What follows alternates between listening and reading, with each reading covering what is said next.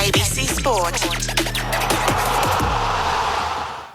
We begin this broadcast by acknowledging the traditional custodians of the land on which this match will be played today and pay our respects to their elders past, present and emerging.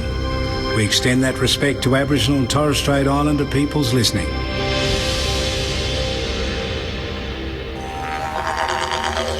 My name is Auntie Pam Pedersen and I'm a proud Yorta Yorta elder. My father is Pastor Sir Doug Nichols. Whoever thought that a round would be named after my father? A little short Aboriginal man from Cumragunja. He was on the mission. It's amazing. The game meant a lot to Dad. He wanted to get out there and perhaps show his colour, and that our Aboriginal people, we can play football too. I was good. I want to be good.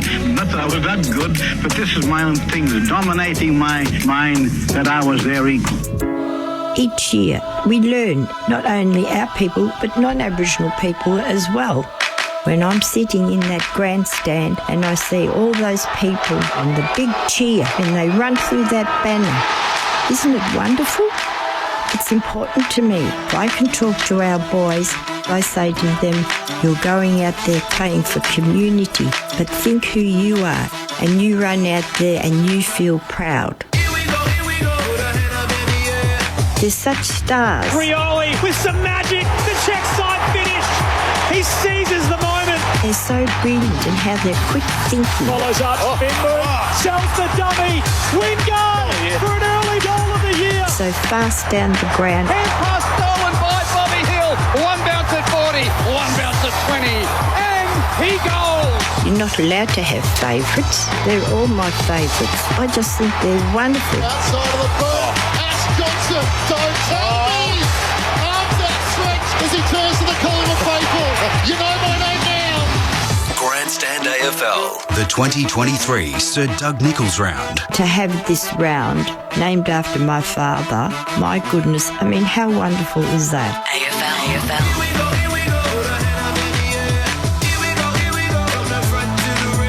I welcome you to the Sir Doug Nichols round on ABC Radio.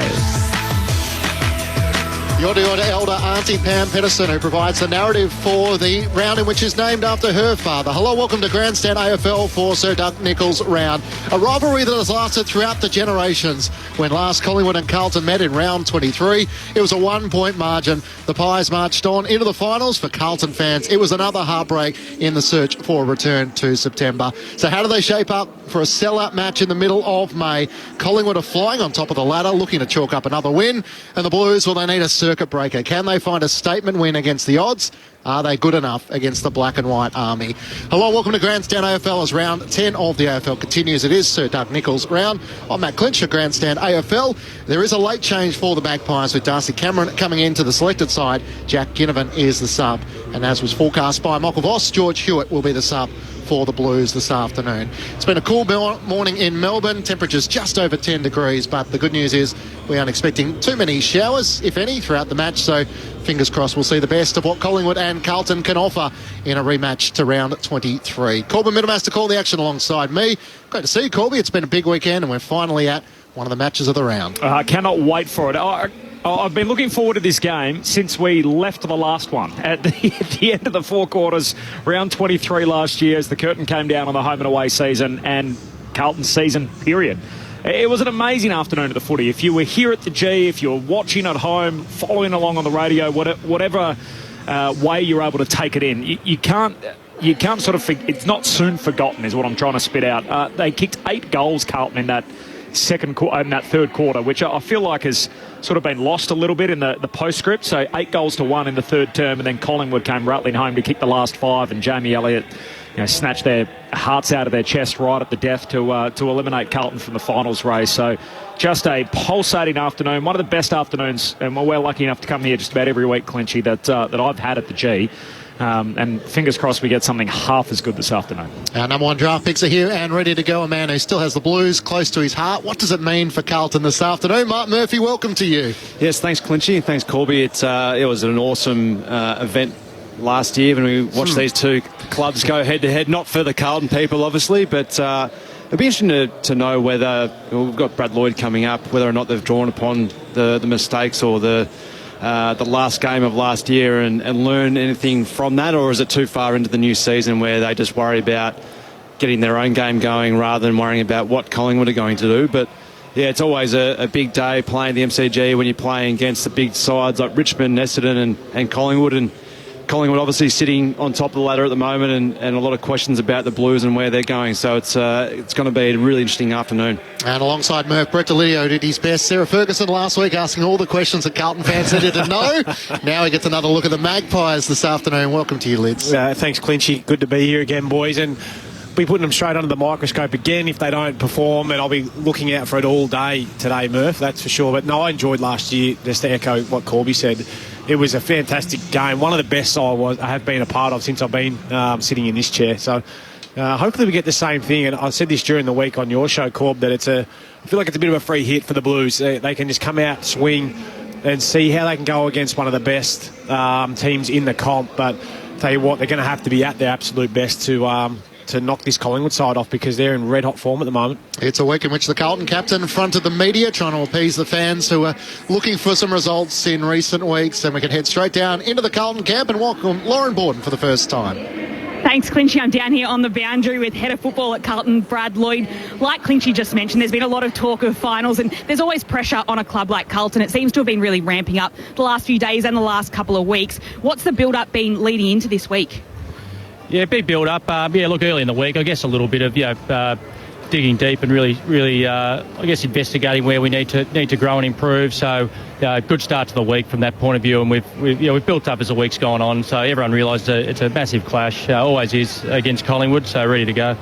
Are there key things that you want to work on that you identified at the start of the week that you can implement right now today? Oh, let's bring it all together. We want to, like against the Adelaide Crows a few weeks back, we really lost a contested ball, so we want to keep doing that. We're one of the top contested sides in there, critical.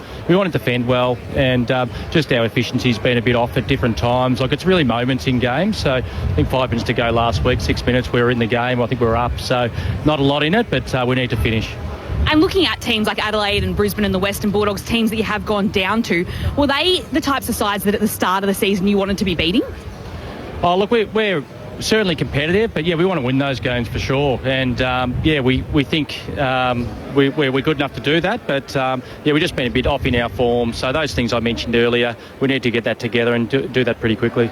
Let's now head upstairs to some further questions from Mark Murphy and Brett Delidio.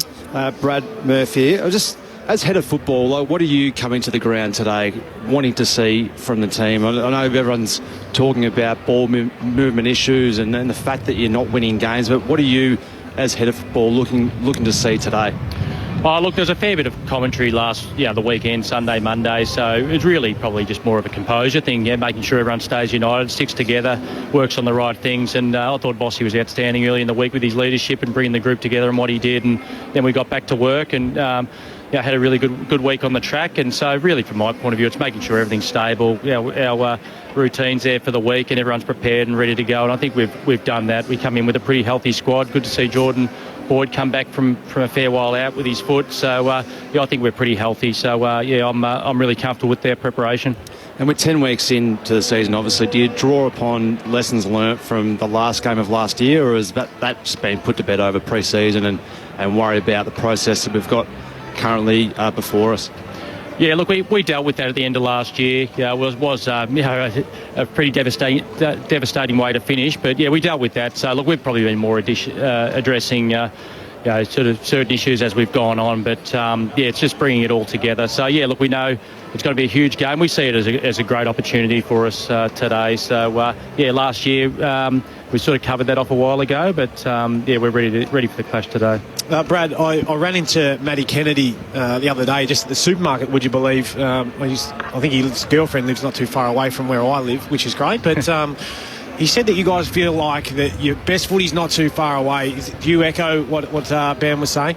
Yeah, look, we haven't been playing at capacity. We acknowledge that. We think we can play better, but we have been in in these games against really good sides. So we certainly haven't been blown off the park. So, yeah, we felt like, and we were hoping, personally, that West Coast game where we had a good win and you're hoping we unlock a bit of ball movement there. But, no, we've been thereabouts but haven't been quite finishing. Even last week in the first half, it was probably just that finish. And sometimes when you get the goals on the board, it can, so I guess, lift the energy and free things up and you can keep attacking. So, we don't think we're too far away. So we're certainly not out of form, but we'd like to play better. So you spoke about your ball movement there and trying to unlock that a bit. Has that been a focus in the pre-season to try and slow it down a little bit or play a bit more controlled to try and shore up your defence? Or has that just been, teams are structuring up a lot better against you guys?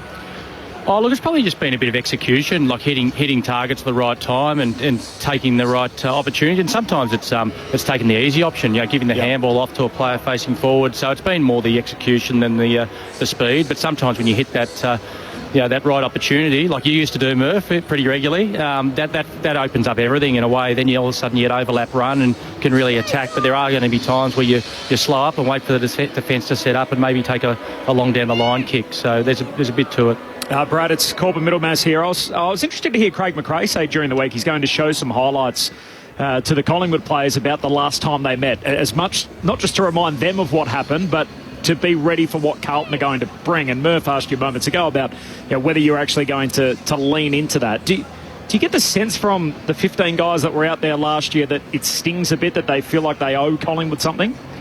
Well, I think it's certainly, whether it's in the back of the mind, front of the mind, I think everyone would attack that differently. So it's really for each player to use that motivation how they need to. I did hear that, and I think it's probably leads to, I guess, level of respect for the playing group. That it was a great clash, didn't quite get there, but great win by Collingwood. So everyone will use that differently, but we need to execute our roles on the day. So if we're in that position again, that'd be fantastic for the crowd. But hopefully we can take the opportunity this time around, because there certainly wasn't much in it. It was just a couple of moments. Did you watch any of it back during the week, whether it's just highlights or parts of it, or for any particular reason? No, not from that point of view. Look, we always cover from an oppo point of view. We always cover off on the team we're playing. So certainly watch some vision of Collingwood in our opposition preview, but not in those dying moments. I guess way to look at it. I've done your last couple of games, and I did the match against the Western Bulldogs. Felt like you guys played really tight. That obviously the crowd played a huge role in what was going on. Do you get any sense that it might give you the chance to play a little more freely today, given the fact that you have had so much heat on you for the last couple of weeks, and you're playing the best team in footy, and there's a lot of people, a lot of experts out there, and not too many of them probably would pick Carlton to win today? Time will tell, but I do think that way. Collingwood, MCG, 90,000 people, like it's pretty good opportunity, isn't it? And they're unbelievable rivalries. So these are the sorts of games that are aren't far behind grand finals, are they? These sorts of days. So I know a lot of our players love playing for Carlton too, because they can play in these games. So there's certainly some certainly some excitement out there. So Brad, as we let you go, it's Matt Clinch here. For Carlton fans heading along to the MCG, if you don't get the win today, how would you like them to judge your side? How will you judge them today? Oh, look, it's really critical that everyone plays their role. It's really important. We want to defend really well, win the contested ball, and start playing at the level we can. We've just been a bit off in that area, so we think we got more in us, and we'd like to unlock that today. So we want to get the win. That's where the focus is. Good on you, Brad. Thanks so much for your time. Good luck today. Yeah, thanks, guys. Brad Lloyd, the head of football at the Blues, joining us on ABC Sport. Mark Murphy, Brett Delidio, Matt Clinch and Corbin Middlemass. Lauren Borden down the boundary. It's a great line at the end from that question. Murphy, we think we got more in us. Judge Carlton this afternoon. The dream would be to get the win, but is it around the style in which they play? Is it the margin in which they lose by? How will you be judging the Blues this afternoon? Yeah, it's an interesting one, because I think at the start of the season, if you're a Carlton fan, you go into a Collingwood game, you're like, if we lose, that's okay, but as long as we play the way in which we're trying to play, I think everyone will be pretty disappointed by that comment. So we're obviously, the football club's at a point where they're 4-4-1, not playing the type of football that they had hoped for, that they expected, and conversely, Collingwood are sitting on top of the ladder and have done everything so far this year, and expectations are different. So I get that, but you want to come here today as a Carlton supporter, wanting to win and expecting to win. What's happened previously is a byproduct of that. So you want to see them have the courage to play on instinct and to be aggressive with ball in hand. There's times where you need to be slow and build the ball up, but you want to see guys playing more on instinct rather than looking unsure and not courageous enough to take the option that's ahead of them. So that's something that I'm looking forward to seeing. Liz, you can't get much more of a contrast. Julian McCreary is addressing the Collingwood players and Carlton players having set shot for goal. It's like they're on trial and everyone's waiting to assess them at the end of the game. This is why you're not good enough. And almost last season feels like all the good elements of the game have evaporated, and we're back to where we were 5 years ago. So I'm interested as to sort of where you see Carlton at the moment. Collingwood are the flag favourites. So I think a lot of people, as Mark suggested, would think, OK, Collingwood should win on their day. Yes. But if the Blues lose by 10 goals... questions are going to come quick and fast. Real questions. But as Murph said, I think it's more about how the Blues play and attack this game. I don't think the Pies are a 10-goal better team than the Blues, not by any stretch. But if they play slow and boring like they have kind of been and not put pressure on the Pies and allow them to just slingshot off half-back, then it could be 5, 6, 7, 8 goal loss, which will then obviously add question marks to everything that's going on down there. So you hope for everyone involved at Carlton, and that's not the case. But if the players freeze up and don't release the handbrake, so to speak, I think then that's what's going to ultimately be the judge today.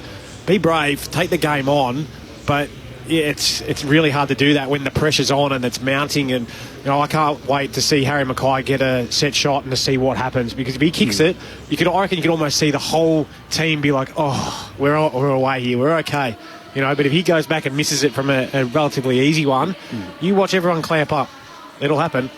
Yeah, when I'm talking about, I want to see them play with courage. I'm not talking about be risky and just play a ball that's not there to kick it to.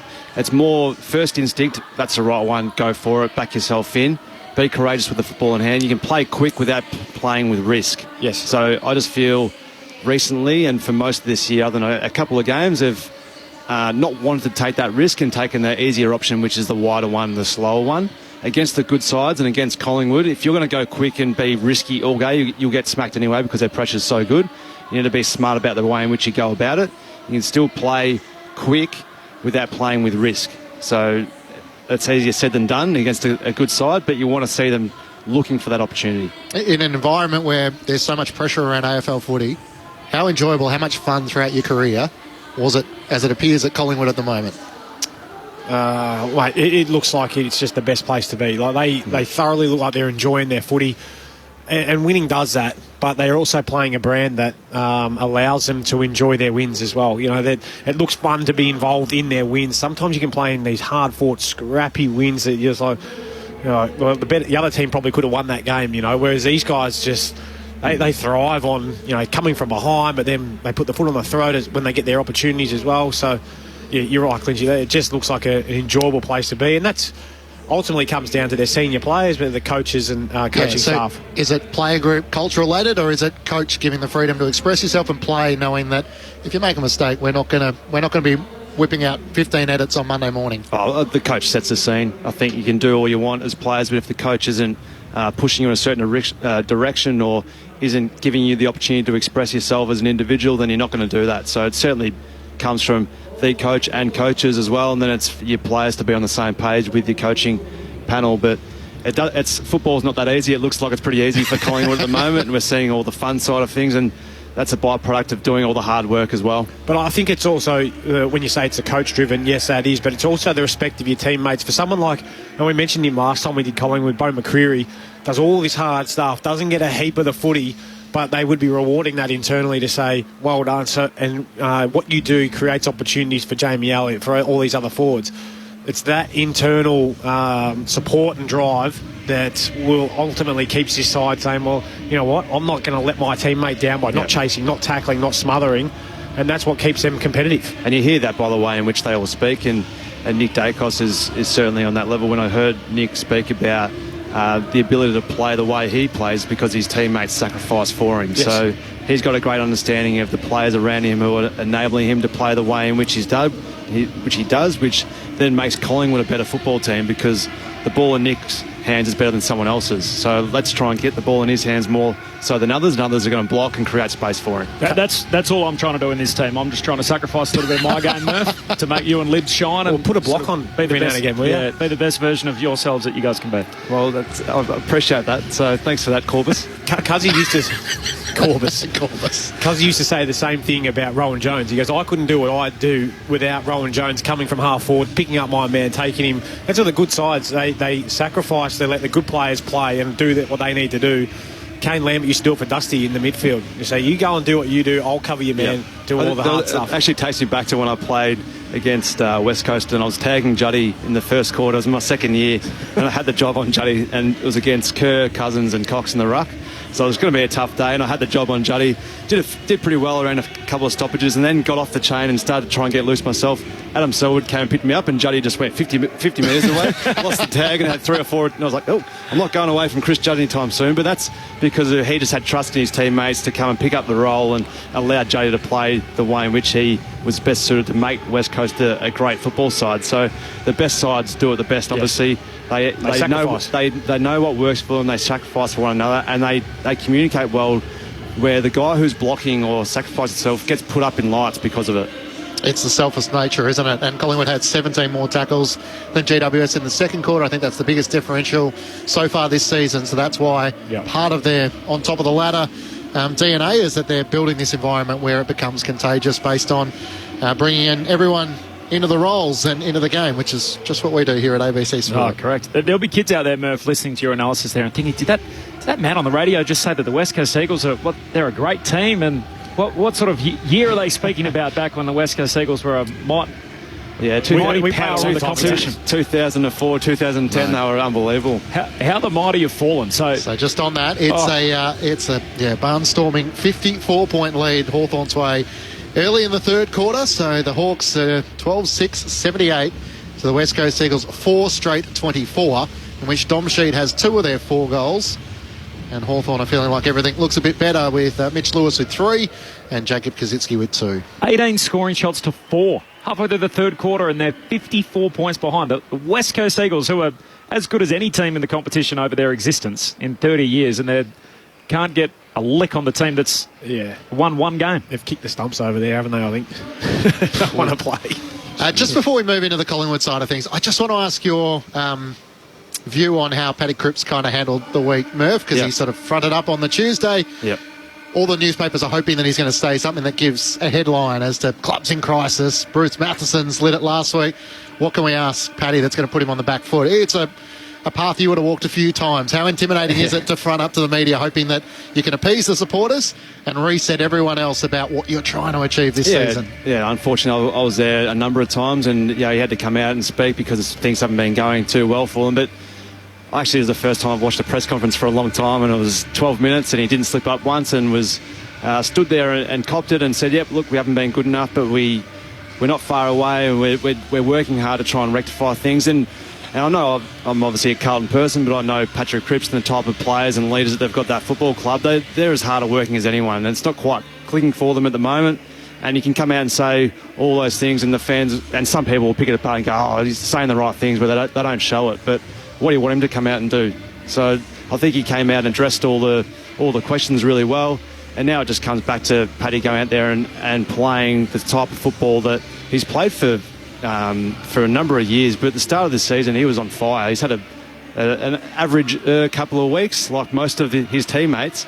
They needed him just to go out and hunt the football again and be aggressive, and that'll lead the way for them, rather than going, oh, I need to be a great leader and do all the defensive stuff. No, go and hunt the football. That's what you're there to do. That's why you paid the big money. That's why you're captain of the football club.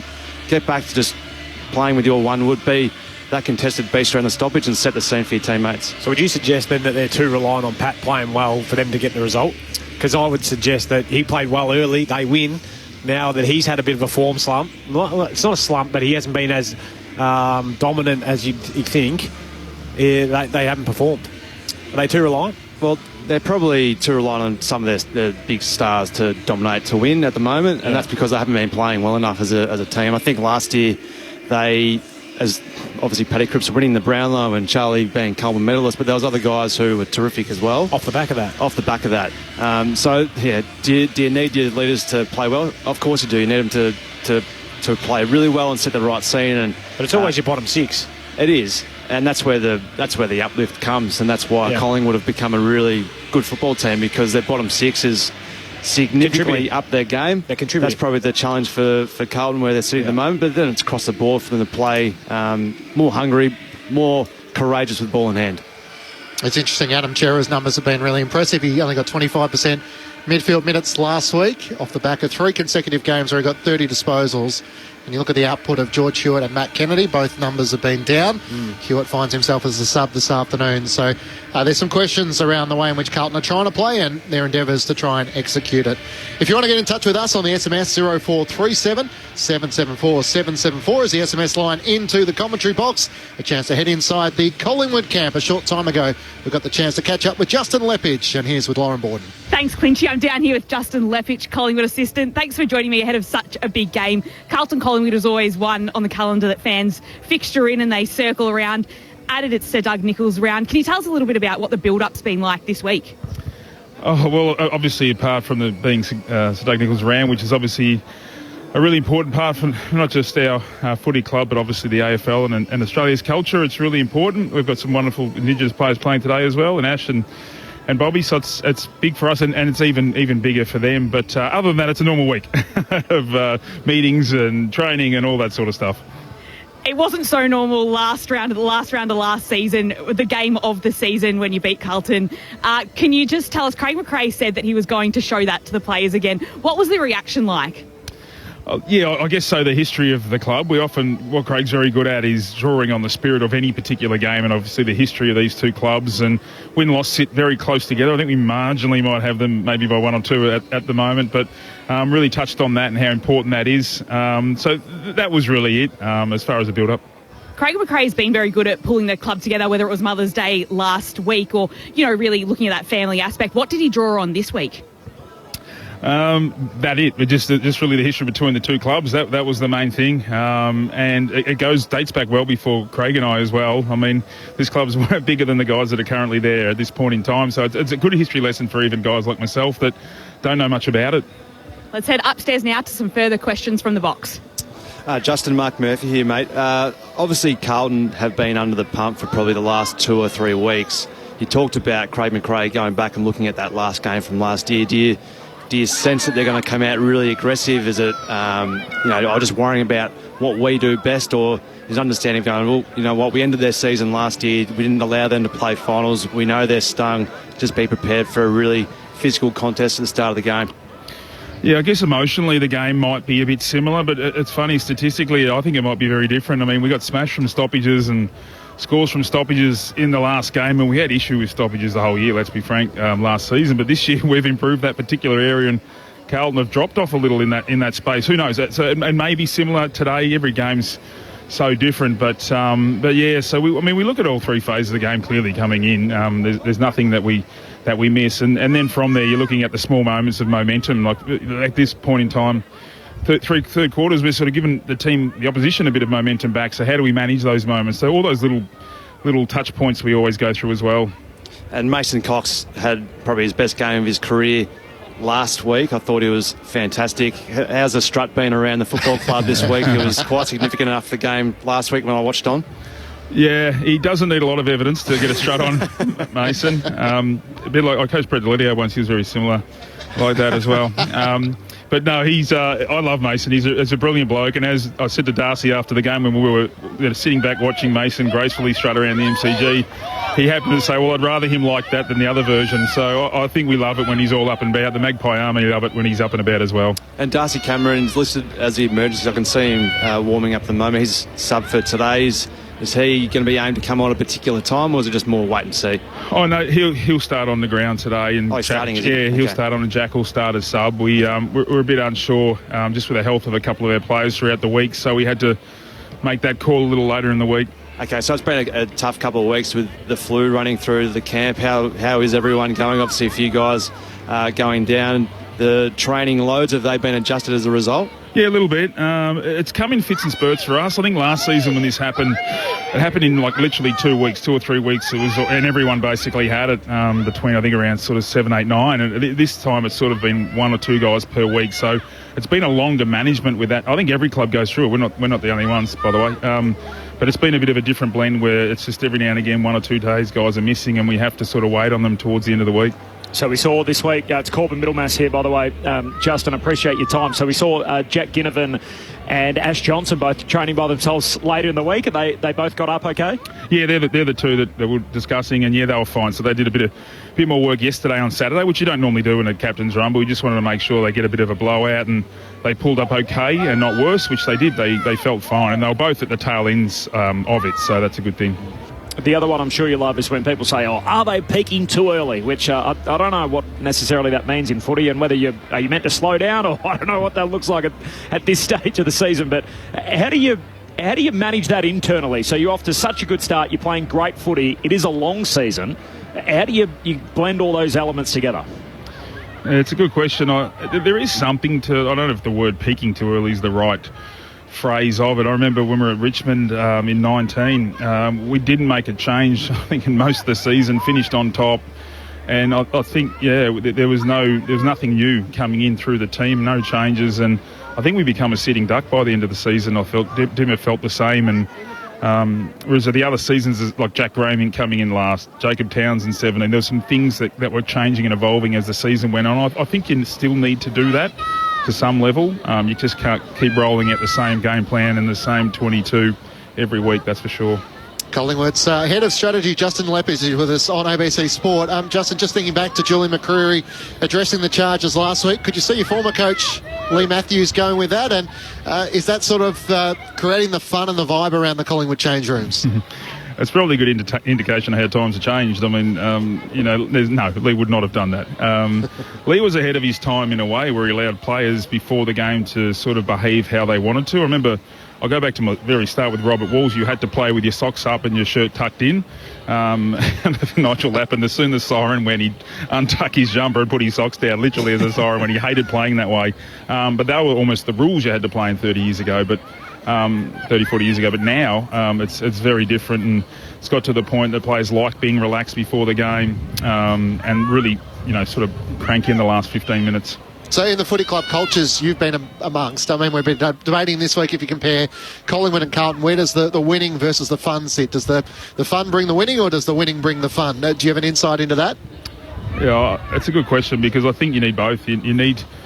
Players need to be loved and supported, clearly, but you have to put them in a place where they can succeed as well, and give them the game plan and give them the coaching and the technical aspects to be better players. So, yeah, I know we focus on the fun and the smiles, but it's good to do that. But it's hard to do that when you're sitting in the bottom three of the ladder. I know I've been there as a coach, and it's hard to invent it when the scoreboard's always going against you. So you can't just say, having a fun environment means you're going to win games, because you also need to do the work hard, have a good game plan. Coaches have to coach hard.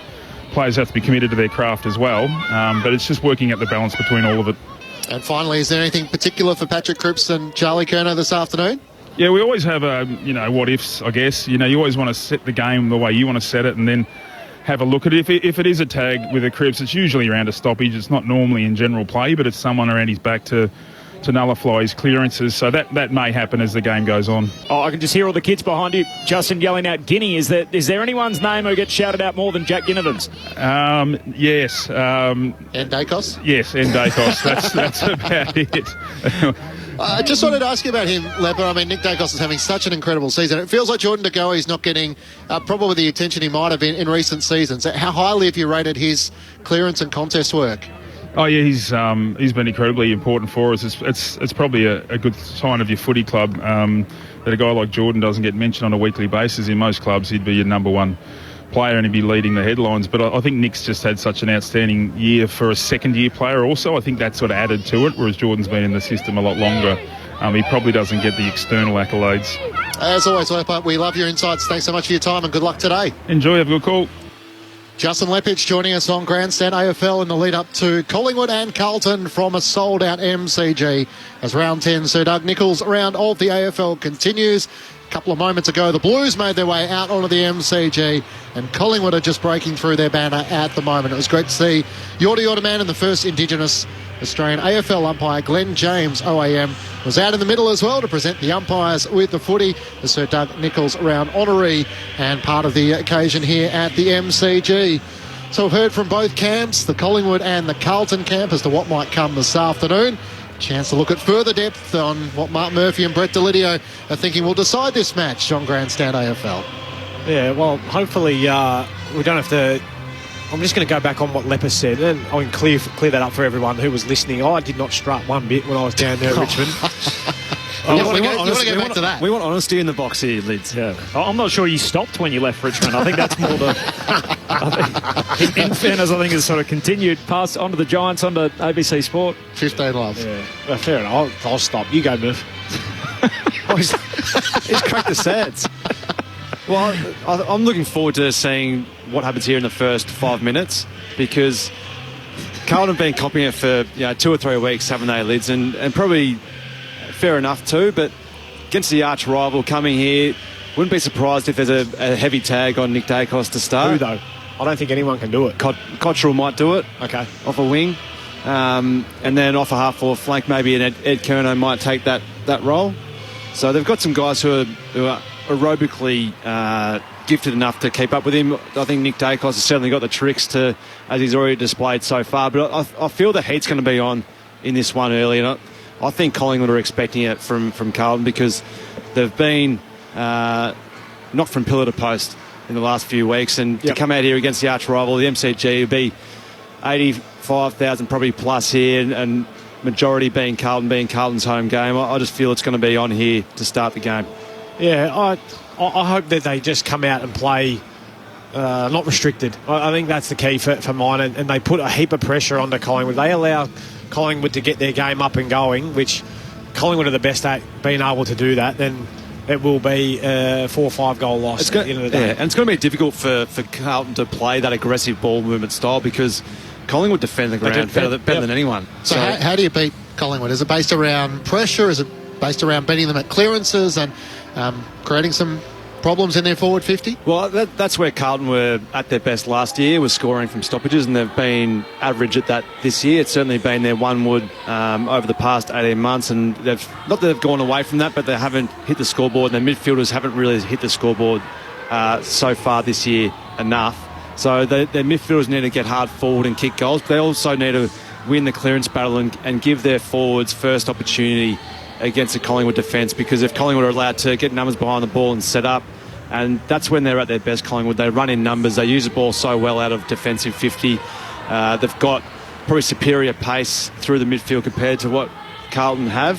So the clearance battle is going to be immensely important for Carlton to get the game on their terms. Yeah, I'd just like to see him get the ball in motion a little bit quicker against this Collingwood defence. And how you start that is backing in, Jacob Wiedering and Lewis Young down there. Take your marks, don't spoil, take your marks, and then feed it off to your runners in Doherty and Nick Newman, Sard coming off there. Ignite your ball flow, and then allow your mids to spread off of that.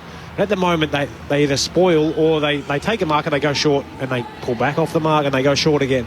It's very easy for them Collingwood, all right, we're going to block you into this little passage of play into the corner of the ground. And then as soon as we win that ball back through the corridor, we go and score. So be brave. And when we say be brave at the start, when we're talking about it, Murph, it's be brave enough to take that game on, give that little handball receive. And then Brad Lloyd was talking about it, give that handball receive to the runner going past and see what can happen with a 1v1 up the ground. You got some great targets up there. Give him a chance. So Mitch McGovern took just the 1 mark last week against the Western Bulldogs. He's out of contract at the end of the season. Felt like that was sort of the role he was brought in to be, to try and play that intercept marker, whether they start him on the wing to try and take him out of those matchups against Collingwood's unlikely forward line, where they do have a versatile forward 50. But is there a way in which he and Wiedering Young can combine better, or is it just about the confidence in that back six? Oh, it's probably all of it, to be honest with you, Clinchy, but I think they certainly want Mitch McGovern to play on instinct and come and intercept in the air and take those marks. And then he's probably their best ball user, I feel, by foot down there when he gets the ball in hand, Mitch, because he actually has a crack at going through the corridor and will be more aggressive with his disposal. So I feel they're still not getting their intercepting right at the moment. And when they do intercept, I think Lid's alluded to it pretty well, is that they go short and wide as their first option. I think that option's always going to be there. Collingwood will give you that option. And watching them last week, Collingwood continually, when the ball's intercepted in their forward 50, they give up the short wide one because that just allows them to set up and give them time to get their full defensive zone in place. So that one, it's always going to be there. Don't be first to go there. Look corridor or look for the more aggressive kick first, and if it's not there, then you can go wide. But you want to see them looking for the shortest route home and have a go at their skill and back in their execution that they're going to nail it. So I haven't seen Carlton tag. Ed Kerner used to do it a lot. Carrazzo probably before him, going way back. But Jeff Nightmare still in Carrazzo. I used to hate playing against. Could Ed Kerner get the job on Nick Dacos? Well, I think he could, but the challenging part of that is I don't reckon they did it much last year. So to get your game up and going, you don't want to give up and go against what you do naturally really well. But then if Nick Dacos comes out and has 40 and kicks 2, you say, well, don't get beaten by what you know. So you're damned if you do and damned if you don't a little bit. So I think what it needs to be is a concerted effort from everyone to say, right, well, just don't allow him to run past you with ease and get those easy little 1-2s that he's been getting. If he's going past you, bump, put some pressure onto him or see him out until you can hand him over to the next guy. But if it's one guy who is going to try and lock down on him, he'll just manipulate and go wherever he pleases and he'll end up with the same numbers. Well, we rarely see that anyway these days where you just have a full-on tag and they don't worry about the ball whatsoever. So I think it's more of a wherever Nick's going to line up, whether that's in the midfield, that whoever's best suited as the best runner in the midfield, take Nick through there. If he's lining up on the wing, have your ideal matchup of a wingman who you want to play against him. If he lines up a half-back flank, you have your small forward who's best suited to play him and bumper him. Like, just got to be physical with him, because the best that when Collingwood are at their best and when Nick's at his best, he gets follow-up chain. He's a chain of possession player, so he'll get the ball in D50. He'll just run a straight line towards goal and get used on the interim through there. You know what I think should be, and he's not starting on the bench, but Sam Walsh. Start right next to him and let's say, righto, I can run. I know you can run. Let's see how we go. Then you're getting damage versus damage. You're going to give up a little bit with Nick Dacos, but he's not going to be hard locked down on Sam Walsh. He's the perfect one. I talked about if he's lining up in the midfield, Sam Walsh is definitely the one who should line up next to him. But go with him everywhere, though. Not tag him, but just have him accountable at the contest, and then go, well, you're a great runner, well, so am I. You're going to find it the other way as well. Exactly. So I think that should be, regardless of whether it's in the middle of the ground, go to half forward. You can play half forward, Sam Walsh, no worries. If he goes to half back, go play there as well. Just not lock him away, but test him out, see what he's like going both ways, and getting him verbally as well. I think that's the way I'd be going if I was a coach, but I'm not, so it doesn't matter. Brett Delidio and Mark Murphy with you. Down in Launceston, it's Hawthorn leading by 67 points, approaching three-quarter time. Just the 3 goals to none in this third term, with the Hawks 14-8-92 to the West Coast Eagles 4-1-25, with Mitch Lewis leading the way with 3 goals for the Hawks. He's now jumped up to 5, so a couple of goals in this third quarter. The players are gathering down in front of our commentary position on the members wing here at the MCG, so we're not far away from having the official ceremony and the welcome to country taking place. There was a late change for the Magpies. Darcy Cameron has come in to the selected 22, and Jack Ginnivan is the sub for the Magpies, and George Hewitt for the Blues. As Carlton gather on the left-hand side, Collingwood on the right. Let's take you down to the official ceremony. Introduce Wurundjeri Woiwurrung woman Mandy Nicholson for the welcome as traditional custodian of Naarm, Melbourne. Mandy will be joined by the Jiri dancers who will be performing the Wominjeka Welcome. And this will be followed by the song and dance from the Tiwi Islands, including stories of the cultures embedded in the 2023 Carlton Indigenous Guernsey, which has been designed by Tiwi woman and artist Rasalina Purantatamere.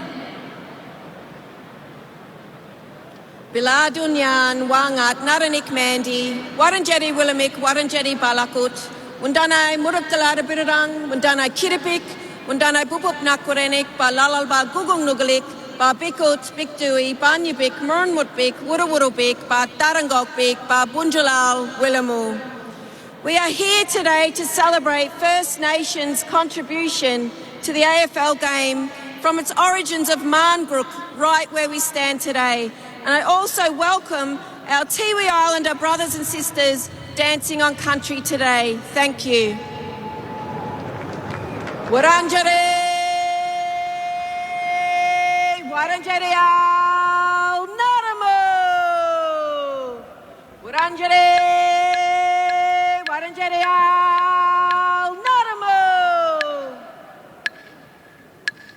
Wurundjeri, Wurundjeri ao Naramu. Bambucha maninga, bambucha maninga.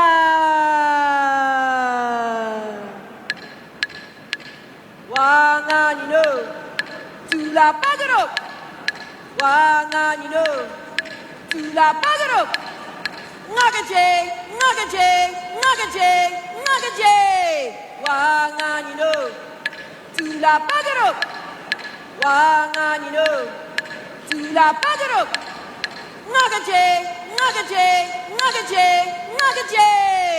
Wingmaleo, Moreno, Darling Bariamo, Mumelamo, Woman Jeka, Woman Jeka. Where? Where? Malaula. Where? Malaula. Where? Durabla. Where? Durabla. Durabla. Yaibla. Where? Labla. Boom.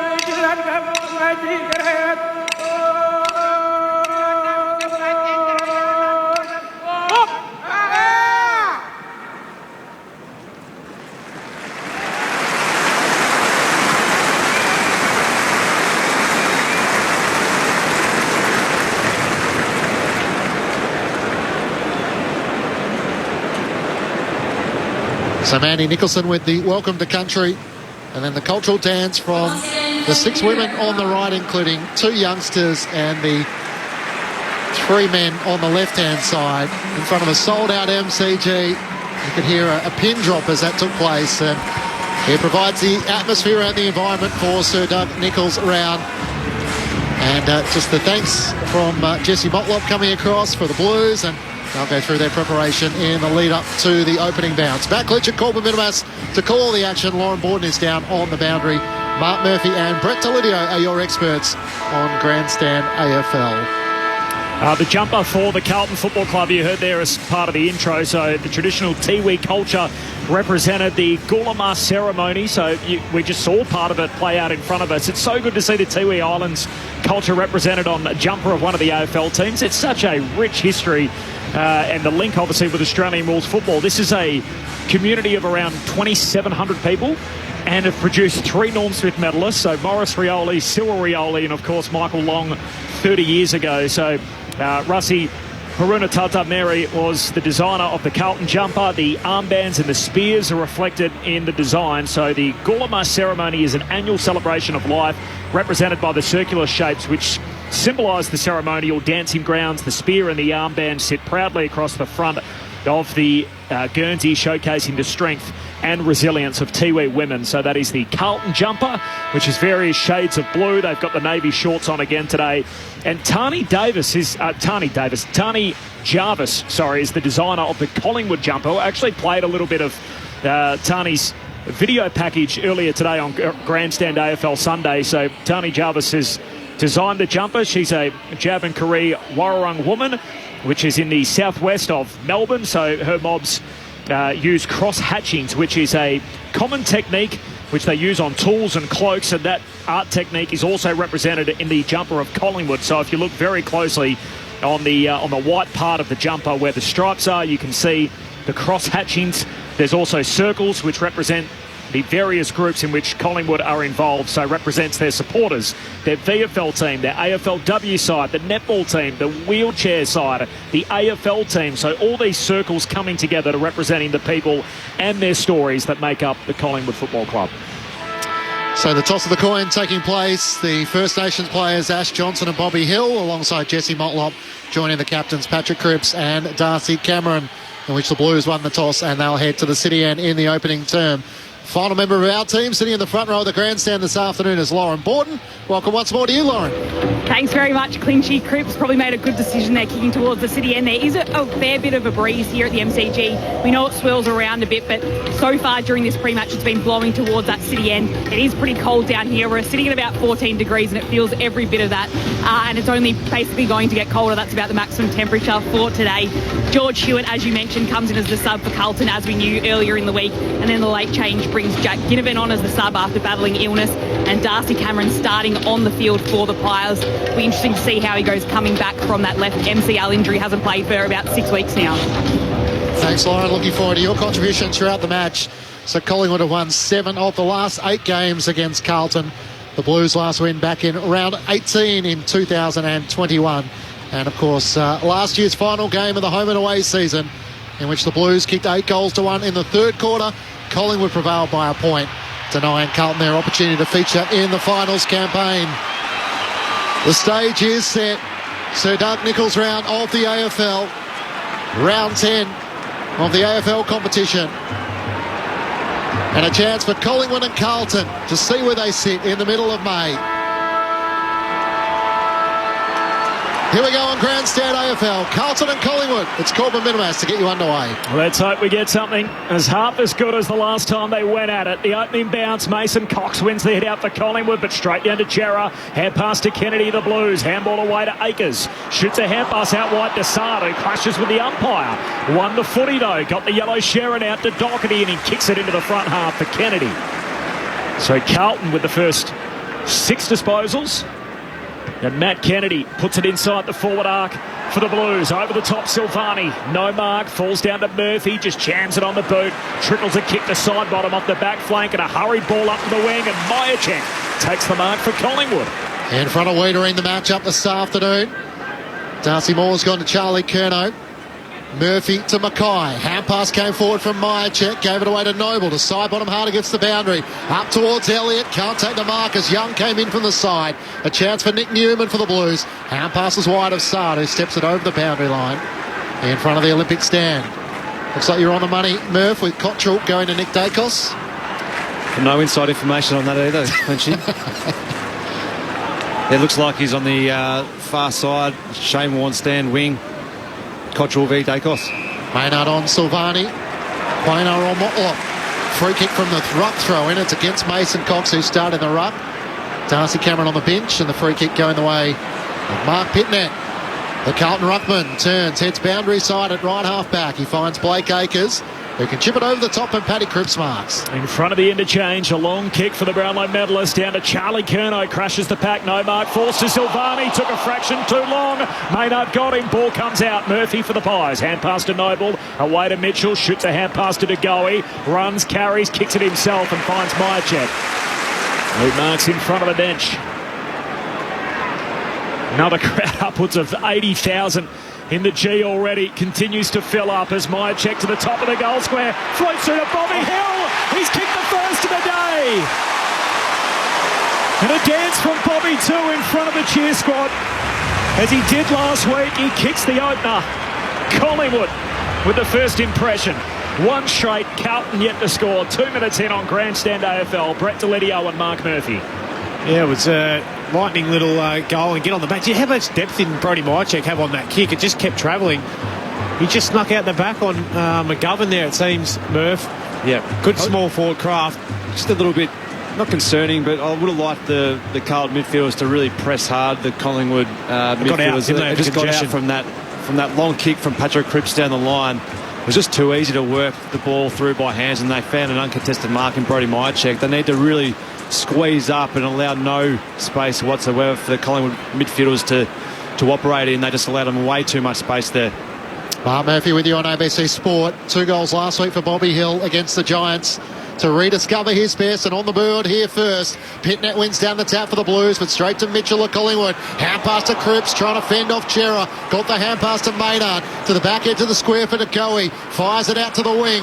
It's Hoskin Elliott who gathers for Collingwood. His underground hand pass, though, picked off by Blake Acres of the Blues. Retreats back to Doherty. He receives the hand pass at halfback. Around the southern wing up towards Charlie Curnow. Darcy Moore gets a fist in there for Collingwood. Spills the way of Acres. He turns and retreats back and finds Sam Doherty between wing and half-back for the Blues. Doherty missing just those 2 games with the meniscus injury. Boy, they're happy to have him back, the Blues. A long kick from their former skipper down to half-forward. Mackay in the pack, no mark, spills to Cripps. Quick hand pass to Motlop. He wrong-foots Quaynor. Runs to 45, kicks to the goal line. Side bottom, whacks it through. Crashes into the turnbuckle in the process as the goalpost shaking at the city end. First score for Carlton is that rush behind. Collingwood 1 straight, Carlton are behind 4 minutes in. Showed a bit of pace there, Jesse Motlop. Isaac Quaynor's no slouch in that department, so good turn of foot from Jesse. Noble brings Collingwood back into play to Josh Dacos, who kicks up towards half-back. Mason Cox worked underneath, and Mark Pitnet takes the mark for the Blues. Chance to send them inside 50 once more. In the direction of Harry Mackay, sets himself and takes the mark. I think initially he thought he might have to spoil, and then all of a sudden he lost Murphy and was able to take the mark on a 45-degree angle. He'll kick from about 40 metres out. Well, what did I say in the pre-game about this? If this goes through, you can just watch everyone relax from Carlton. Where's it going? Oh, don't put that on me. Well, he's going back for the genuine drop punt. So usually I reckon he'd snap. Listen to the Collingwood crowd. I'm going to back him. Put it through, big fella. 12-11 for Harry Mackay. Comes in on a 45, starts to the left, bends it right. The Blues have rhythm. And they take the lead early here at the MCG. 5 minutes in, the Blues 1-1-7 to Collingwood 1 straight 6. How much of a monkey is that off the Carlton players' shoulders? Well, other than the Bobby Hill goal to start, it's probably the perfect start for Carlton, because Harry Mackay, who he's been under the pump from all media types, all coming at him to take a big contested mark against Darcy Moore in that contest, and then to go back and not snap it, go back and back himself in with a drop punt. Yeah. Perfect start for Harry and his confidence, and that just belief of the whole team to go, yep, let's get it in there quick to this bloke because he's a beast. Let's give him every opportunity. Well, we weren't barracking then. It was just happy for the player, because we understand it's former players, what it's like when everyone's coming at you. So good on you, Harry. Well done, big fella. Get the monkey off the back. He was smiling. He knew how significant it was. 100% you know.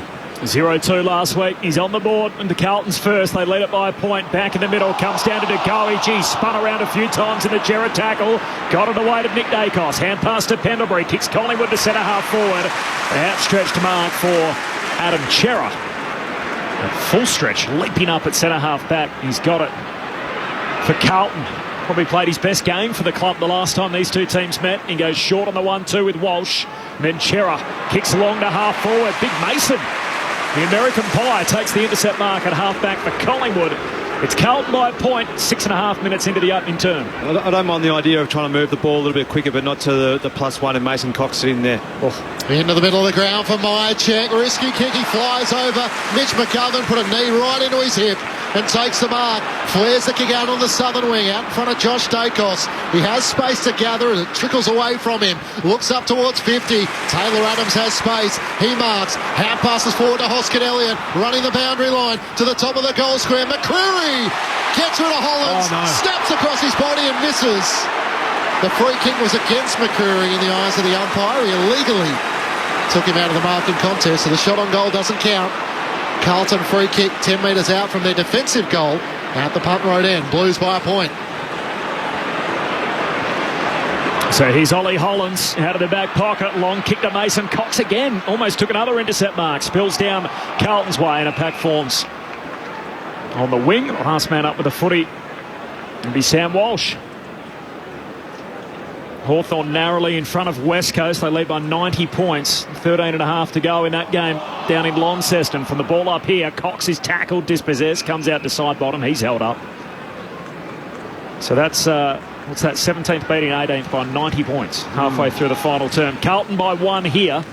8 minutes into the opening quarter, Blues by a point. From the throw up, it's taken by Matt Kennedy, who feeds the hand pass away to Ed Curnow up towards Cottrell at half forward. Takes the mark. He's 55 metres out from goal. Looks into the pocket. Here comes Charlie Curnow on the bounce. Darcy Moore pins the arm. He can't get rid of it. They all turn to the umpire. He'll pull it up. No prior opportunity. Just that last stoppage, Carlton sending a half-forward flanker up amongst stoppage, resulting in only 5 forwards ahead of the ball, so they need to win the ball, the contest, and be smart with their ball use going forward.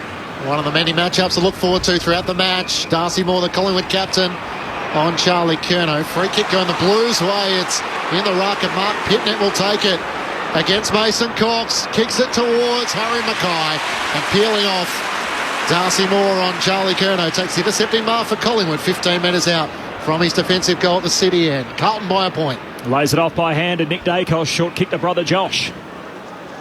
Marks halfback for Collingwood. A cool day in Melbourne. No rain forecast though, but 13-14 degrees at the moment. Floodlights on. A yellow Sherrin with Yellowa written on it for Sir Doug Nicholls round. Sent down the wing from Josh Dacos, but picked off by Young. Hand pass to Walsh. Gives it to Kennedy. Goes inside 50. Curnow. Sprawling effort. No mark. Falls to Akers. Hand pass away. Hurried kick forward and spills out a play off the boot of Owies. And now it's on. As Owies gets pushed in the back, and now there's a scrap. And this is what your memory's all about, Murph, for these Carlton-Collingwood games. There's plenty of passion out there, which is great to see, and the fans love it. Josh Dacos has had his jumper ripped, thrown back in. Pitnett tries to squeeze a kick. Not 15 for Durden. Hand pass away to Ed Curnow. Links up with Hollands to Chera just inside 50. Across the body to the goal mouth. Harry Mackay out positioned as Moore bumped him out of the way. Spills to Murphy for Collingwood. Tough one for Markov. Gathers on the half volley. Hand pass to Sidebottom. Over the top to McCreary. Collingwood do this so well with a hand pass to Maynard. Sends it up the members wing. Racing Matt Myerchev. Taps it away from Mitch McGovern. Spills to Hoskin Elliott. Inside 50. Won't get to Johnson. Charging out is Young. It ricochets off his chest. And goes out of play in front of the Olympic stand, which is heavily populated with Carlton fans this afternoon. Being a Blues home game. Collingwood inside their forward 50. Carlton leading by a point. Hawthorn over West Coast by now 96 points. Final 12 minutes. Boundary throw-in. Cox hooks it down behind, but straight to Ed Curnow. Tumbles a kick forward for the Blues. Markov picks it off. Keeps it in Collingwood's front half. Hand pass to Sidebottom. Kicks to centre half forward. High ball. Wiedering knocks it away for the Blues. Cottrell has a little fumble. Sweating on him is Josh Dacos.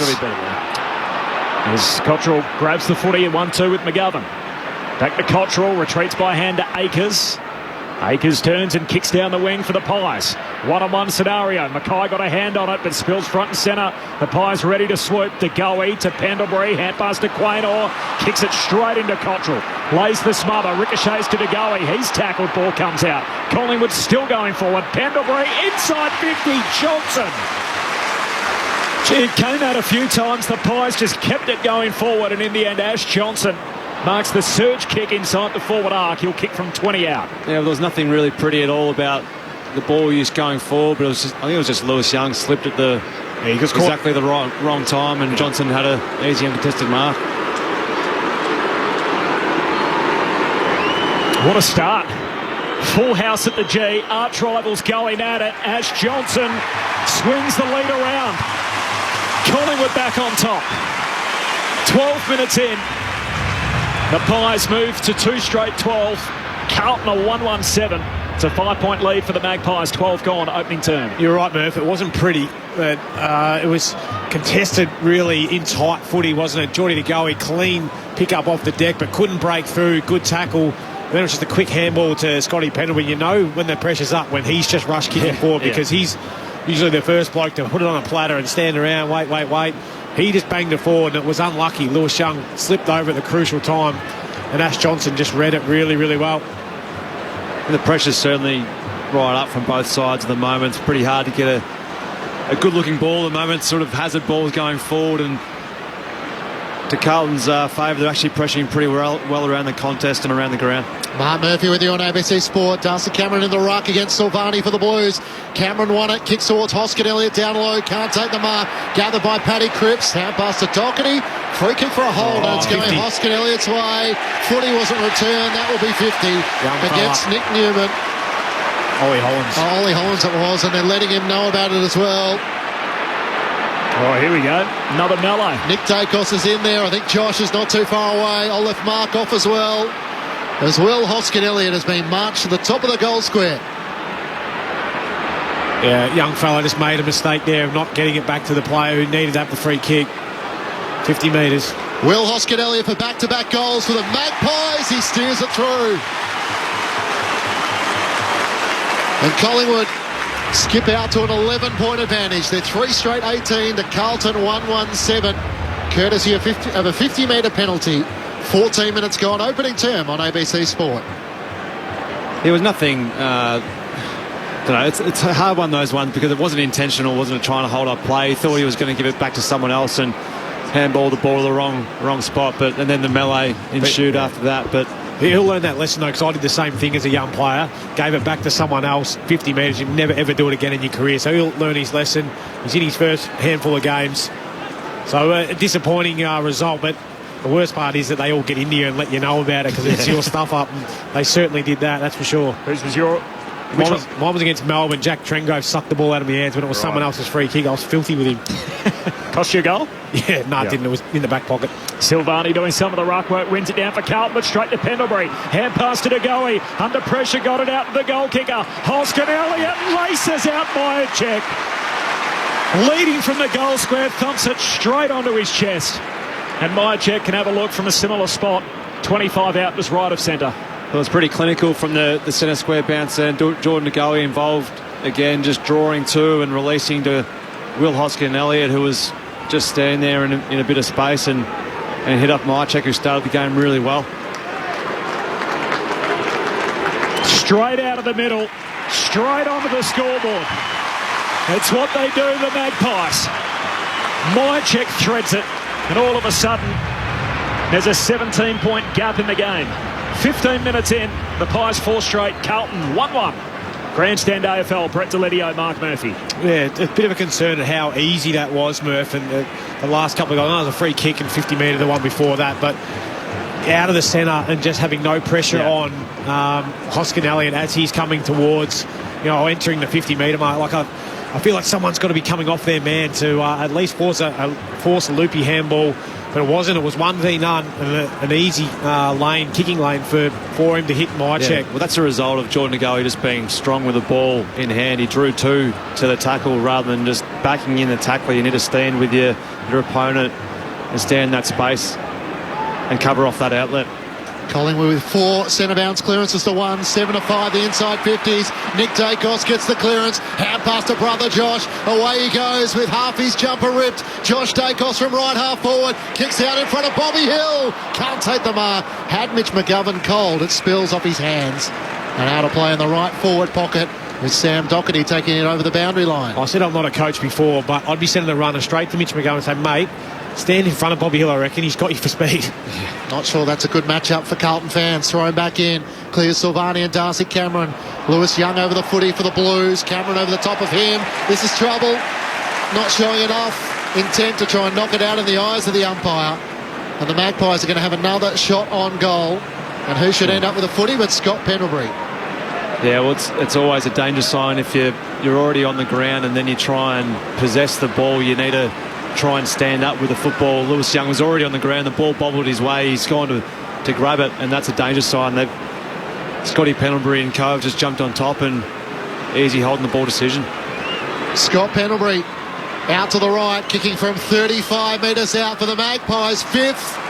He pushes it across the face. A rare error from him. And the first blemish for the Magpies. They're 4-1-25. Carlton 1-1-7. The Magpies by 18 points, 17 minutes gone. Doherty takes some ground on the kick out, drives it up to the wing as Mackay flies for it, spills through his hands to Motlop, turns and kicks down to Charlie Curnow. He outmarks Murphy, gets up, wants to roll, kicks for an unguarded goal square. It'd have to go 65, it skids on the line and Markov carries it through. Had eyes only for the big sticks, Charlie. Just a little short, and Markov helps it through for a rush behind. Magpies lead it by 17. Meanwhile, 7 minutes to go in Launceston Clichy. It is Hawthorn by 103 points over the Eagles. As the Magpies have worked it up the members wing, Tom Mitchell towards Bobby Hill. Big leap, couldn't come down with it over the top of Boyd. Doherty kicks around his body, up to Motlop for the Blues. Knocks it on to Captain Cripps. Hand pass looking for Walsh. Noble slides in the middle and won the battle. Gets the hand pass to Sidebottom. Away to Pendlebury, to Nick Dacos. Back to Sidebottom. Links up again with Nick Dacos. Ferocious hand passing in tight congestion. He gets the hand pass away to Tom Mitchell. Kicks close to the boundary line looking for Myerjet or Hoskin Elliott. It's over the boundary line and out on the full. Carlton free kick in the right back pocket. Collingwood leading by 17 points. Sometimes just the little things in it, Lids. Jack Noble just getting body on Sam Walsh, who was the next chain of possession handball from Patrick Cripps, and that's a result in turnover just by simply putting a bumper on the next bloke running through to possess the football. Out of the defensive arc. That's not a good kick. It's a turnover. Louis Young straight to Pendlebury, who marks front edge of the centre square. That was ordinary, that kick, wasn't it? Pies by 17. Ash Johnson, the target. 20 out from goal. Got hands to it. No mark falls to Hollands. McCreary's got him and a ball up.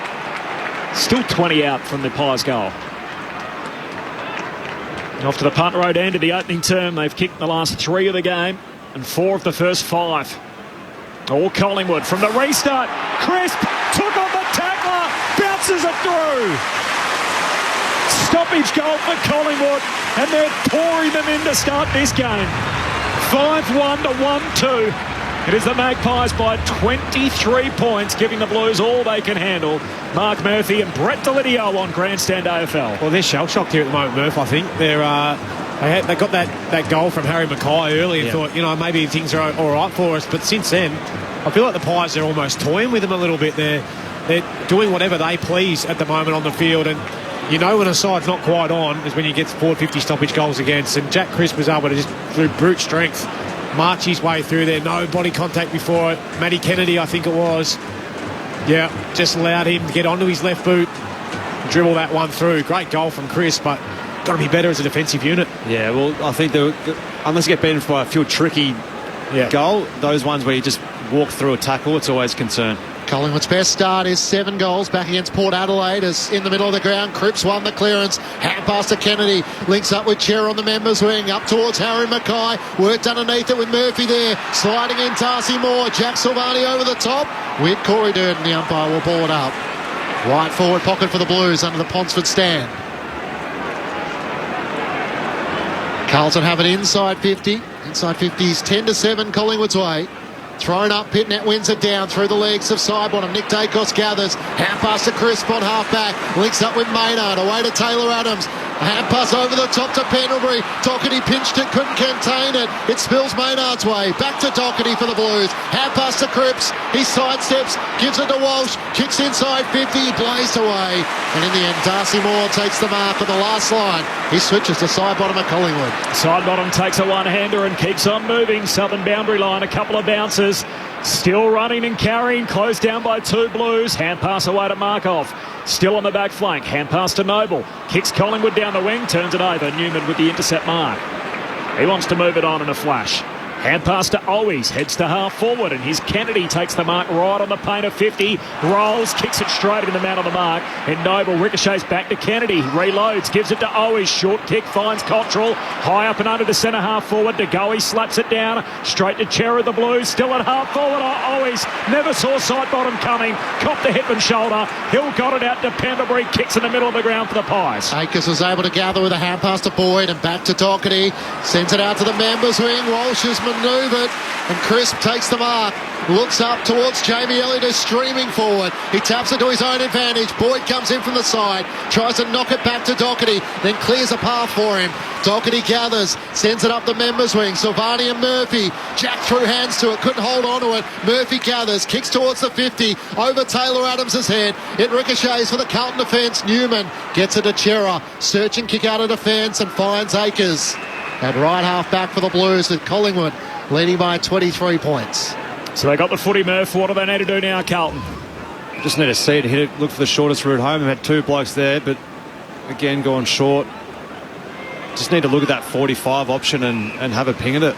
Akers short to Newman. The lefty loads up and kicks long to a contest on the wing. Mason Cox arrives, tries to punch it away. Back down the wing. Akers picks it off for Carlton. Hand pass to Chera. One down. Crisp came and got him. Just got a hand pass away. Heavy tackle and free kick going Carlton's way.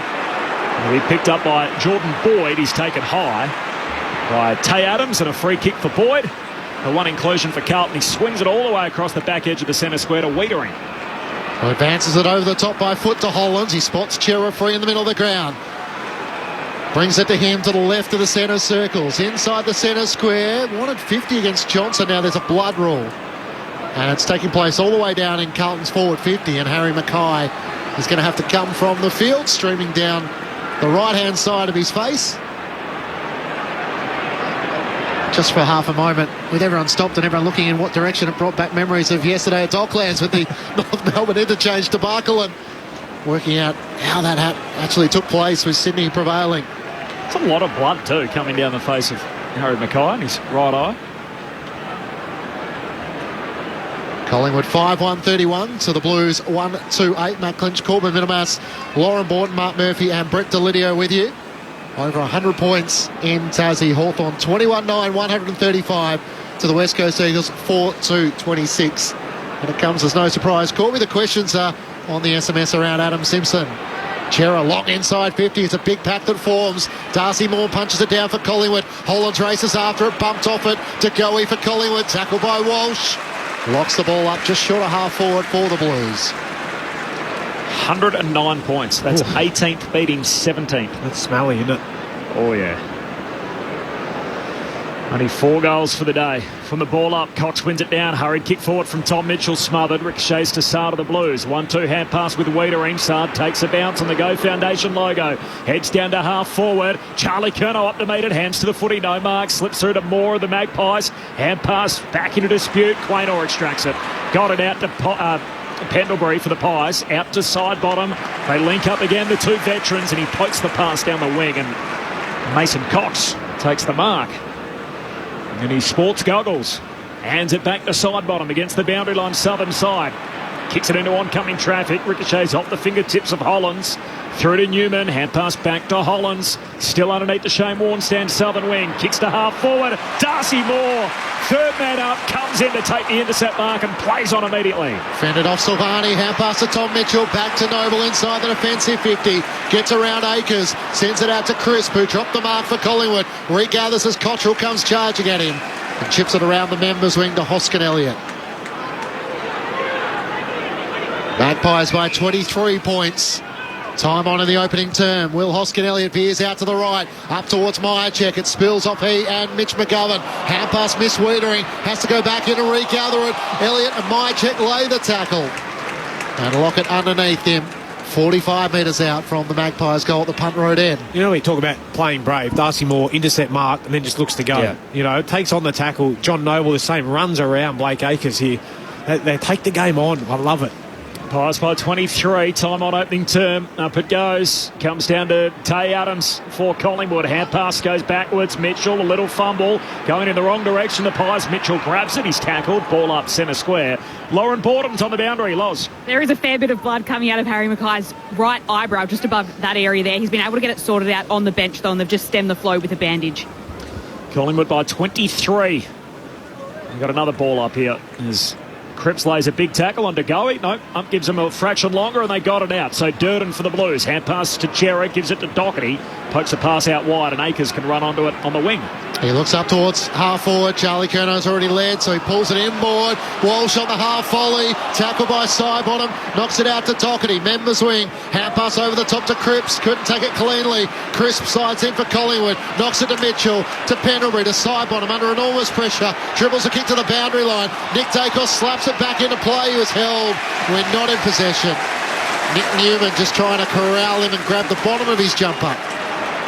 Nick Dacos to take it between wing and half back on the members side for Collingwood. Comes inboard by foot, finds John Noble. What do they go with for Harry Mackay? Is it the big staple to the forehead to try and stop the blood? If it's big enough, and then the strapping to follow. Noble's kick missed. Josh Dacos. Doherty takes the mark. Quickly wants to move it towards Charlie Curnow. Not a great bouncing kick for him. Maynard gathers with support from Murphy. Hand pass to Nick Dacos. Swung in a tackle by Durden. Releases it to Noble. Boundary side left half back. Hand pass to Josh Dacos to Mitchell. Back to Noble. They're linking up across half back. Now Josh Dacos in space. Kicks up to Elliott. He's all on his own. McCreary running past. Myercheck racing to the goal square. He just comes inboard on the 45. Spots up Scott Pendlebury, who's 55 out from home. He spots Isaac Quaynor. He's all on his own on half forward. The defender inside 50. Strikes on goal. Misses to the right-hand side. Almost the perfectly executed build-up. Just couldn't finish the final kick. Collingwood by 24 points. Surprising that too, because he spent a bit of time pre-game, just doing exactly that, knocking them through. So, well, he'll rue that missed opportunity. He'll get himself another one. McGovern on the kick out. Long ball out to half back. Punched away from the back by Maynard, but straight down to Kennedy, the Blues. Hands it to Durden. Tumbles a kick down the wing. The Pies well set up. Murphy, hand pass to Mitchell. He was dumped after getting rid of it by Cottrell, and Murphy wants to go on with it.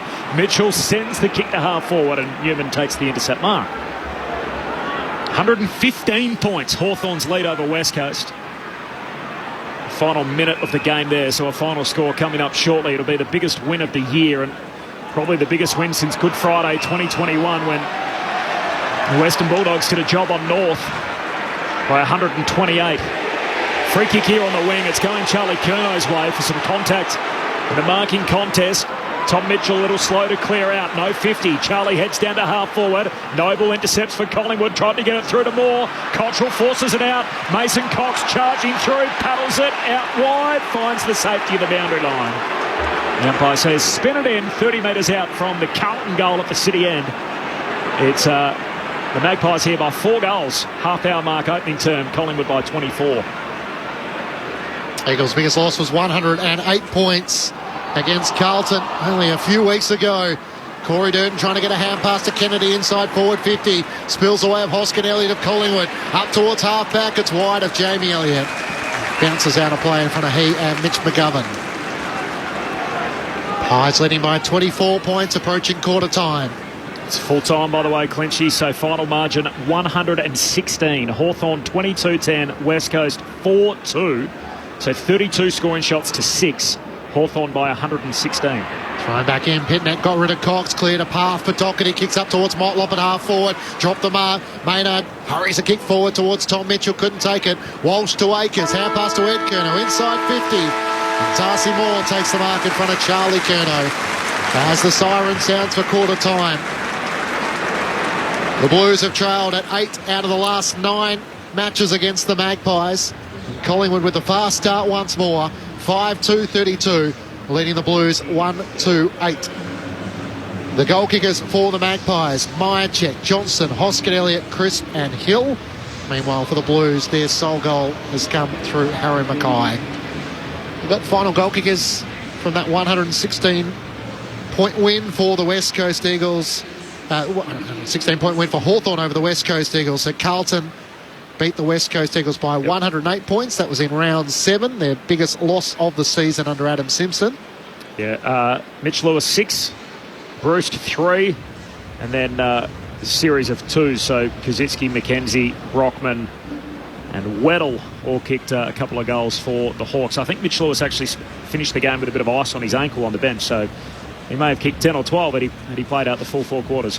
So that's in the last 2 years, or this season plus 10 rounds. 4 losses over 100 points for the West Coast Eagles. Some challenging times for Adam Simpson and his Chargers in the West. Here at the MCG, it's Collingwood leading by 24 points. This is Grandstand AFL on ABC Radio, ABC Sport Digital, and now streaming on the ABC Listen app.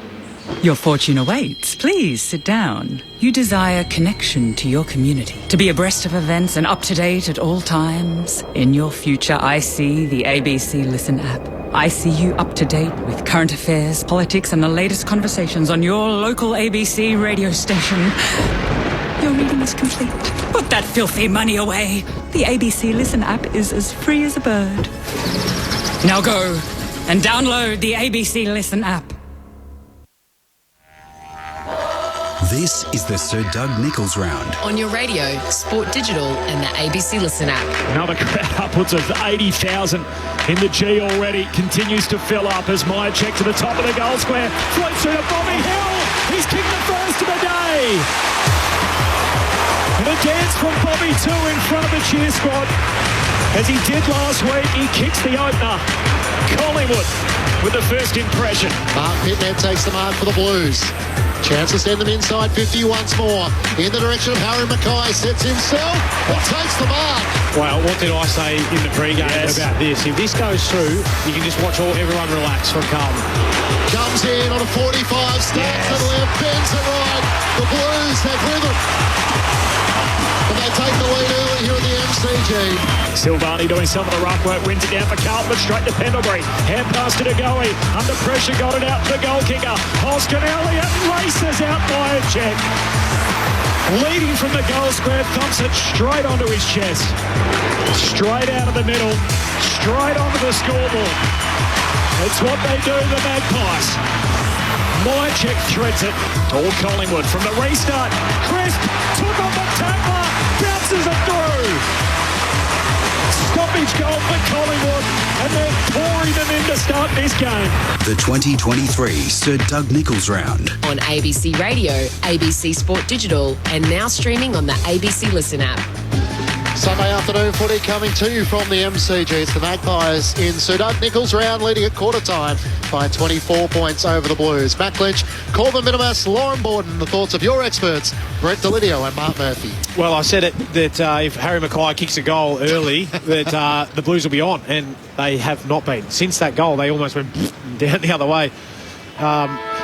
So you're a prophet until the fact that he kicked the goal as you predicted. So no good then, Lids. Pardon? So no good then. He's claiming half right victories, I think. Half right. Oh, mate, I was more happy for Harry Mackay, actually, just to go back and knock it through. But, if you look at the numbers, they're actually, they're down only 9 possessions, which is fine.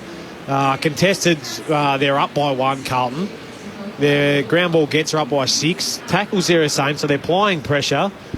They're clearance is 10-9 Carlton's way. Well, that's exactly right, but it's the pressure off the back of it. It's the implied pressure where I feel like Carlton are just fumbling or they're not quite hitting a target, whereas Collingwood are stepping through, and their ability to go from end to end just by, I can see you there, I'm drawing you, bang, handball through, they get through, and they just zigzag their way through, versus Carlton is like, I've got it, I'm going to loop it over the top, and then that invites pressure, which then invites a turnover. So, and that's where Collingwood, they're at their absolute best. As soon as you loop that ball, give it any air time, they sniff that, off they come, put pressure, and they go back through the corridor at a rate of knots, and good luck to your defenders. Yeah, it's composure with the ball in hand, and the one stat in which I'd like them to bring out would be disposal efficiency forward of centre. Do they have that, Clinchy? Because that's something that I'd love to see, because at the moment, the disposal efficiency from both teams, Carlton's sitting at 73 and Collingwood 75, so there's not a hell of a lot of difference in that, but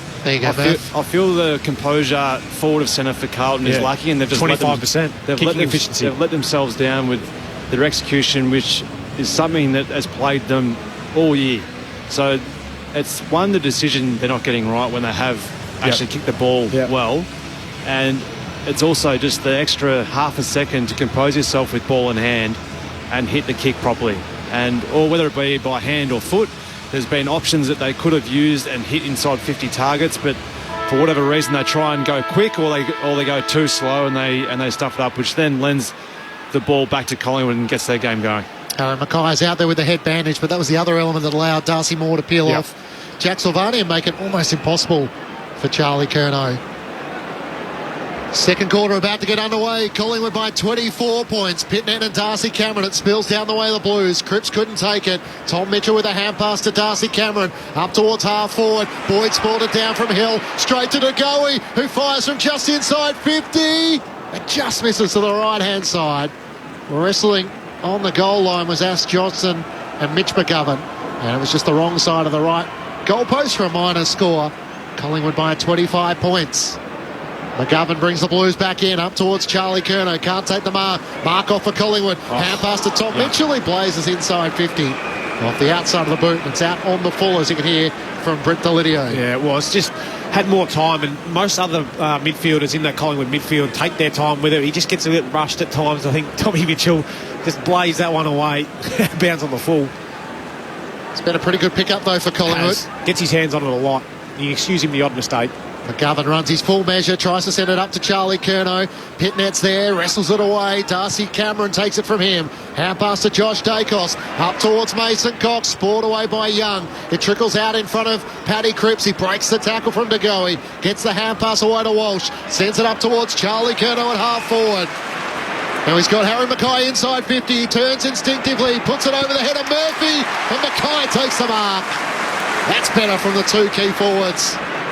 Well, it just goes exactly what you were talking about, in that having your three-pronged attack down there makes them all the defenders play accountable, and therefore they got pulled apart, didn't they? Darcy Moore has to come up with Charlie Curnow and gives Harry Mackay a one-out opportunity versus Murphy.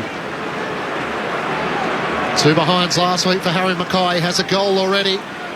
Looking for his second and the Blues' second. Deep in the left forward pocket.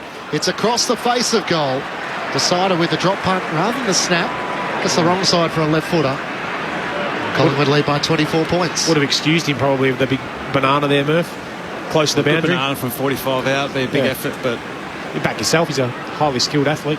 Oh, Nick Dacos just misses a target clean, straight past side bottom, picked up by Jamie Elliott, got the hand pass away to Maynard, big sweeping Polly Farmer hand pass to Pendlebury, middle of the G, deep to Johnson, hands to it, knocked away by McGovern at the last moment, goal saving spoil.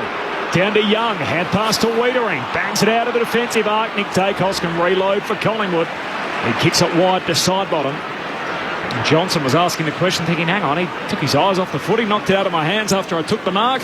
No, he did very well, Mitch McGovern. He never actually made contact with the arms. He got the ball. A side bottom into the pocket. Big Mason down there, juggled mark. Cox hangs onto it. So all fair, but spoiled for McGovern. Well, he wasn't made contact. He wasn't looking at the man. He was looking to just try and be a shadow almost and try and disrupt him, and then got the ball. Ash Johnson should have jumped into him and then get your free kick. Drew the free. Yeah. But smart kick going inside 50 here to put it into Mason's space and let the big American go to work. Trying to hook it across the body. Mason Cox kicks it a little skinny, misses near side. 5-4 to 1-3. Collingwood by 25 points, 3.5 gone, second turn. Sard looks to bring the Blues back into play. Into the back pocket finds Doherty. Up to the southern wing, over the head of Hollands, looking for Silvani. Can't take the mark, brought down by Maynard. Side bottom keeps it alive. Hand pass to left half forward, over around the footy. Markov's locked up by Silvani and thrown to the turf. As we welcome listeners from York Park in Launceston to the MCG, it's Collingwood 5-4-34, leading the Blues 1-3-9. Matt Clinch, Corbin Middlemass, Brett Delidio, Mark Murphy and Lauren Borden with you on ABC Sport. The Pies led by 24 points at quarter time. We're 4 minutes into the second term without a goal having been scored. For the Magpies, goals coming to Bobby Hill, Jack Crisp, Will Hoskin-Elliott and Brodie Mychek alongside Ash Johnson, while Harry Mackay is the lone goal scorer for the Blues. Boundary throw in, Pitternet misses it, so does everybody else. Spills through to side bottom of the Magpies. Hand pass to Ngoe, sells the dummy around Walsh. Hand pass to Nick Dacos, kicks it into the pocket. Sard had a hand on it the way through. Spills his way, Sard then follows up. Hand pass to Ed Curnow, kicks out of a defensive arc, and Sam Walsh has the footy at half-back for Carlton. Short kick finds Charlie Curnow, but he's still on the defensive side of the wing. The only goal for Carlton kicked by Harry Mackay. They kicked us the one goal to half-time last week. We got one of the opening quarter here. Kicks down towards Harry Mackay with the bandage on after a cut in the opening term. Spills to Darcy Moore. Collingwood keep it in their front half. Hand pass to Nick Dacos. Handball to side bottom. Decided against kicking it.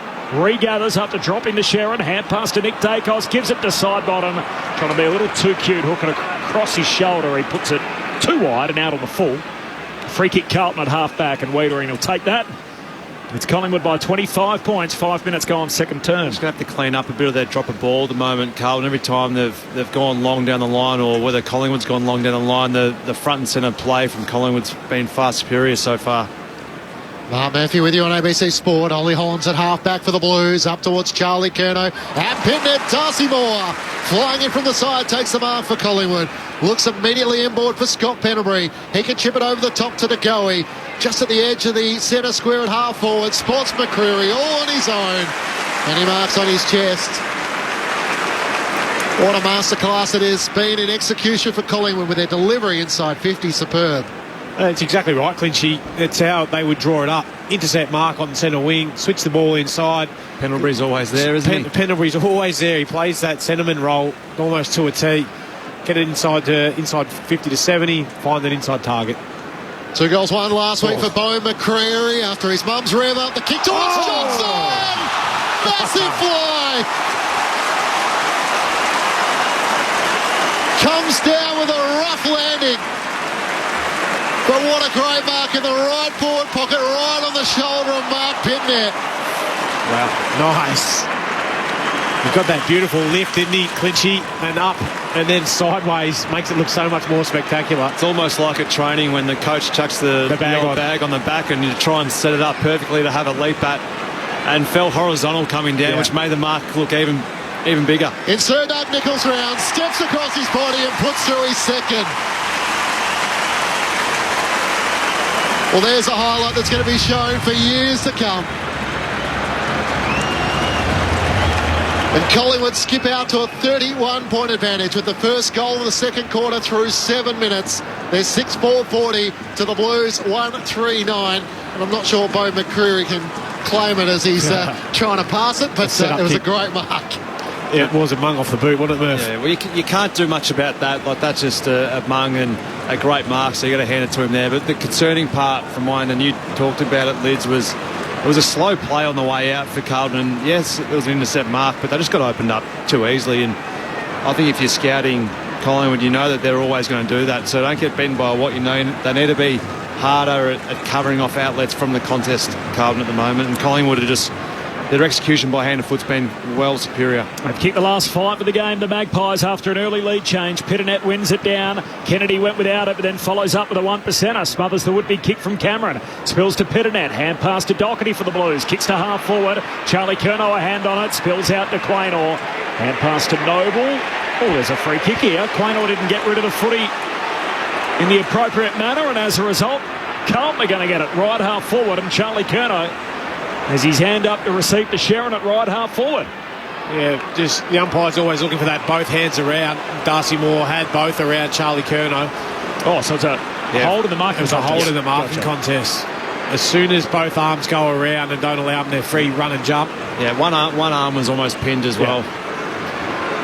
Easy call. Haven't had a heap of looks so far today, the Blues. Mackay's got one.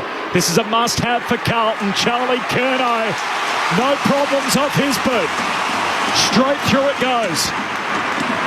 Carlton hang around. They get their second.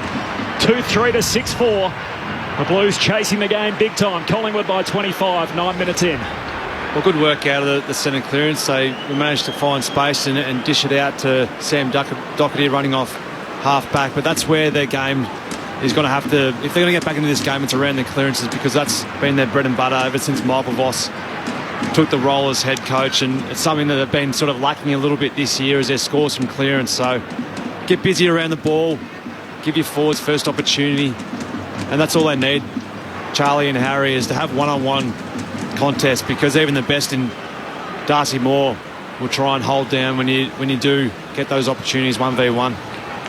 Joins Jeremy Cameron with 34 goals for the season, leading the Coleman medal. Back in the middle, Darcy Cameron and Pitnet. Spills away of Cripps of Carlton. Kicks up towards half forward. Cottrell got rid of Noble, trying to clear it for Motlop. Beaten to the footy by Quaynor of Collingwood. Gathers at half back. Hand pass to Josh Dacos. Dodging and weaving around Hollands. Cuts boundary side. Sends it up the wing. What a great kick. Spots Hoskin Elliott. Backpedaling, he marks between wing and half forward. Noble kept running, received the hand pass, gives it to Taylor Adams. Back to Noble at half forward, turns and kicks inside 50. Awkward bouncing ball for Newman, he gathers for the Blues. Hand pass up towards Hollands, couldn't take it. It spills the way of Walsh. He cuts away from a couple of defenders to Cottrell. Back to Walsh, hand pass to Kennedy, almost brought down by Maynard. Back to Walsh, pressure coming as Elliott lays the tackle, holding the ball. Just the relentless pressure, and Sam Walsh thought he had half a second more. Next minute, Jamie Elliott lays the tackle.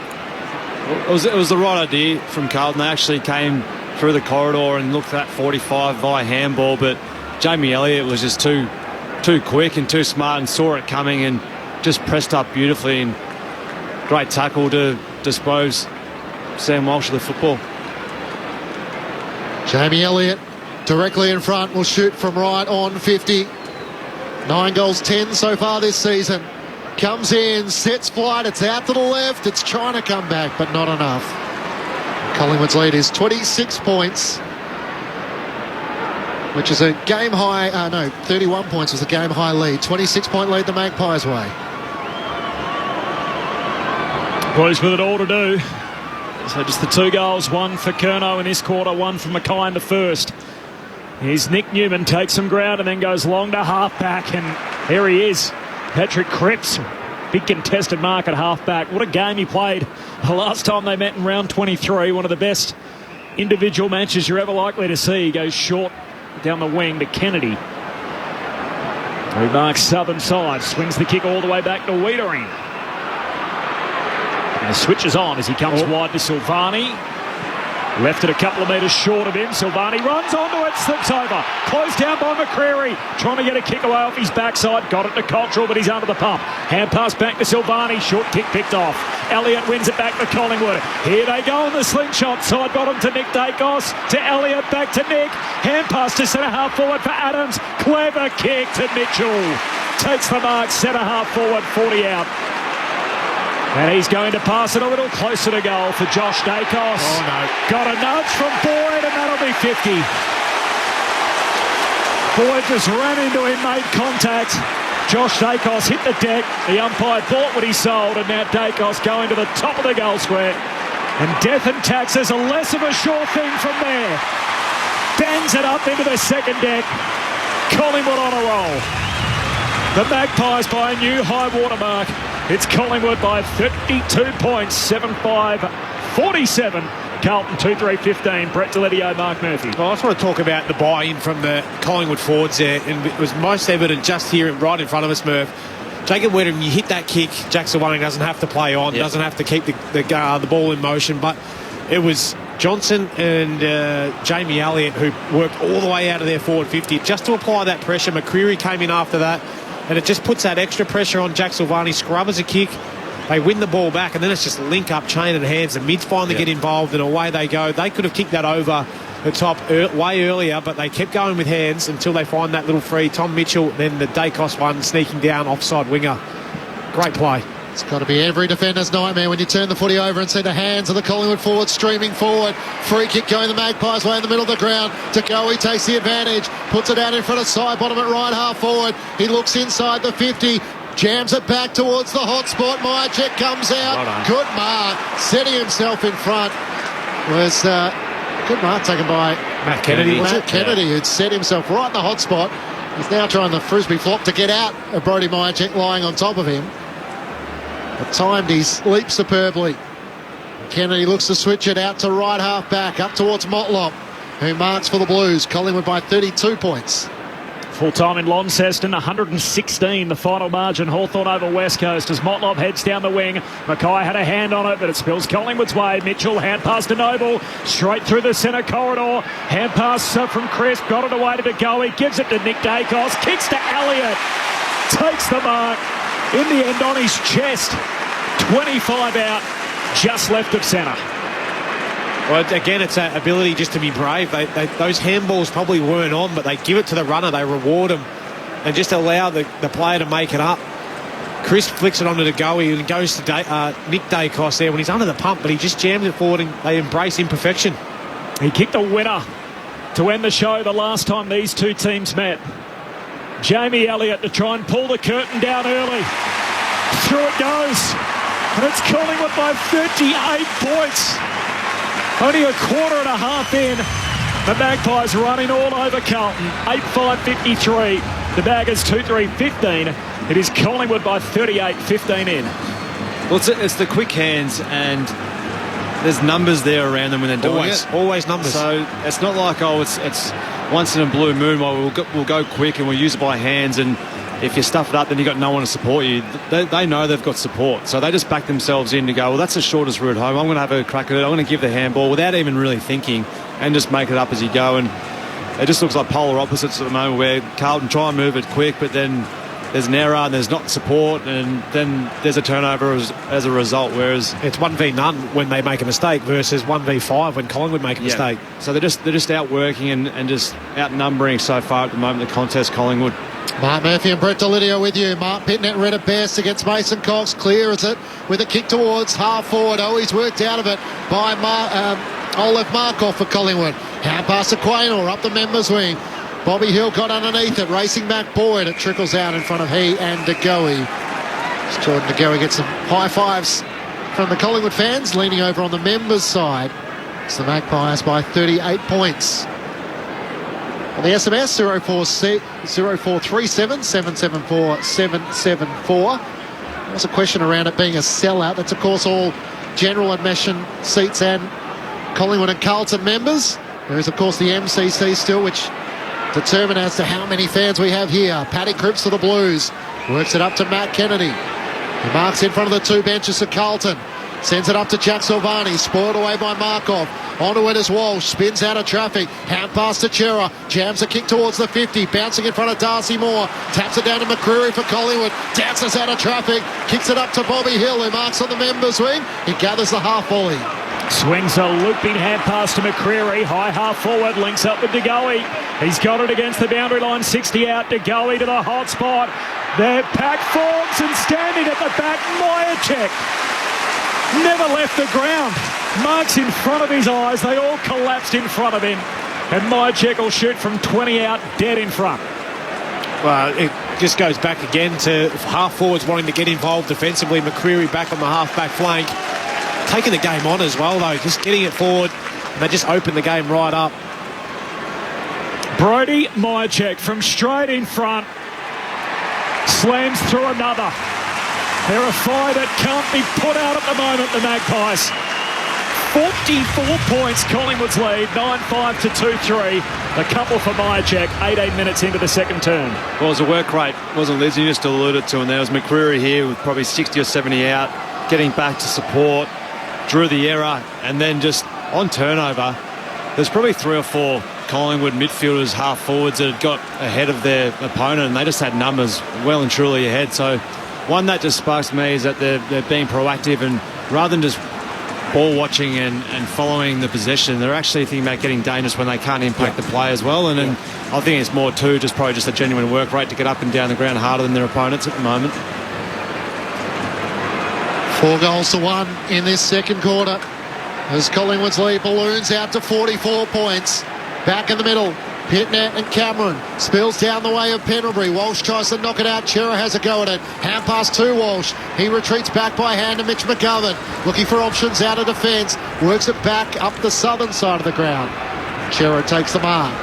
As Walsh just pulls in the mark as Chris Hoskin-Elliott came flying trying to spoil. Gets the hand pass forward to Ed Curnow. Sends it up towards Charlie Curnow. Dragged down surely. No whistle. Eventually it comes. Just as Nick Dacos was about to kick out of defence. It was 50. A late whistle. That's got to be 50. It is. Just dropped it. Can't do that, Nick. What were they last week? 6 goals to 1 down Murph, and they threw caution to the wind, the Blues. I feel like they did that. They did that after half time. They need to do it right now. They got to get that caution, and they got to throw it at the wind. Correct. So Charlie Curnow gets the 50-metre penalty all the way to the goal line. And a chance to send it up into the top tier at the punt road end. Carlton fans will take it anyway. It can come at the moment. Charlie Curnow with his second. To close the margin back to 38 points Collingwood's way. The Pies 9-5-59 to the Blues 3-3-21. Charlie Curnow's second for the match. Yeah, that free kick was definitely there. He got absolutely ripped to the ground, didn't he, Charlie Curnow? I thought, hang on, the umpire's going to blow his whistle here, or has he got caught up in the moment? Must have been the off-side umpire who finally got through the officiating umpire. Let him know. Nick Dacos was away, but just dropped the footy for whatever reason and thought, no, I'm not going to give this back. Cracked the sads, threw it away. That's 50, mate, every day of the week. It was only a small little touch, wasn't it? But dragged his arm pretty hard. Darcy Moore, definite free kick. 38 points lead for Collingwood. So just the third goal today for Carlton. They haven't kicked back-to-back goals, so they string a couple together here. Both rucks miss it at the restart. Socked forward by Josh Dacos, so centre-half forward for the Pies. Mitchell went without it, spills to Saad, centre-half back. Hand pass to Walsh, links up with Pettinet. Hand pass to Kennedy. Untidy kick inside 50 and Moore marks in front of Mackay. Centre-half back for Collingwood. 4-2 in the quarter, Collingwood's way. As Moore swings it wide to Maynard off the back flank, kicks along the boundary line, southern side. McGovern gets over the top and spoils. Down to the advantage of Cottrell, sends Carlton back to half forward. Charlie Curnow gets himself in front. He had his arms chopped and he's getting a free kick. High half forward for the Baggers. Charlie Curnow, the forward 50 fills up. In the end, he's just going to kick a high ball towards Mackay. Carries over his head. Top of the goal square for the Blues. Passing through Markov. In the end, he handballs into Mackay and only just as the Sharon roll over the behind line. A minor score for the Blues. Collingwood by 37. Time on second quarter. As it's quickly brought back in, Noble sends it up towards the wing. McCreary was racing back, an easy intercepting mark for Mitch McGovern. Plays on, bumped as he got his kick away. Inside 50, Darcy Moore takes the mark. It's just that moment as to whether the bump was late and it would be a downfield free kick. But the 10th intercept possession for Darcy Moore. It's just a role he plays so well for Collingwood. Works it to Markov inside the defensive 50. Up to Josh Dacos. Hand pass missed, crisp. It was over his head. Saad to Kennedy for the Blues. Hand pass to Walsh. Tries to fend off Josh Dacos. Hand pass to Ed Curnow. To Chera. Out to the members wing. The kick from Newman inside 50. Charlie Curnow has 4 to beat. Spills to Owies off the back. Outside of the boot. It dribbles through. Finally, Carlton have back-to-back goals. Margin cut back to 31 points Collingwood's way. The Magpies 9-5-59 to the Blues 4-4-28. 23 minutes gone, second term on ABC Sport. Ahead of Mark Murphy and Brett Delidio. Lauren Borton on the boundary. Michael Voss has been down here watching those last 2 goals scored. The coach came down to the boundary to watch things from ground level. Was deep in conversation with Cripps before he went on. So all the players on the boundary were huddled around Michael Voss as he said a few words before sending them on for this centre bounce now. Oh, we've certainly got a lot of support up here in the box with that goal going through that, and they needed it too, the Baggers. They've just to get that one back-to-back makes a huge difference to them and their confidence. They just started to win a couple of those 1v1 contests, crucial aren't balls. they? So I think they've been smart in terms of just trying to limit the amount of space and get some 1v1s around the ball. 31 points, Collingwood's lead. Blues with the last 2. Back in the middle. Mitchell, hand pass back into dispute, picked up by Walsh. He's tackled right in the middle of the G. And they're still not getting their skill execution right, but they're having more numbers around there, which has enabled them to clean it up a little bit more. So they're certainly working a bit harder. Another ball up. Pitternet, first hands on it. Free kick. Collingwood's way to go. He tackled without it. Advantage taken. And the umpire says that's all good as Adams kicks inside the forward 50. Hand on it from Boyd on the way through. A little fumble. Eventually controls it. Carlton win it, but retreat. Back to Young. Back to Newman. Kicks out wide and Hollands marks half back.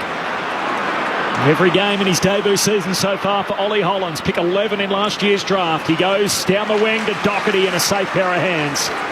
He marks in front of Noble. Collingwood by 31. Carlton with the last 2. Full house at the G. Sunday afternoon footy. Doherty a high bomb down to half forward. Pack forms.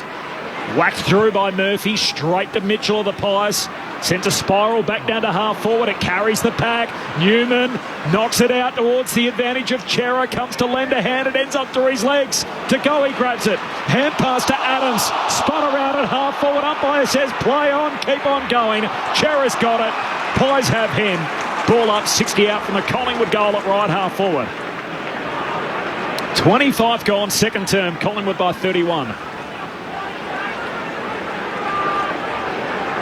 Earlier today, Hawthorn by 116 over the West Coast Eagles, and GWS and St Kilda still to come.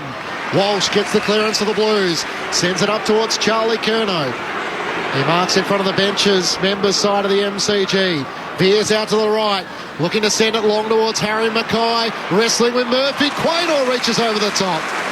Peeled off Cottrell and takes the intercepting mark for Collingwood. Flares it back to 15 metres out from the Collingwood goal. The left mark-off marks. Sends it out to Hoskin-Elliott, who marks in the left back pocket.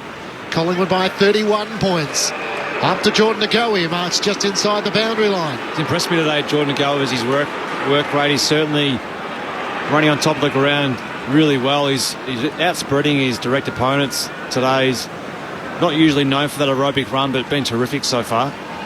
Averaging a career best 23 disposals, Jordan Ngoe this season, with more midfield minutes. Gives it to Tom Mitchell, sends it up to Myercheck. Awkward landing for him. Spills to Pendlebury. Hand pass away to Taylor Adams. Through traffic to Hoskin-Elliott. Dragged down by Chera. On all fours, gets a hand pass somehow away as he slid on his knees. Spills away of Chera and Newman. And Newman now is tackled by Markoff and Hoskin-Elliott. Just short of centre half forward for the Magpies, who lead by 31 points. Side bottom and Mitchell with a game high 17. Ball up here, front edge of the centre square for Collingwood. Cameron and Pitternet go at it. Comes down to Doherty. Hand pass away to Chera. Kick smothered, but still reaches Akers, his intended target at half back. Links up with Cripps. Now to Boyd. Kicks down the wing. Mackay takes the mark, but he's on the wing. Wants to move it on. Threads the needle to Charlie Curnow. Now what's up front? Goes to the little guys. Finds Ed Curnow, who marks it centre half forward. Hands it back to brother Charlie. On the run. He kicks goalward, but he misses. Out to the right and the behind. It would have been 3 in a row for the Blues on the stroke of half-time. It is Collingwood by 5 goals neat. 9-5 to 4-5. 27 gone, second term. Just better ball use there by the Blues, and then rewarding the runner running past it. That's the sign that I think that Michael Voss would really enjoy seeing, is backing your skills and then running numbers. Collingwood by 30 points. Darcy Moore into the back pocket for Noble. Sends it up the members wing. Ash Johnson sets himself. Young spoils it down for the Blues. Bobby Hill just chips his kick up towards Darcy Cameron. Charging in was Chera. Spills it down, but Hill's onto it. Runs the members wing. 2 bounces. 3 gets to right half forward. He sidesteps start. Looks inside 50. Myercheck on the lead. Take a bow, Bobby Hill. Clap, clap. How good was that? I think if you're just a football lover, that's what you just enjoy seeing. And even if you're a Carlton sport here, you've got to tip your hat at that sort of football. Just running, just his work rate to get up and down the ground, but back yourself in, run and bounce, sell a bit of candy and then deliver it like that. Brody Myercheck to finish off the work in the right forward pocket, 25 metres out. He puts through his third. Finger in the air and celebrating with the Magpie Army. Collingwood back out by 36 points, courtesy of the run and dash of Bobby Hill from half back to half forward. And that's what we want to see, our First Nations players with the freedom and joy to express what they bring to the game. 10-5-65 the Magpies to Carlton 4-5-29. 29 minutes gone, second turn. Well, Bobby Hill had to do that too, because Carlton had actually sent Jack Silvani behind the ball, so they were playing with a +1. So if he had to just bomb that, it was an easy turnover. So well done. I don't know whether he recognised or he just saw the grass in front of him, because he got the crumbs off that big contest between Cameron and Chera. But great. I love when blokes use their speed and take it to the game. And great composure then to sell that dummy. Love that. And the finish was perfect. Little look over the shoulder at Nick Newman. You won't catch me. Got him covered. Fair enough too. Pies by 6 goals. Back in the middle, Walsh. First clean touch. Had pass to Doherty. Hooks a kick out to that southern wing. Holland's chasing the footy. Copped an unkind bounce. Gets there eventually. Had pass to Silvani. Under pressure, kicks down to half forward to a one-on-one. Quaynor holds out Durden. Got it to Adams. Adams hand pass back into dispute. Nick Dacos made it look clean. Got it out to Maynard. Kicks down the wing to Goey. Hand pass to Hoskin Elliott. Sockers it forward. Silvani running out of room. And in the end, it's out of play. A boundary throwing. Southern wing at the G. So 10-5 to 4-5. Carlton trying to build some momentum after falling behind by a game high 44. They kicked 2 in a row. And some brilliance from Bobby Hill answering that moments ago. Boundary throw-in.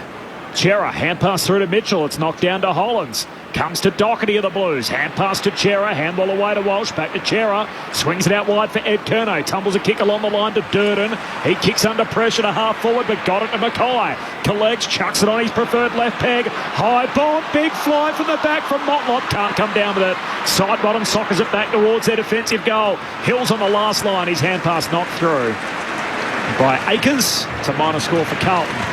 It's Collingwood by 35 points, 31 minutes into this second term.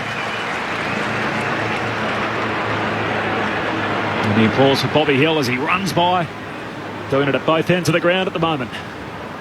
Maynard looks to bring Collingwood back into play, up towards Ash Johnson. Wiedering spoils it down out in front of Motlop and Darcy Moore. Moore attacks it, lays the tackle on Motlop. He can't break clear. A ball up 45 metres out from the Carlton goal, the punt road end. 31 minutes gone in a quarter in which Carlton have been able to display their best, but Collingwood with 5 goals to 3. Side bottom from the ball up. Hand pass towards Bobby Hill. It's gathered by Tagoe. Right half back for the Pies. Swinging kick out to the southern side. McCreary reels it in. Hand pass out wide to Hoskin Elliott. He gathers centre wing member side. Up towards Elliott at half forward. On the bounce has Jack Silvani. Strips him almost of it. It spills to McCreary. He tries to fend off Doherty. And the siren sounds for half time as he chips it back to Hoskin Elliott. Collingwood by 35 points at the main break. The Magpies 10-5-65 to Carlton 4-6-30.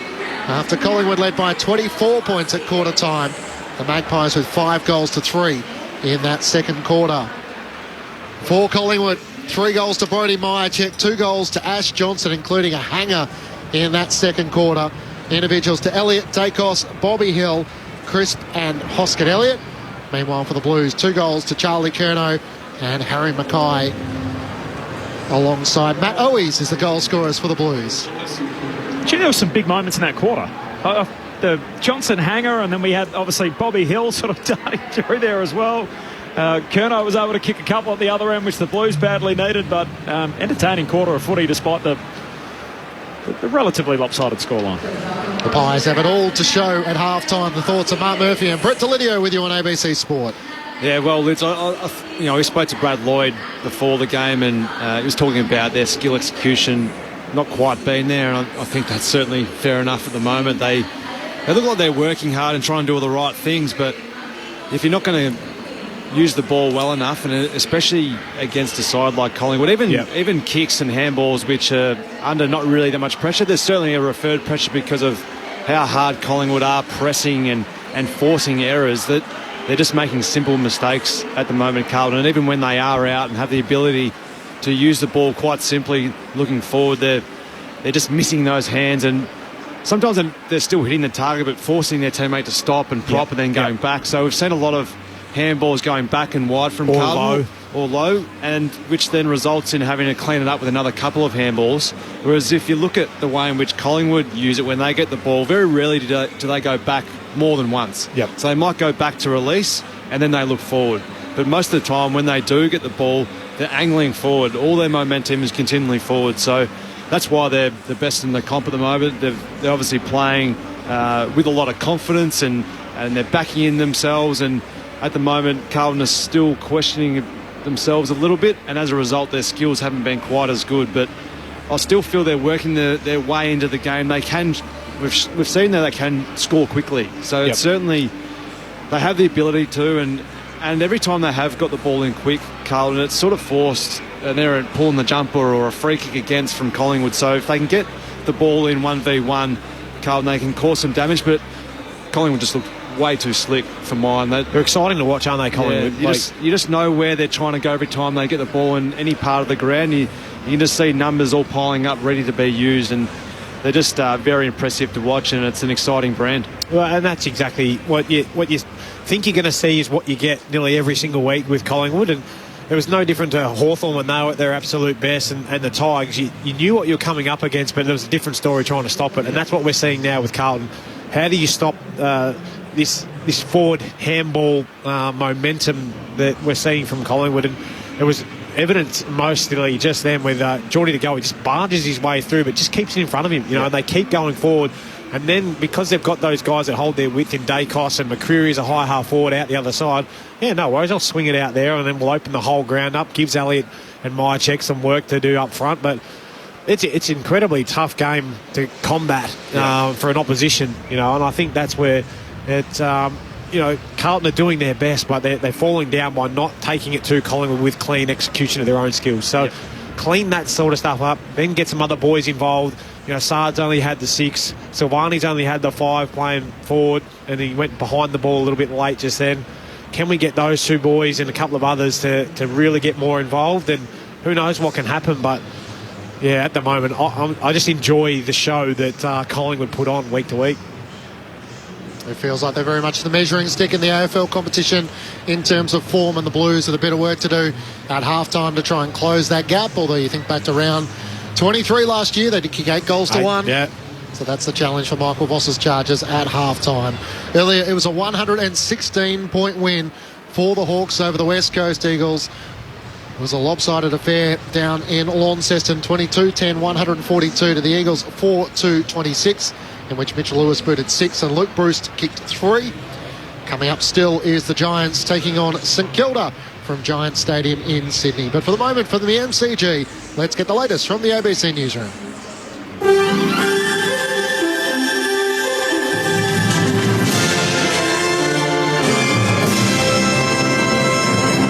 Hello, this is ABC News with David Rowlands. The Prime Minister says the Quad Leaders Summit hasn't been diminished despite being held on the sidelines of the G7 meeting in Japan. Anthony Albanese met US President Joe Biden, Japanese Prime Minister Fumio Kishida and Indian leader Narendra Modi in Hiroshima rather than Sydney as originally planned due to Mr Biden's need to return early to Washington. The meeting led to the official G7 dinner being delayed, but Mr Albanese says none of the leaders in Hiroshima complained about the hold-up. And that says a lot about not just the way that the United States and Japan, India and Australia see the Quad. That said a lot about the way that the G7, the world's largest 7 democracies, see the Quad as well. Ukrainian President Volodymyr Zelensky is due to meet his US counterpart Joe Biden later today on the sidelines of the G7 summit in Japan. Mr Zelensky will also address the gathering of world leaders. More from the BBC's Nick Marsh. He wants support, he wants financial, military aid, but he also realises he's got to talk to more parties, get more people and countries around the table, not just the G7 allies. He needs to talk to countries like India. He needs to persuade the global south that it's in their interests to take a stance against Russian aggression. So far, he hasn't really been able to succeed. No G7 countries have really been able to succeed. A special prayer has been offered for 95-year-old Claire Nowland at a Catholic church service in the New South Wales Snowy Mountains region this morning. The great-grandmother remains in a critical but stable condition in Cooma Hospital. She fell and hit her head after being tasered by police on Wednesday. Police said she was carrying a knife while using her walking frame. Speaking after the service, Cooma parishioner Kevin Dunn says he's known Ms Nowland for 50 years. She's just so proud of the family, and her faith was very strong as well. We did pray in the prayers of the faithful. We prayed for Claire and her family, including all the grandchildren and great-grandchildren. A man has been fatally shot by police in Brisbane this afternoon. Officers were responding to a domestic violence incident on a property on Days Road in Grange just after 2 o'clock. A man reportedly stabbed another man. One of the men was fatally shot by police. Residents report hearing 4 gunshots. A heavy police presence remains on the scene. A meteor has been sighted falling across Queensland skies last night. It was seen from Mackay all the way up to Cairns and as far west as Croydon around 9:30 p.m. Astrophysicist Dr. Brad Tucker says it would have been between 0.5 metre to 1 metre in size. The size and the fact that, we saw it kind of start from this small thing to really getting that big glow, that big bolide, as we say, and then even the sonic boom afterwards, and the colour all point to it being a meteor. Melbourne's Royal Children's Hospital is calling on parents to get their children vaccinated against the flu after a survey found only 1 in 10 children had received a jab this season. The national survey of parents undertaken by the hospital found that 60% of parents intended to get their children vaccinated, but only 11% had done so. Dr. Anthea Rhodes, has warned that the flu season has arrived and the hospital has seen 5 times the number of children admitted with the flu compared to last year. Influenza is the leading cause of vaccine-preventable admissions to hospital across Australia. Flu is particularly troublesome in children, especially those children under 5, where it is most likely to cause complications. Polls have opened for national elections in Greece. It's the first election since the country's economy ceased to be subject to strict supervision and control by international lenders who provided bailout funds during Greece's nearly decade-long financial crisis. The main rivals are Conservative Prime Minister Kyriakos Mitsotakis and the leftist former Prime Minister Alexis Tsipras. Although Mr Mitsotakis is heading in opinion polling, a new proportional representation system makes it unlikely that any party will win enough seats to form government without coalition partners. Parts of India are sweltering through record heat waves. Many regions have experienced record temperatures above 45 degrees in the pre-summer season. The capital, New Delhi, is among affected regions. The heat has also affected grain production and farmers' incomes are being reduced. ABC News. Mr. Dulac, how long have you been dead? 2 immortal classics from Anne Rice. I offer my life story. The newsreaders Sam Reed and Jacob Anderson from Game of Thrones in The Interview with the Vampire. I can swap this life of shame, swap it out for a dark gift. And Alexandra Daddario from White Lotus in Mayfair Witches. You don't know what I'm capable of. Stream all the episodes now on ABC iView. This is the Sir Doug Nicholls round. On your radio, Sport Digital and the ABC Listen app. 2 goals won last week for Bo McCreary after his mum's rev up the kick towards Johnson. Massive fly. Comes down with a rough landing. But what a great mark in the right forward pocket, right on the shoulder of Mark Pitnet. Wow, nice. Fell horizontal coming down, which made the mark look even bigger. It's Sir Doug Nicholls round, steps across his body and puts through his second. Well, there's a highlight that's going to be shown for years to come. Chera out to the members wing. The kick from Newman inside 50. Charlie Curto has 4 to beat. Spills to Owies off the back. Outside of the boot. He dribbles through. Finally, Carlton have back-to-back goals. Charging in was Chera, spills it down, but Hill's onto it, runs the members wing, 2 bounces, 3 gets the right half forward, he sidesteps Sard, looks inside 50, Mychek on the lead. Take a bow, Bobby Hill. Brody Mychek to finish off the work in the right forward pocket, 25 metres out, he puts through his third. Finger in the air and celebrating with the Magpie Army.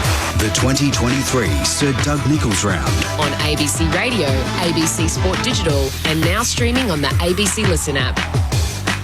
Half-time at the MCG in Sir Doug Nicholls round, and it's the Magpies leading the Blues by 35 points.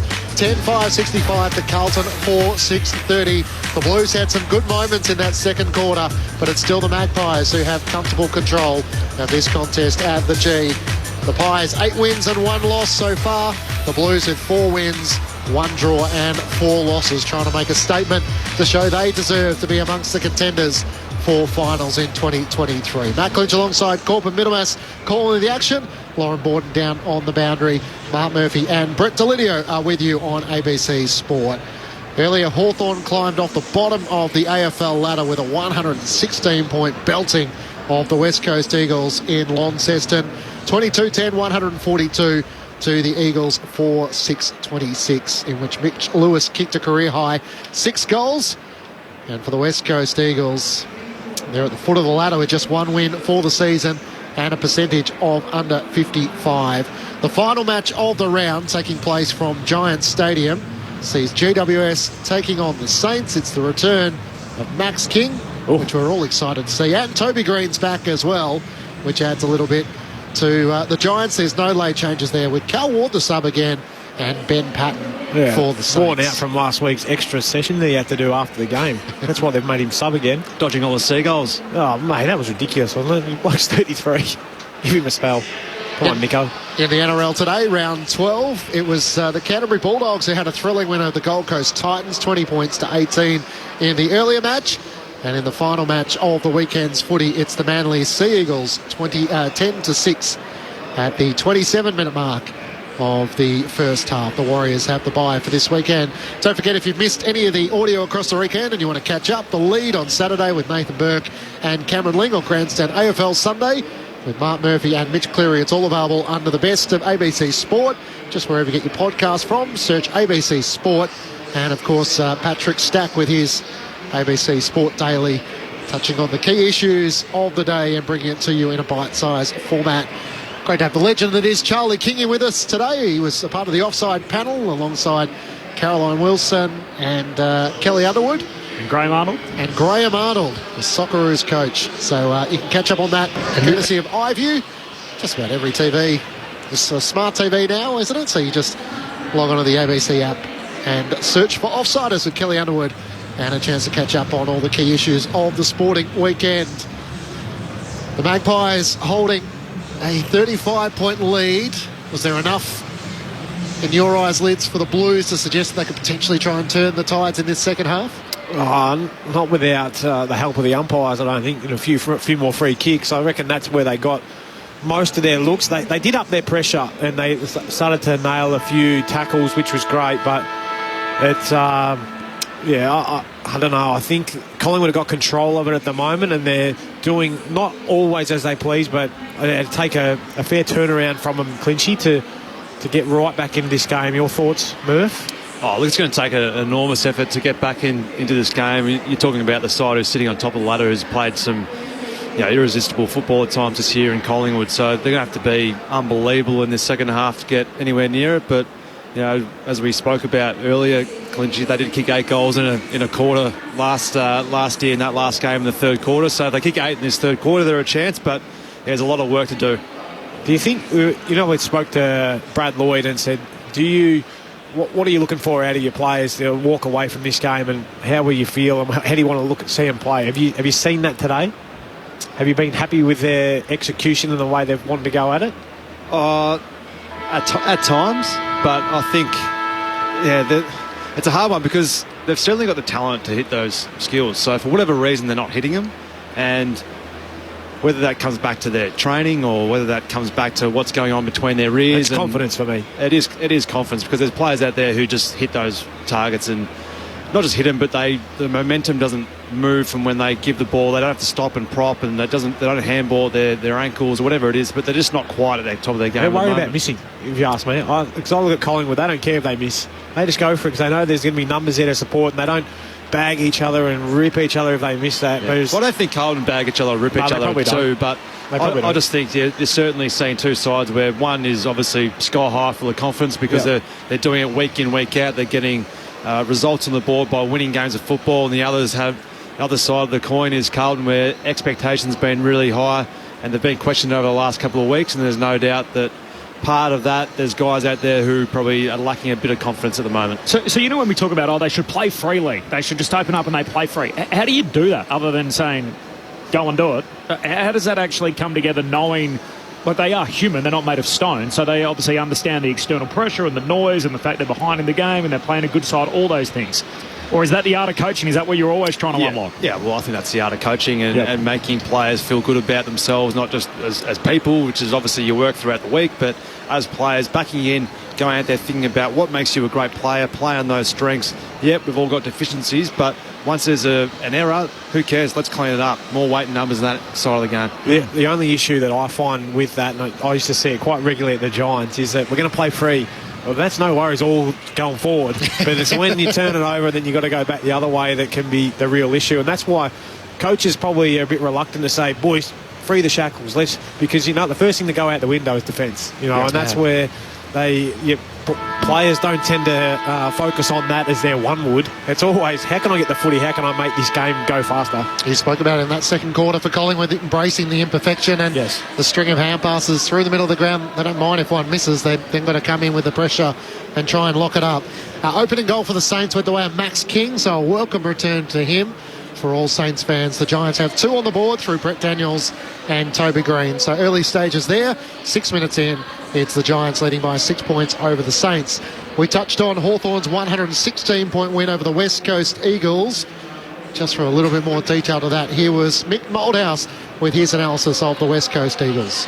And it's despairing now for the West Coast, demoralising in many respects, because the efforts, you can say that players haven't got the effort. It's just that they're being overwhelmed by a flood of confident Hawthorn players. So it goes in. They've got numbers all around. They've got inner players put their head in the trough, and they've got the outer, and they've been able to easily find space for shots on goal like that, which they should not do.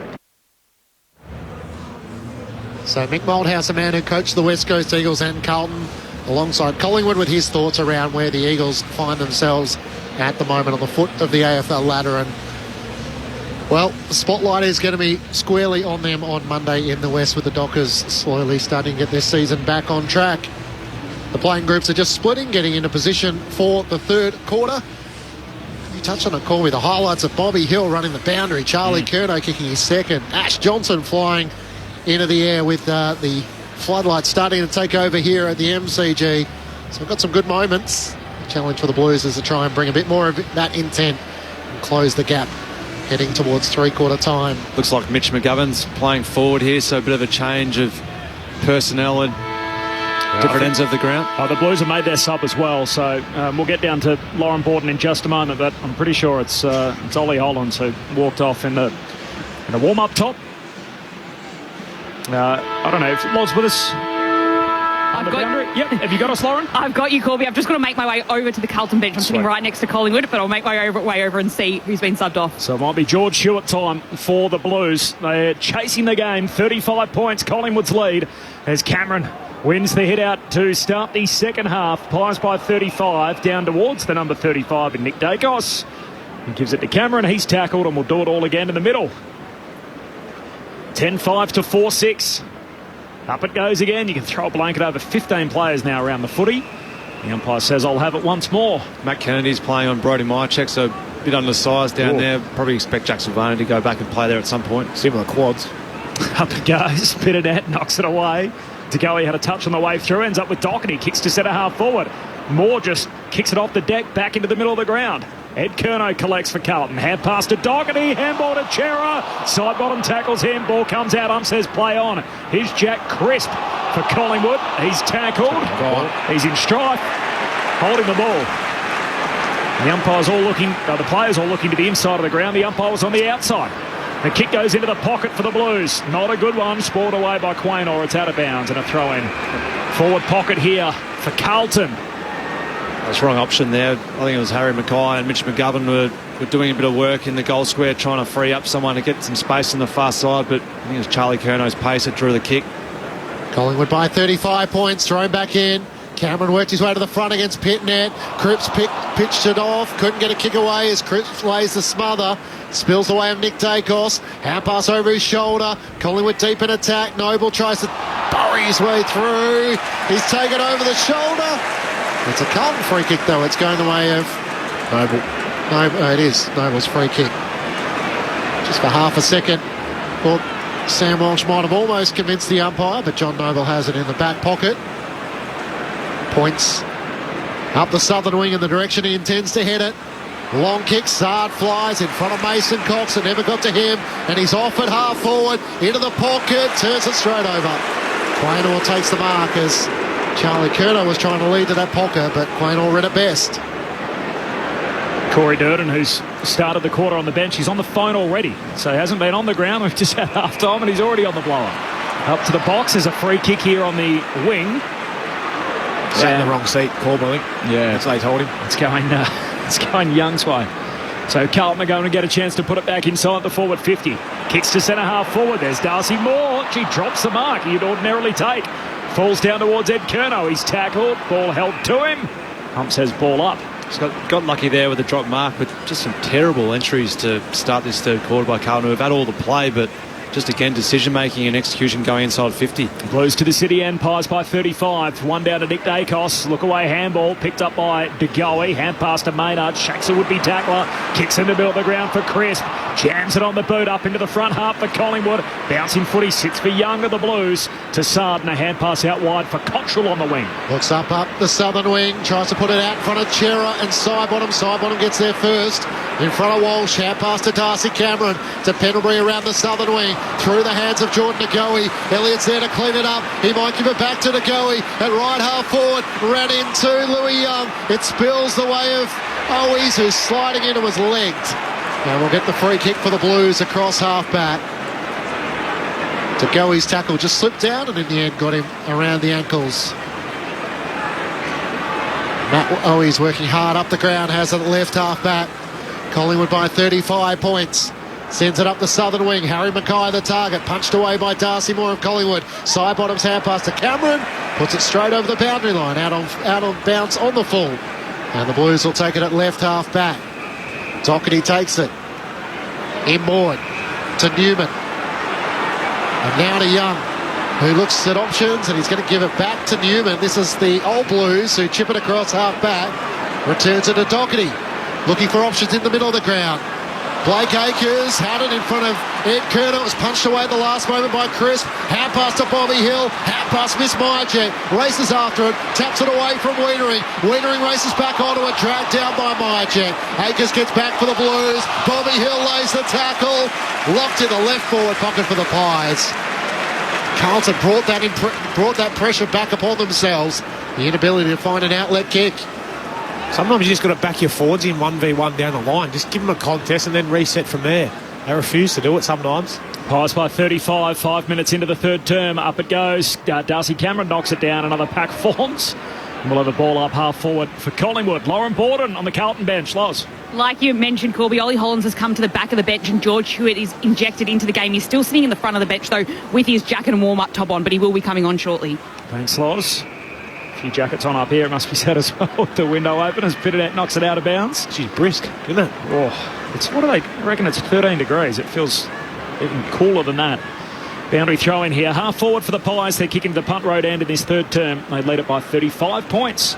Michael Boss down on the bench as Pitnet throws a boot onto it. Inside forward 50 for Collingwood. Elliott trying to hassle Doherty. Gave it to Acres. He's locked up. Jack Crisp lays the tackle with the support of Jamie Elliott. Left forward pocket for the Magpies. They lead by 35 points. Tossed up in the air. Pitnet and Cameron. Spills down the way of Chera. Locked up by Crisp. In the arms, but had no prior opportunity. Another stoppage in the left forward pocket for the Magpies.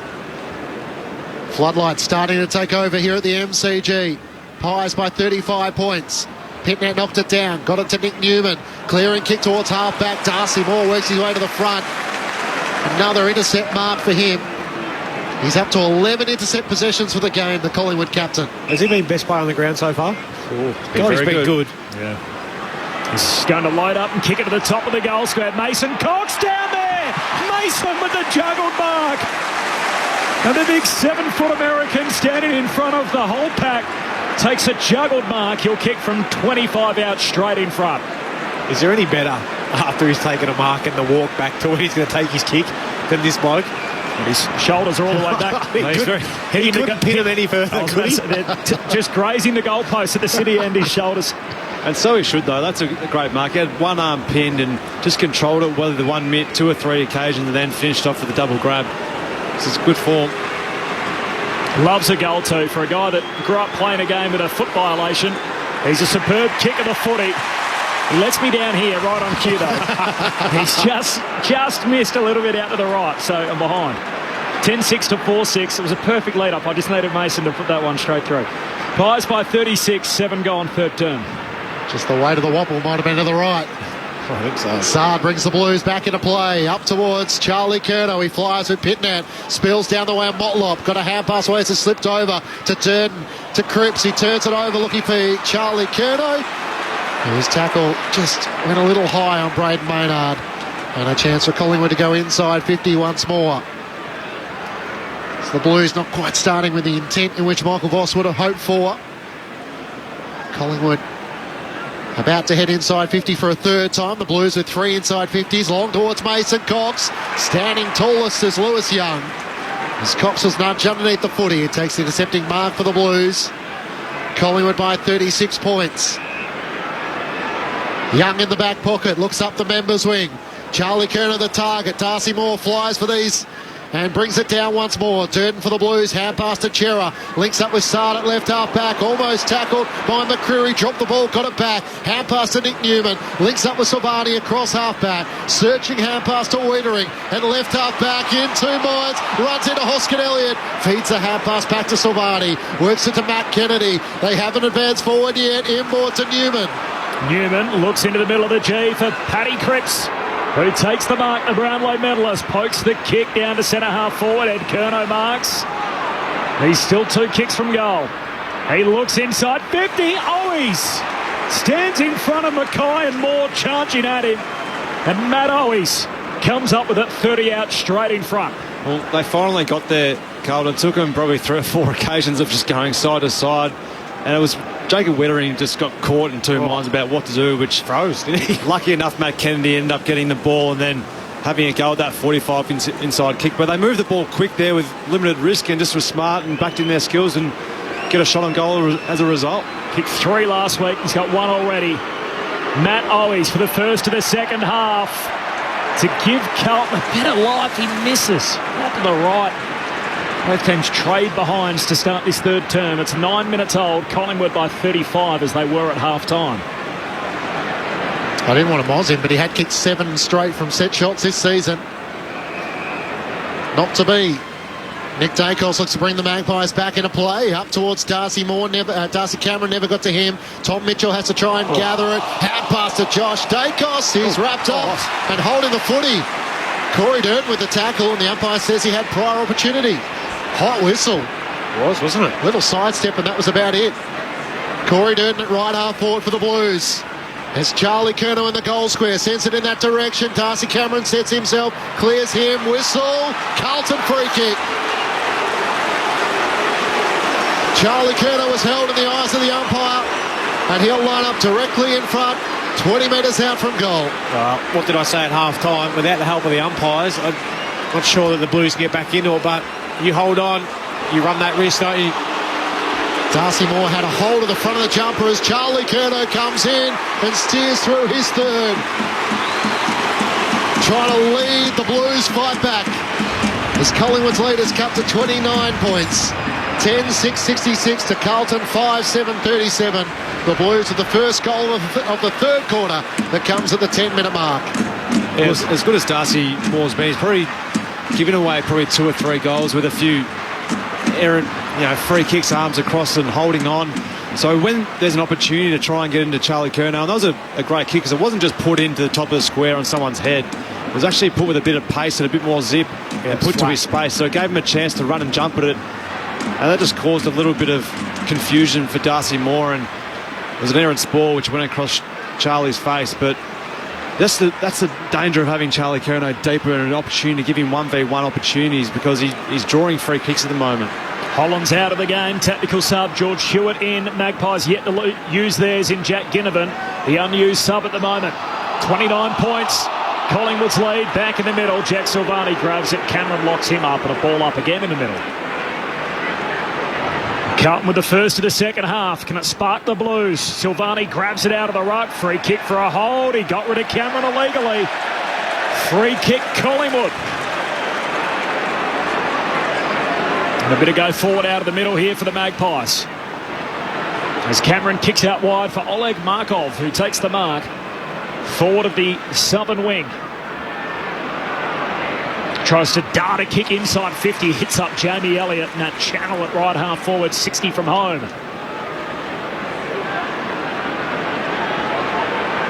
Crowded forward 50. Just about every player on the ground in front of him at the punt road end. Elliott out of range. He just lays it up to the top of the goal square, and Akers takes the intercept mark on his chest. Last line of defence for Carlton. It's Collingwood by 29 points. 12 and a half gone, third quarter. Works it out to Wiedering, who marks in the right back pocket for the Blues. Doherty's free. Spots him up, still inside the defensive 50. Looking for options. Members side gets right underneath it. Have a fly at that. Harry Mackay, it's close to the boundary line. He pinches it off the hands of Quaynor, but it was over the boundary line. And a throw in between wing and half forward for the Magpies. They lead by 29 points. Just following up your point, Lids. 3 of Carlton's 5 goals have come from free kicks. As it's tossed back into play. Silvani's in the ruck work against Cameron here. Spills the way of Tom Mitchell. Outside of the boot towards Hoskin Elliott. Bounce up his chest. Young was composed. Hand pass to Kennedy under pressure for the Blues. Bobby Hill trying to get a toe poke to it. Was he dragged down when he didn't have it? Umpire waves play on. It's locked to the chest of Mitch McGovern. Kennedy comes sliding in. Well, most of them are coming from slower plays, aren't they? They're not clean plays where they're just able to go length of the ground and hit up a key forward leading out. Pies by 29. 11 gone. Third term as Silvani grabs it out of the ruck, kicks in the middle of the ground. Curnow raises up. Charlie Curnow takes the mark, looks for his partner in crime, Mackay. Murphy spoils it away from him. Mackay hits the deck, and Murphy wins the footy for Collingwood. Hand pass to Markov, short kick to Noble. A genuine hard tag at the moment on Nick Dacos from Ed Curnow. Noble goes short to Josh Dacos. Marks in front of the Carlton race at half back. Pies by 29. Josh Dacos kicks in the middle of the ground. Darcy Cameron strong amongst a bunch of bodies. Pulls down the contested mark for Collingwood, outer edge of the centre square. Oh, he goes wide to Josh Dacos, just over his head. Now he's hit the deck. Pressure handball down the wing. Towards Noble is under the pump from Charlie Curnow. Footy stuck underneath him. It spills out the way of Akers. He's dragged down by Josh Dacos. And the umpire will ball it up. The Blues have 44 disposals to Collingwood's 33 in this third term. So getting their hands on a little bit more of the footy. Inside 50s are 5 apiece. Collingwood by 29 points. Tossed up in the air. Jack Silvani tries to flip it over the back to Paddy Cripps. Could have been tackled when not in possession. Hand pass comes out to Bobby Hill. To Mitchell. Tries to knock it on to Pendlebury. Becomes the tackler. The umpire will ball it up. With Jordan Boyd back in the Carlton lineup and under the former Collingwood's vice-like tackle, and Paddy Cripps is into him. Couple of the best midfielders in the AFL. Darcy Cameron tries to slap it towards the wrestling. Sam Walsh for the Blues. Hand pass to Boyd. Kicks inboard. It's a good option. He finds Kennedy. Played on. Ran into a dead end of McCreary. Jabs it back to Hewitt. He marks between wing and half forward. The sub's on. Works it to Akers. To Ed Curnow. He goes long towards the goal mouth. Searching kick. It's offline and too far for Owies. Through for a minor score to the right-hand side. Collingwood by 28 points. 15 minutes gone, third term. There's a few 1v1 contests out there at the moment. Paddy Cripps and Scotty Pendlebury going head-to-head. Ed Curnow's going head-to-head with Nick Dacos. Bit of genuine 1v1 football. Quaynor brings it into Markov. A long kick down the line. Mason Cox fingertips to it. Slips out of play, though. And a throw in just forward of the wing for Carlton. I feel there's been a few challenges set by Michael Voss at half-time. Yeah, like it. Corbin Middlemass and Matt Clinch. Lauren Borden on the boundary. Grandstand AFL experts Mark Murphy, Brett Delidio. Collingwood by 28 here at the G. 16 gone, third term for the boundary throw-in. Tom Mitchell jumps on top of it. They all rush to him. He's tackled, and a high tackle. Free kick for the Brownlow medalist.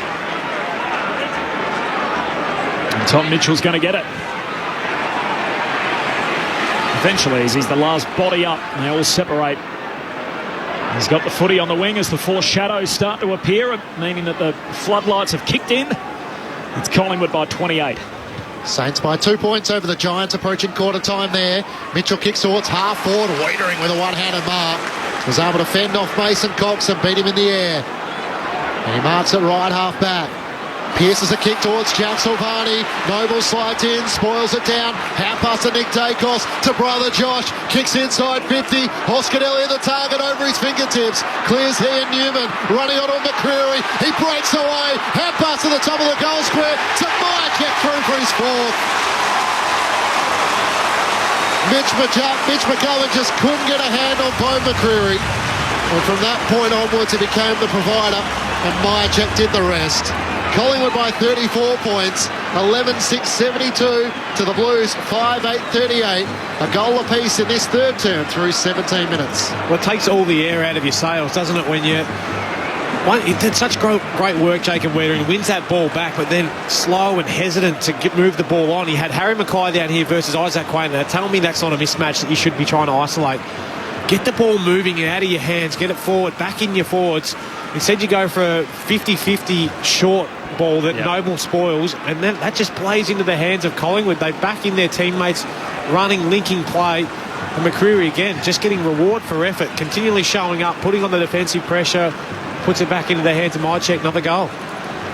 34-point lead again for the Magpies. Mason Cox back in the middle, wins it down. Mitchell feeds a hand pass forward for Collingwood to Pendlebury to Josh Dacos. Sweeping hand pass to half forward. Boyd lets it slip by him. McCreary grabs it and Boyd helps him over the boundary. A throw-in 60 out from the Collingwood goal. Another bumper crowd at the MCG. 88,000 anticipated, which is what they had late last year.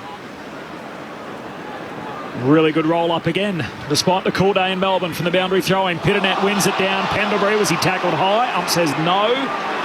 Patrick Cripps locks him up. And a ball up between wing and half forward for the Pies. Collingwood by 34, 19 gone, third term. Thrown up, Pitternet wins it down to Walsh, who lost his footing. Mason Cox over the top of him, arm outstretched with McCreary and Mitchell. He's just a little bit slow to rise, Sam Walsh. It's the opening 5 rounds of the AFL season. Cox wins down the tap to Tom Mitchell. Hand pass to Pendlebury, feeds off Walsh, kicks towards Ash Johnson, couldn't take it cleanly, trying to knock it onto McCreary. Hewitt slides in, gets the hand pass to Young for the Blues, to Doherty at right half back, drives a kick up the members wing. Darcy Moore and Charlie Curnow. Moore wets his way to the front, palms it down. Akers charging through, gathers. Hand pass on the bounce for Walsh, slipped over, ran into Crisp, too high. Walsh probably got a little bit lucky in the end with the slip. He was flat-footed. Hand passes to the Carlton captain, Patrick Cripps, long inside 50. Flying from behind McGovern. Spoiled down by the Collingwood defence. Noble gathers, slips over. Motlop lays the tackle. Noble trying to knock it out. Umpire says holding the footy. It's on it. And there's a little bit going on between Charlie Curnow and Braden Maynard, and then a ragdoll throw to the ground from Maynard, and Jesse Motlop's trying to have the shot on goal as the reinforcements arrive. Just a little show of strength there, wasn't it, from those two boys? Seeing who does their weights. Like it. It was good. Get the ball in quick, create a contest, and I know it was a slip up and on the ball, but get the ball in quick there. Give your forwards an opportunity at the contest, and then get busy at ground level. 5 minutes in from the boundary. Jesse Motlop's going the snap. It's across the face of goal towards the goal square. It's punched down by Hoskin Elliott. The umpire with a whistle. It's a free kick going Collingwood's way. Crowd loves it. It's going the way of Nathan Murphy, who could feed it around the back to Nick Dacos. Tried the 50-metre check side on the outside of the boot as the kick out of the defensive arc from Nick Dacos is a turnover. And Silvani takes the intercept mark. He kicks to centre half forward for Ed Curnow. Hand pass away to Chera. Kicks deep inside 50. Charlie down there. Moore knocks it away. Murphy grabs it. He's gang tackled. Top of the goal square for Carlton. And a ball up 12 metres out from the Blues goal at the city end. It's gone up a level in the last couple of minutes. Bit of spice coming out there. A few boys throwing it their weight around a bit, which is good to see. Crowd's involved. And now Murphy's on the ground. The umpire just chucks it up. Cox wins it down. Ball spills to DeGoey. Hands it through to Sidebottom. Hurried kick straight to Chera. Takes the intercept mark. Centre half forward for Carlton. Good pressure there by the Carlton players inside 50. Just working hard, just trying to tackle, harass, force an errant kick from Steele Sidebottom, who's trying to get the ball in the boot quick and get it out of the area. But Chera set up in a really good spot. Takes the easy mark. Kicked a couple last time they met. Round 23 last year. I'd love one from him here. Adam Chera, the second-year Blue. The kick is on its way. It's offline. A bronze cheer from the Collingwood fans behind the goals at the city end. Pies by 33, time on third quarter.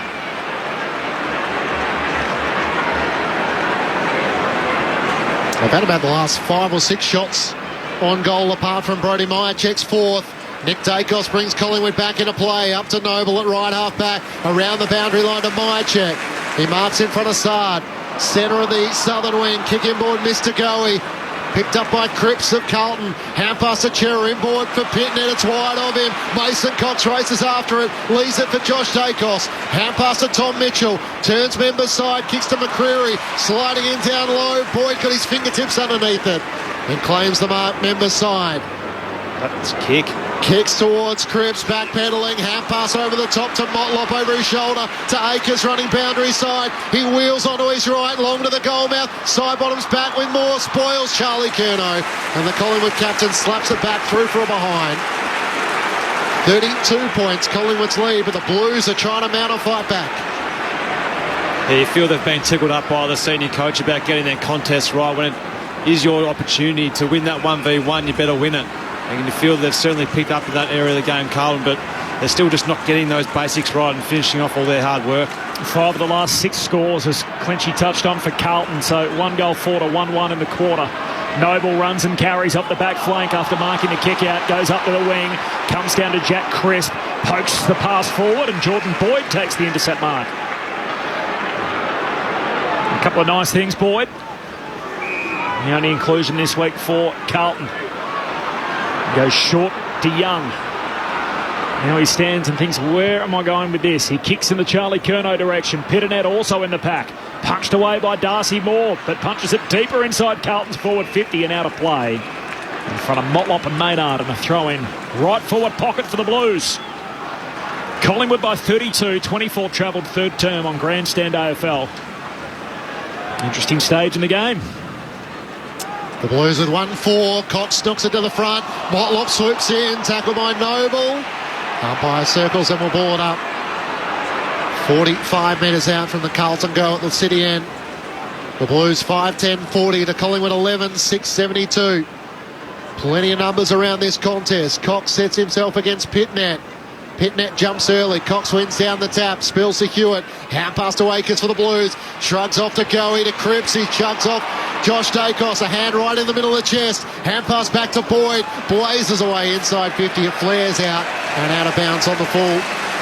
In the left back pocket for Collingwood. Darcy Moore will take the free kick. Collingwood by 32. Meanwhile, quarter time at Giant Stadium. GWS 4-1-25 to the Saints 3-3-21. We'll take you there at the completion of this game. A lot of footy in their front half. Not a whole lot of inroads on the scoreboard for the Blues as Moore goes long to half back. There's a free kick here for Mason Cox. Pack of around 5 or 6. He was infringed upon in the marking contest. 32-point lead for the Magpies, approaching three-quarter time. Kicks it in the Pitternet direction, got a hand to it. Spills down to Elliott. Surge kick down the line. Bouncing footy. Still alive. Wiedering close to the boundary line. Bobby Hill closes him down. Backs him out of play. Ump says throw it in. Oh, that ball just wouldn't go out. And Wiedering desperately wanted the safety of the boundary line. Bobby Hill pressured him out of play. No whistle for the Pies. A throw in, 48 out from the Collingwood goal. Pies by 32, 26 gone, third term. Darcy Cameron couldn't get there in time, so Pitnet double palms it down towards half-back. Motlop trying to run onto it. Akers overran the footy. Josh Dacos for Collingwood. Half pass out to Walsh. He can't link up with Hewitt. He did keep it in play. Everyone expected it to go out of play, but he gathers. Hand pass to Chera. Wants something in the middle of the ground. Kicks towards Boyd. Side bottom came fly the other direction. And Boyd's down. Picked up by Markoff of Collingwood. Hand pass to Adams. To Hoskin Elliott. Inside 50. Myercheck 2 against 1. Racing back. Wiedering. Got a fist to it. Myercheck was well set. And the reinforcements arrived just in the nick of time.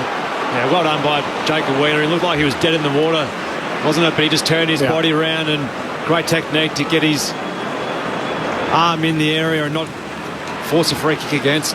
Quarter time in Sydney, Giants by 4 over St Kilda. Last game of the round already underway. We'll take you there next. From the boundary throw-in, Boyd kicks out of the defensive arc. Hand on it from McGovern. Knocks it down and it's out of play in front of Walsh and Maynard. And the throw-in 60 out from the Pies goal. Collingwood still with their sub up their sleeve. Jack Ginnivan, who was unwell during the week. This was Ash Johnson, by the way. He's played okay. He took a hanger and kicked a couple of goals already. Boundary throw in here. Approaching three-quarter time. Collingwood by 28. Close to the boundary line. Hewitt trying to take on a couple. Feeds a hand pass through to Chera. Handball to Doherty. Still at half-back. The Blues. Pettinet gives it to Ed Curnow. Hoskin Elliott got him. Taken down in the tackle. Holding the ball. Free kick for Collingwood. And they'll get it just forward of the wing through Will Hoskin Elliott. It's great pressure, wasn't it? That's why they're on top of the ladder. Carlton did a lot of things really well there. They hit their hands really well. It's just great chase down pressure. Not bad from your ruckman. They're going to play the follow-up tackle. So Hoskin Elliott laid the first one, and then in the end it's Darcy Cameron who's going to get it. Back in for the first time since a knee injury against the Tigers. Inside 50, Pitnet punches it down straight to Cottrell, who's locked up by Sidebottom. The umpire will ball it up right forward pocket for the Magpies. Collingwood 11, 6.72. Carlton 5, 10.40. Matt Clinch, Corbin Minimas, Lauren Borton, Mark Murphy and Brett Delidio with you. Sunday afternoon footy. Thrown up in the air. Pitnet palms it down. Straight to Walsh. Off balance. Kicks towards the defensive 50. Crisp going back. Takes the mark for Collingwood. On the run, he'd almost be half a chance here, but he's out to the right. Veers out to the left. Puts it as deep as he can. Johnson's the target. Tries to fly again. Can't come down with it. Mychek fends off an opponent. His kick is smothered. Hoskin Elliott lays the tackle over Young. Ball stuck underneath a couple of players now. And Hoskin Elliott can't rip it clear. The umpire will ball it up. Top of the goal square for the Magpies. They lead by 32 points. Up it goes, Pittinet and Cameron. Cameron wins it down. Motlop onto it though for the Blues, or sells a dummy around Elliott. Kicks out of the defensive arc. There's only two guys there. McGovern's one of them. Goes up, got a hand to it. No marks, spills to Moore, puts it back inside 50. Right on the bell. And that'll do us. To three-quarter time, Elliott slayed a little bump on Newman right on the siren, and Motlop comes and says, how you going? And now all of a sudden we've got another little melee. They've been at it all day, these two teams. A few little spot fires. In terms of the scoreboard, it's been Collingwood who have been out in front. And again, they lead by 32 points here as we turn for home. So Collingwood 11, 6.72. Carlton 5, 10, 40. It's a 32-point lead for the Magpies. I've got 4 for Brody Mychek, 2 for Ash Johnson, and then singles for Elliott, Hill, Crisp, and Hoskin Elliott. Meanwhile, for Carlton, 3 goals for Charlie Curnow, and then 1 each to Mackay and Owies. Earlier today, it was a 116-point win for the Hawks over the West Coast Eagles. Hawthorn 22-10, 142 to the West Coast Eagles, 4-2-26. 6 goals to Mitch Lewis, 3 goals to Luke Bruce. And it means the West Coast Eagles are on the bottom of the ladder, 1 win and 9 losses, and a percentage of 55.4. Meanwhile, the first goal of the second quarter going the way of the Saints. Max King has a second in his first game back. And the Saints lead by 2 points, 4-3-27 to the Giants, 4-1-25. And we'll take you there at the completion of this game at the MCG. Sunday afternoon footy on Grandstand AFL on ABC Radio, ABC Sport Digital, and now streaming on the ABC Listen app. I've been waiting for you. Please sit down. You've been blessed with many heirs and heiresses. In the future, I see your children entranced by the ABC Listen app, understanding the world with news time, laughing out loud to story salad, and being lulled to sleep with story time and lullabies. Your reading is complete. Keep your money.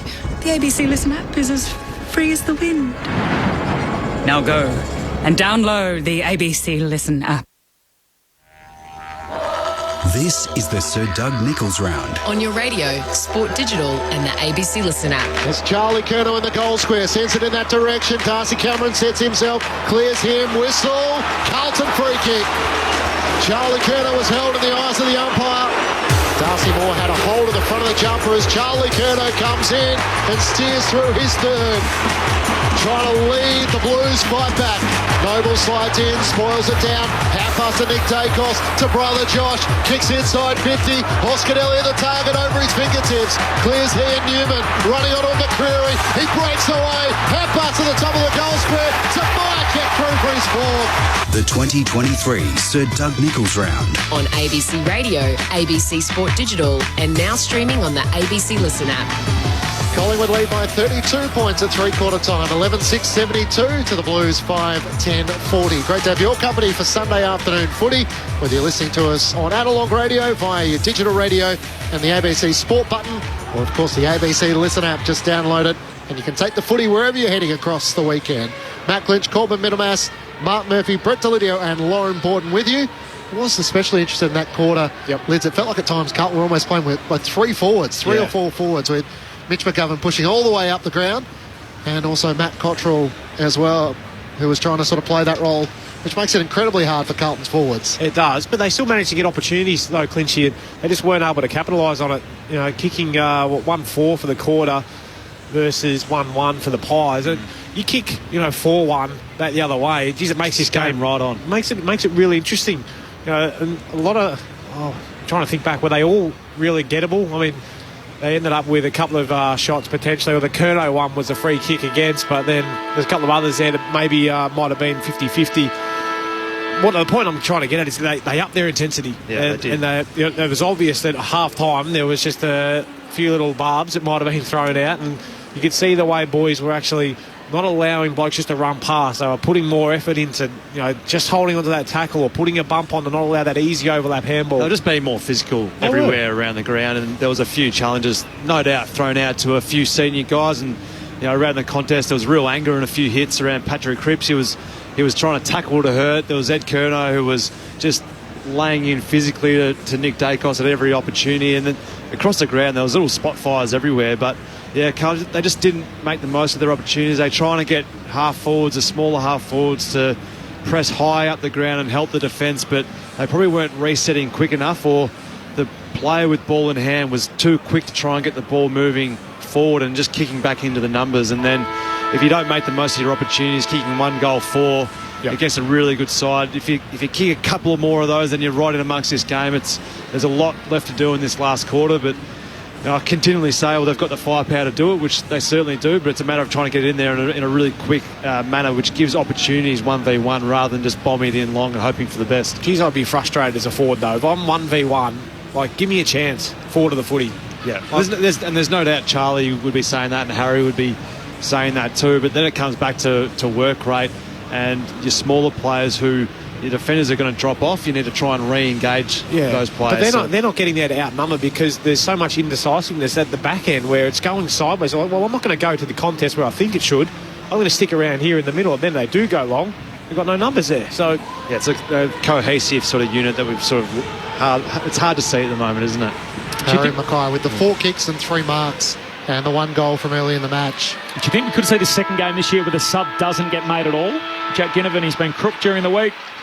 Maybe hasn't been tapped in so far. We're 3/4 of the way through. Maybe just wouldn't surprise me. Just leave him put him in front of the heater with a rug on, and that'll be it. Final quarter underway. Collingwood by 32 points. Pitnet and Darcy Cameron spills down the way towards Tekoe and Doherty. Doherty in the centre square, socks it towards half forward. Durden, good clean pick up. Hand pass to Walsh, looking for Cottrell. Taps it to his own advantage inside 50. Jams it onto the right boot. This would be some start. He misses to the right hand side. Under pressure all the way as soon as he gathered the footy. Collingwood by 31 points. It's the 15th time Carlton have trailed at 3/4 time under Michael Voss. They've won just 1 of those, so 1-13. And they're trying to run down the best finishing team in footy. Nick Dacos runs and carries, kicks long up to the wing. Young knocks it away for the Blues, but straight down to Tekoe. The season he's having. Hand pass away to Noble, who runs with it, kicks up into the front half. Myercheck up strong. McGovern knocks it away from him on the way down. Comes to Young of the Blues. Hand pass to Sard. There's the Wolf cries. He kicks all the way down the wing for Carlton. Free kick for Mackay. Free kick over the shoulder. He won't even get it. His captain takes the advantage. Cripps inside 50. Silvani reels it in. Oh, it's a great kick in the end, taking the free kick. Paddy Cripps off the Harry Mackay free kick was the only place that Jack could have marked the ball. There was another defender from Collingwood running back to support, but just great ball use going forward, putting it into the space. It went quick though, didn't it? Yeah. That's the key. You got to utilise your opportunities forward 1v1, because it doesn't allow the defenders to work together and put their forward in a position where they can't get the footy. 5 in from the boundary line. He'll kick it from just inside 50 at left half forward. Silvani starts it out left, leaves it there. In the end, it's lucky to sneak through for a behind. Collingwood by 5 goals. 5-12 to 11-6. 30-point lead for the Magpies 2 minutes into the last. So 1-6 since half-time for the Blues. It's Darcy Moore straight down the middle to his fellow defender, Nathan Murphy. 17 scoring shots each. Murphy looks laterally. Sends it out to the left back pocket where Josh Dacos takes the mark. Leading up at him, Jamie Elliott. Left half back for the Magpies. All the numbers are on the southern side of the G. Chips it over the top to Josh Dacos. It clears him. Running onto it, Quaynor. Gathers it, gives it back to Josh Dacos. Hand pass to go. He has Doherty right there with him. And tackles him over the boundary line and out of play. Lauren Borden on the boundary. Well, there was enough in that third quarter to stop Carlton fans from going home at three-quarter time. The MCC is also at capacity, so with that number, the 22,000 or so, we might even be pushing 90,000 here today. Ooh. What do you reckon it is, Loz? Oh, I think it might be just under. MCC might be at capacity, but you can still see a few spare seats. Lauren Borden on the boundary. What did you have for Dreamtime in the G last night? 78. High 78. What was the record? 85. Little light. So hoping for somewhere over 85, maybe 88,000. Quick kick towards half forward for the Blues. It clears Harry Mackay. Racing onto a Charlie Curnow. Couldn't take it. Tries to knock it on to Jack Silvani. Back to Charlie Curnow. He slipped over. Darcy Moore lays the tackle. He tries to break clear. He had a long time. Umpire waves play on. Isaac Quaynor for Collingwood. Hand pass to John Jacobs. Up the southern wing. Ash Johnson sets himself and takes the mark. Centre win on the southern side. Looks for Bobby Hill. He just kicks it out in front of him. Boyd does well. Knocks it away from him. And Jordan Boyd is out after it. Close to the boundary line. It beats him out of play. Half forward for Collingwood. They've had a few of those today, Carlton, running back with the flight. Their ability to get a fist in and not impede the Collingwood player going to take the mark or give away a free kick's been really good. Good courage. He hasn't played since round 15 last year, Jordan Boyd. Came in for Chincotta. Playing off the back flank for the boundary throw. G. Elliott through the stoppage at pace. Wins it for Collingwood. Hand pass to Josh Dacos. 60 out from goal. Kicks to the goal square. They're all down there. Sides up and knocks it through for a rush behind. Johnson and Myercheck both crouching in the pack, waiting for that ball to come in. Collingwood by 31. 4 gone, final term. Blues have got to make it happen fast. Saad brings the Blues back into play. Takes his mandatory bounce and sends it up towards Harry Mackay. This time he takes the mark. 4th mark of the game in front of Murphy. Into the middle of the crowd. Missed Charlie Curnow. Pendlebury getting back. Telegraphed in the end. The former Collingwood captain read that as he does the game so well. Bouncing on his toes as he looks for options further afield. Kicks laterally. Darcy Moore takes the mark. I'm just not even sure why Charlie Curnow's leading into the corridor there. You've got it centre back. It's got to be the midfielders leading into that space or the high half forward. Moore kicks it as far as he can towards Myercheck. Wiedering set himself in front. It awkwardly got a free kick. Chopping of the arms. Oh, just dragged down by the left arm by Brodie Myercheck in the end. There wasn't a lot in it. As Wiedering sends it wide on the southern side of the ground and Jack Silvani marks. Had a look earlier in the quarter, couldn't kick it through, goes for his captain here, and he's outmarked by his opposing skipper. Moore's up, wins the one-on-one with Cripps. Moore coming out the footy, Cripps back pedalling, and Moore's got another intercept touch for Collingwood. He goes short to Mitchell. Number 15, Corb.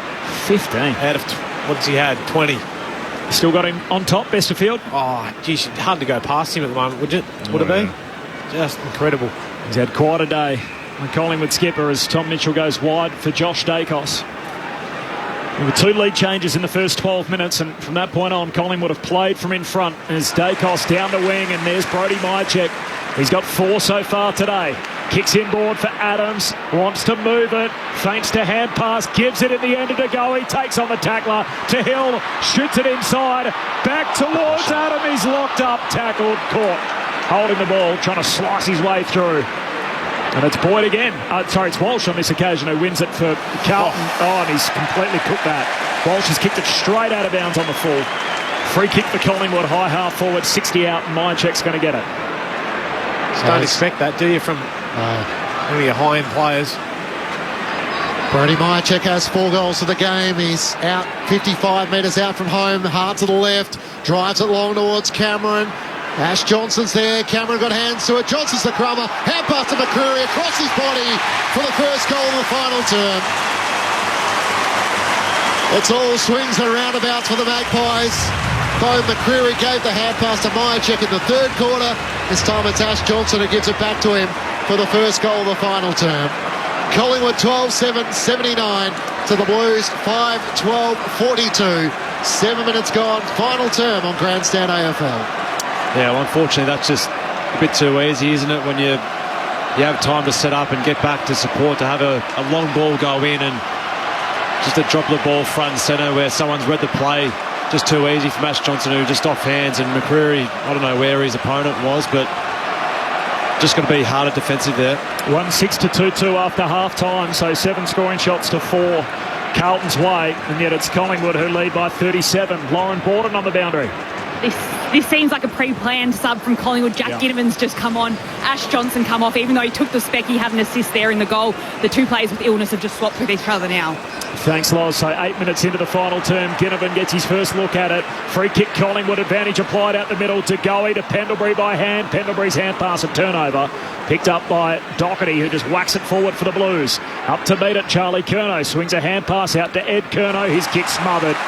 Nice work from Maynard on the 1%er, forces the ball out of play, and a throw in 60 out from the Carlton goal.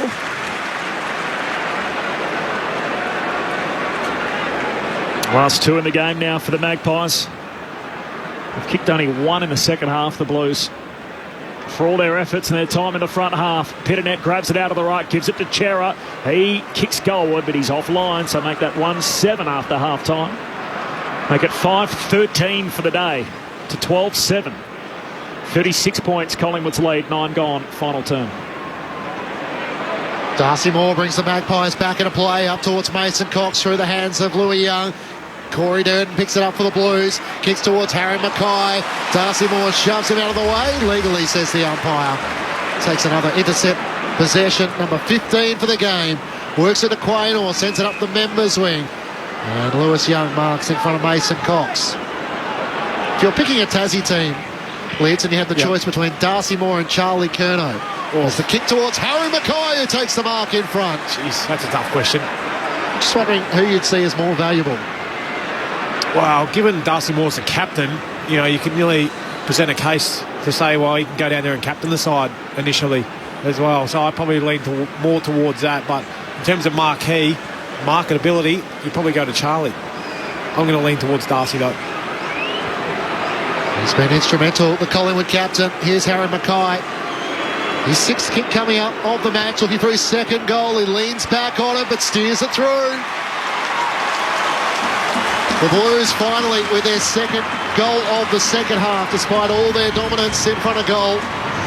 And the margin is 30 points Collingwood's way. 12-7, 79 to the Blues, 6-13, 49. 10 minutes gone. Final term, a goal apiece. What do you think the message from Michael Voss is at the moment, Lids? It's got to come out from the runner. Do you just, right, boys, just free wheel here, let's just try and score at all costs, or is there still enough time where you're still backing your method? I think you've got to back in your method, but you've also got to take those calculated risks. Yeah. And probably earn more on the side of going for the risk versus the safety down the line play. I'm not talking about that Harry Mackay kick into the middle of the ground. I'm just saying if there's a runner going past Saab, Doherty, flick it. Let him get that overlap and see if we can get out the back to a 1v1. 30-point lead for the Magpies. Back in the middle of the ground. Comes down to Taylor Adams in the centre clearance for Collingwood. Kicks to half forward. Wiedering got hands to it. Spills to Myercheck. He's tackled, lost it. Kennedy coughs it up. Comes down to Ginnivan, fresh on the ground. He's tackled. Collingwood fans wanted a high tackle. They're not getting it. And a ball up. Jeez, Steve. I don't think he's ever getting one of them ever again. Never again. Cox wins the hit out. Charging through. Kennedy collects, hooks it across his body out of the defensive arc. Owies, ball runs by him, picked up by Quaynor between wing and half forward. He looks back inside 50, kicks it to Mason Cox. Takes the mark, left half forward, 35 out. Well, if I hadn't watched last week, I would say this might be troubling for distance-wise, but as we know last week, Leedsy went back from about 55 and put one through, but this one's downhill and with the wind, isn't it, from the side of the ground? But if he can't make the distance from 30, please. He's kicking it for 40, 45, isn't he? Maybe. It's not downhill, but the ball does travel from this end, as we found out last week. Tight angle. 2 metres in from the boundary line. His set shot won't quite get there. They all compete on the line. There's a mark paid. It's going to McGovern. Come on, Mace. Even with the short of 50 and everything else, couldn't quite put it through. McGovern up towards Harry Mackay. Markov in from the side for Collingwood. Spills the way of Hewitt. Hand pass in the direction of Hoskett Elliott for Collingwood. Trying to knock it clear, and the umpire will ball it up. It's Taylor Adams, in fact, who was on the very bottom of the pack for the Magpies. Collingwood by 30 points. Thrown up. Cox tries to take it out of the ruck. Somehow got it to Adams, who's locked up at right half forward for the Pies. The other game, by the way, Clinchy. So yeah. Jack Higgins just put St Kilda in front, so they lead the Giants by 2 halfway through the second quarter. Take it to Giants Stadium at the completion of this game. Taylor Adams from the clearance, trying to get it to Jack Ginnivan. Bursts away, almost run down by Motlop. Feeds it to DeGoey, shanks it towards full forward, and Louis Young down low takes the mark for the Blues. 15 metres out from the city end. Collingwood by 30 points. 13 minutes gone, final turn. It'll be a popular time slot, I'm sure, Lids in Western Sydney, the 4:40 on the Sunday. Yeah, the best. As Young runs and carries, kicks out to half-back, wanted to get it to Akers, spills through to Jack Crisp. Hand pass to Pendlebury for the Magpies, hands it to Moore, back to Crisp, sends Collingwood inside 50, back peddling, McGovern knocks it out of bounds. They've actually got a past players event on up there this weekend. Oh, a few boys are up there, went up there last night, I think, and they had... You didn't make it? No, I'm here, no. So obviously. Yeah, otherwise, you're not going afterwards? Oh, yeah, I'll just sneak up. 30 metres out from the Pies goal, boundary throw in. Akers, hand pass to Chera. Gives it away by hand to Kennedy. Kicks out wide, and Newman take the mark. Half back for the Blues. Lays it off to Paddy Cripps. He looks up the southern side of the MCG towards Harry Mackay, wrestling with Darcy Moore. Maynard slipped in front, dropped the mark, trying to knock it forward. Owie straight to Darcy Moore. He's tackled by Hewitt. He's careful not to drag it back in. The umpire will ball it up. They charter flights from Melbourne up to Sydney for ex-Giants players. They helped out a fair bit, to be honest, I think, with the for the boys to get up there, but I had other priorities, unfortunately. You committed to us. We appreciate that. Akers for the Blues. Hand pass to Cripps, the Carlton captain, inside 50. Markov spoiled when he could have marked. Hand pass to DeGoey. He's under immediate pressure. Tackled by Motlop, and now Quaynor is tackled by Charlie Curnow. 50 metres out from the Blues goal. Up it goes. Centre half forward for the Blues. Cox wins it down from the back, but down to Hewitt. Hand pass away to Akers. His hand pass a turnover. There's Nick Dacos for Collingwood. The 1-2 with DeGoey. Dacos in a bit of space off the back flank. Kicks down the wing. Wanted to get it to Crisp. Bobby Hill with a little deft touch, but ends up in the path of Sard. Sockers it away to Chera. Carlton back with it. Hand pass to Ed Curnow. 70 out. Kicks inside the forward arc. It's Darcy Moore again. He's in front. Takes another intercept mark. Darts away the Collingwood captain. Kicks it to Markov in the back pocket. 17 intercept possessions for Darcy Moore. As Markov up to McCreary at full stretch as McGovern most awkwardly tunneled him underneath. McCreary at right half back for the Magpies, who lead by 30 points. 15 minutes gone, final turn.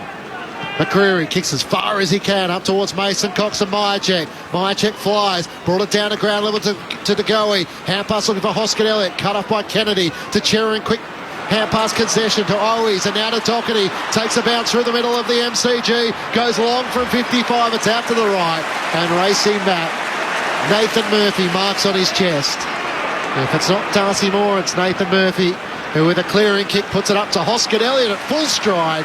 He marks just inside the boundary at left half back. To put the 17 intercept possessions into some kind of context, the next best for Collingwood is 7. The next best in the game is 9. He's had 17. Phenomenal night. Incredible. For Darcy Moore, the premier key defender in the game, as the long kick heads down the wing for Collingwood. There's a free here for a push in the marking contest. It's going Collingwood's way.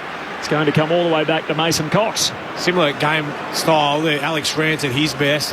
We played the Giants up there in Canberra. They smacked us by 120 points. And Leon Cameron just said, how do we get Alex Rance on our team? He's that good. Hand pass away towards Noble. He goes long to half forward, and Young with an intercept mark there for Carlton. Hand pass away to Saad. He kicks down the wing. Cripps trying to control the half volley. He's got Nick Dacos sweating on him. Cripps now tackled, throws his arms out. The umpire says, I'll have it. And the ball up on the wing. 30-point lead for Collingwood. 17 gone final term. Meanwhile in Sydney, 7 minutes to go in the second quarter, a 2-point lead for the Saints. But from the restart, Doherty hands it out to Walsh. He's tackled by Mitchell. Hand pass kept it alive. Blues come up with that. Ed Curnow to Hewitt to Cripps. Hand pass inboard to Walsh, who gets on his bike again. Kicks down the wing. Akers hands it back to Walsh. His third touch in the chain. Hand pass over to Hewitt. High half forward. Kicks inside the forward 50. Charlie Curnow in the wrestle with Murphy. He wins it here. And Curnow takes the mark. 5 in from the boundary line. Right half forward. Well, good ball use there on the Shane Warne side of the ground by Carlton, just playing that piggy in the middle type of play where they just use the extra number and work the ball out really smartly. And then we've seen what happens when you get a 1v1 with Charlie Curnow. Whoever his opponent is, he's just too strong and draws free kicks or takes the mark on this occasion.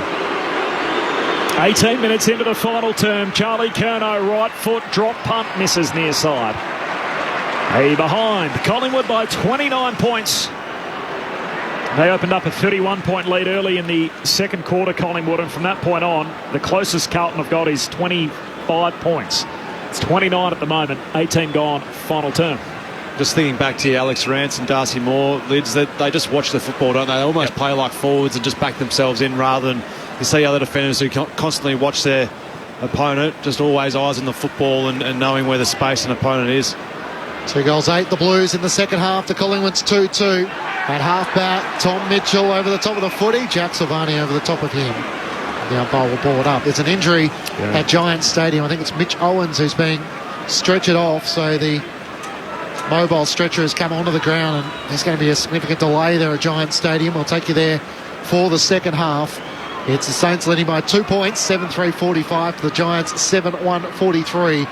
The Blues through Sam Walsh at half forward. Half pass to Matt Kennedy in from the side. Nick Dacos takes it back for Collingwood. Sends it up the members' wing. Mason Cox. Couple of metres on Louis Young. And takes the mark as he just struts past the Carlton bench. The big Texan coming through. It's like he's got a parachute on his back pulling his shoulders. He just struts. Love it. Game 100 coming up next week against North Melbourne. Steel side bottom. Also touches past a milestone. Game 300 for him. We'll be there. Docklands next Sunday. As Josh Dacos up towards half forward, and Hoskin Elliott rises to take the mark. Dacos at right. Hoskin Elliott at right half forward can give it back to Josh Dacos. He ran the boundary line. Marks 60 metres out from home. At the city end of the MCG, comes inboard to Scott Pendlebury. Carlton have everyone inside their defensive half apart from Jack Silvani. Pendlebury swings onto his left, kicks out in front of Mason Cox, who struts out and takes the mark, uncontested in the end. Yeah, that's a concern, Clinchy, that it was uncontested. Yeah, you called it right too, Clinchy. You had 17 Carlton players in the D50. And still Mason Cox is able to run out and take an uncontested mark. As good as the kick was from Scott Pendlebury, just there's no body checking on Mason Cox whatsoever, and just a really poor passage of play. Bit hard to miss the biggest man on the ground. Directly in front, it's Mason's moment as he comes in and drives it home. The Pies extend their lead to 35 points with 2 goals to 1 in this final term. 13-7-85 to the Blues, 6-14-50. 21 minutes gone, final term on ABC Sport. Yeah, it was just a nice set-up kick from Pendlebury, wasn't it? It's the ability just to have that separation. Big Mason Cox, I mean, he's 10 feet tall once he extends his arms up. Pretty quick off the mark too for a big bloke, but so good to see him strutting his stuff down there in that forward line. I didn't see anything in the celebration. Was there anything on offer? Double cobra from the big fella. Double cobra. Yes, it was. How did I miss that? Oh, jeez. Back to 35 points. Collingwood cruising to win number 9. Free kick here in the middle of the ground. It's going Collingwood's way. A late whistle and a high tackle on Tom Mitchell. Mitchell just kicks it in the direction of Cox again. A little too much on it, and Young takes the intercept mark for Carlton. 5-day break for the Baggers too, so Friday night footy against the Swans. Swans back in the winners list at 4 and 6. Carlton will be 4.5 wins. As Young goes long to the wing, spills down to Maynard. Hand pass back into congestion, spills the way of Mackay for the Blues. Hand pass away to Chera, dishes it off to Walsh, kicks to centre half forward. Here's Curnow. He's tried his heart out, kicks inside the forward 50, and there's Matt Owies who takes the mark, centre half forward 40 out. We'll get on with this pretty quickly, Owies. He's not mucking around. Skips in, close to the bound on the mark. The drop punt from Owies is good. He's got a couple. And a late one for the Blues. Time on final turn. They played from behind most of the day. Collingwood by 29 points. 13-7-85. Carlton 7-14-56. Competitive in the second half, but inaccurate. Haven't been able to close the gap on the scoreboard. Yeah, no, spot on, Corby. They've certainly been competitive in this second half, but just in that third quarter, just their skill execution and their ability to finish off their hard work, they just didn't get any reward for any of their effort. And then Collingwood have been pretty good in this last quarter and really shut out the game well. Carlton moved the ball better at times in this last quarter. Then they moved the ball pretty well, but the sting's certainly gone out of it. So the second half scoreboard is 3 goals 8 to 3 goals 2. So 6 more scoring shots, all of them behinds. 11 scores to 5 in the second half, Carlton's way. Back in the middle, Pittman and Darcy Cameron. Spills down the way of Doherty, runs straight into Tom Mitchell, who lays the tackle. Ball stuck underneath Cameron and a few others. And Chera and Hewitt sliding in. There might be a fight post-game too, boys. Tony Shaw's rubbing it into Murph next door in the next box. So get your heads on. We got your back, Murph. As Doherty kicks towards half forward, up towards Maynard of Collingwood. Sport away from Silvani. Quick hand pass out towards Durden. Laid the tackle on Murphy. Ball spills clear. Nick Dacos for Collingwood. Hand pass intercepted by Motlop. Gave it to Chera, to Doherty. Little chip kick. Too wide for Walsh. And racing back, Bobby Hill. And marks in front of Charlie Curto. Collingwood by 29 points. Seen this a number of times. Bobby Hill getting really high up the ground and supporting his defence. He's working really hard to just help out his teammate, and something obviously that he's really bought into from joining the Giants. A slight favourite, you reckon, Murph? Of mine? Yeah, I like him. No, I mean in the head-to-head battle with Tony Shaw. Got him by height. Kick heads down the wing. Gerald looks in the middle of the ground. Doherty shakes a tackle. Hand pass away to Kennedy for the Blues. Oh, big hit in the middle of the ground. Tackle without the footy. Free kick Carlton. Had Curnow bowled over by Jamie Elliott. And Curnow just swings it all the way out to Boyd. Boyd looks inside the forward arc, and here's Harry Mackay hitting up marking right half forward. 45 from home. It's a bit of a Aussie Rules bash this week. Tom Bell-Chambers in the ring on Wednesday night on the undercard of a fight night at Margaret Court Arena against Cam Mooney. Cam Moons. I might be busy on Wednesday night, I think. As our resident boxing expert, will you be attending that one? Possibly. We need a rundown. Possibly. Cam Mooney's a favourite, I hear. Here's Harry Mackay to try and drive one in late. He misses across the goal face behind. 28 points, Collingwood's lead. 26 gone final turn. Crowd posted Clinchy. 80,354. So in a 24-hour period here at the MCG, we've had almost 160,000 people through the gates. 28 points, Collingwood's lead late in the last. Josh Dacos brings the Magpies back into play, but his kick is turned over. And Pitnet takes the mark at left half back. Centering ball looking for Charlie Curnow. Darcy Moore spoils it away. Spills to Degoe inside the defensive 50. Breaks Hewitt once, not twice. Has to get the hand pass away as he's dragged down. Got it to Noble. Searching kick to left half back. Crisp takes the mark. They just always find a way out of trouble, Collingwood, as he chips it over the top to Hoskin Elliott. He just gestures for a little bit of control as he looks for options across half-back. Magpies by 28 points as he chips it around the boundary line. Back to Jack Crisp. One thing they're very good at, Collingwood, is in the tackle. They do stand up in it really well and then dish out to a teammate. They never really get caught holding the ball, or they're just so strong in the tackle. Is that training or technique? Or training, technique, and just the mindset to always fight through. Sandpit in the pre-season as Markov inside 50. Big fly from Myercheck, but Pitnet was set in front. He takes the intercepting mark for the Blues. Right back pocket. 26 minutes gone. Collingwood by 28 points. Wash up to come here, and then second half from Sydney between the Giants and the Saints. Scores level there on the stroke of half-time. Collingwood by 28. The Blues out of the defensive arc. Oh, Durden just missed one.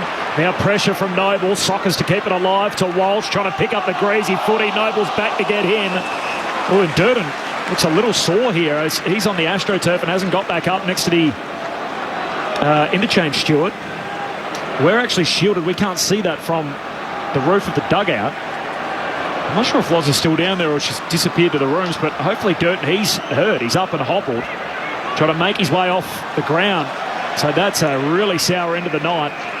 Durden going over on his ankle right at the end there on the AstroTurf, hobbling to the bench. Quick kick forward from the Blues, went out of bounds on the full by Sam Walsh. Noble will get it for the last kick of the game. Drives it down the wing. And Collingwood continue to run the table. 6 on the trot. They remain a game clear on top. The Pies by 28.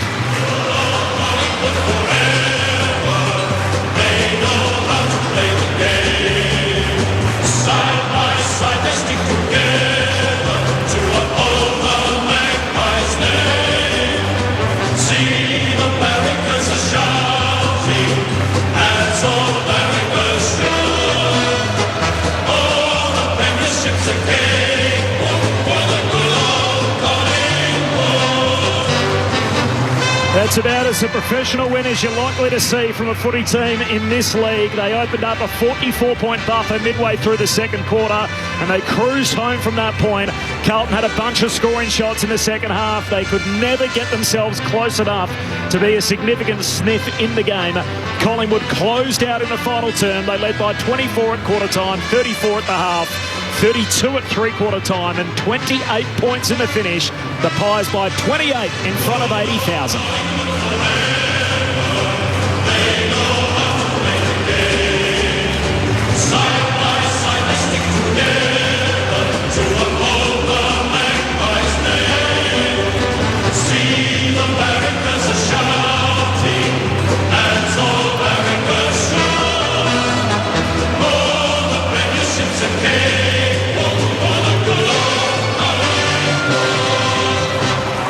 Wasn't the same drama like the last time these two teams met. It was just a professional win for Collingwood. They close out having kicked 9 of the first 11 goals.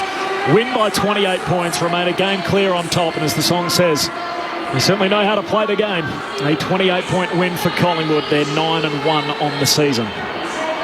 Thoughts of Mark Murphy and Brett Delidio with you on ABC Sport. Yeah, it's a pretty comprehensive win, I suppose, in the end from Collingwood. I thought they were solid right throughout the game.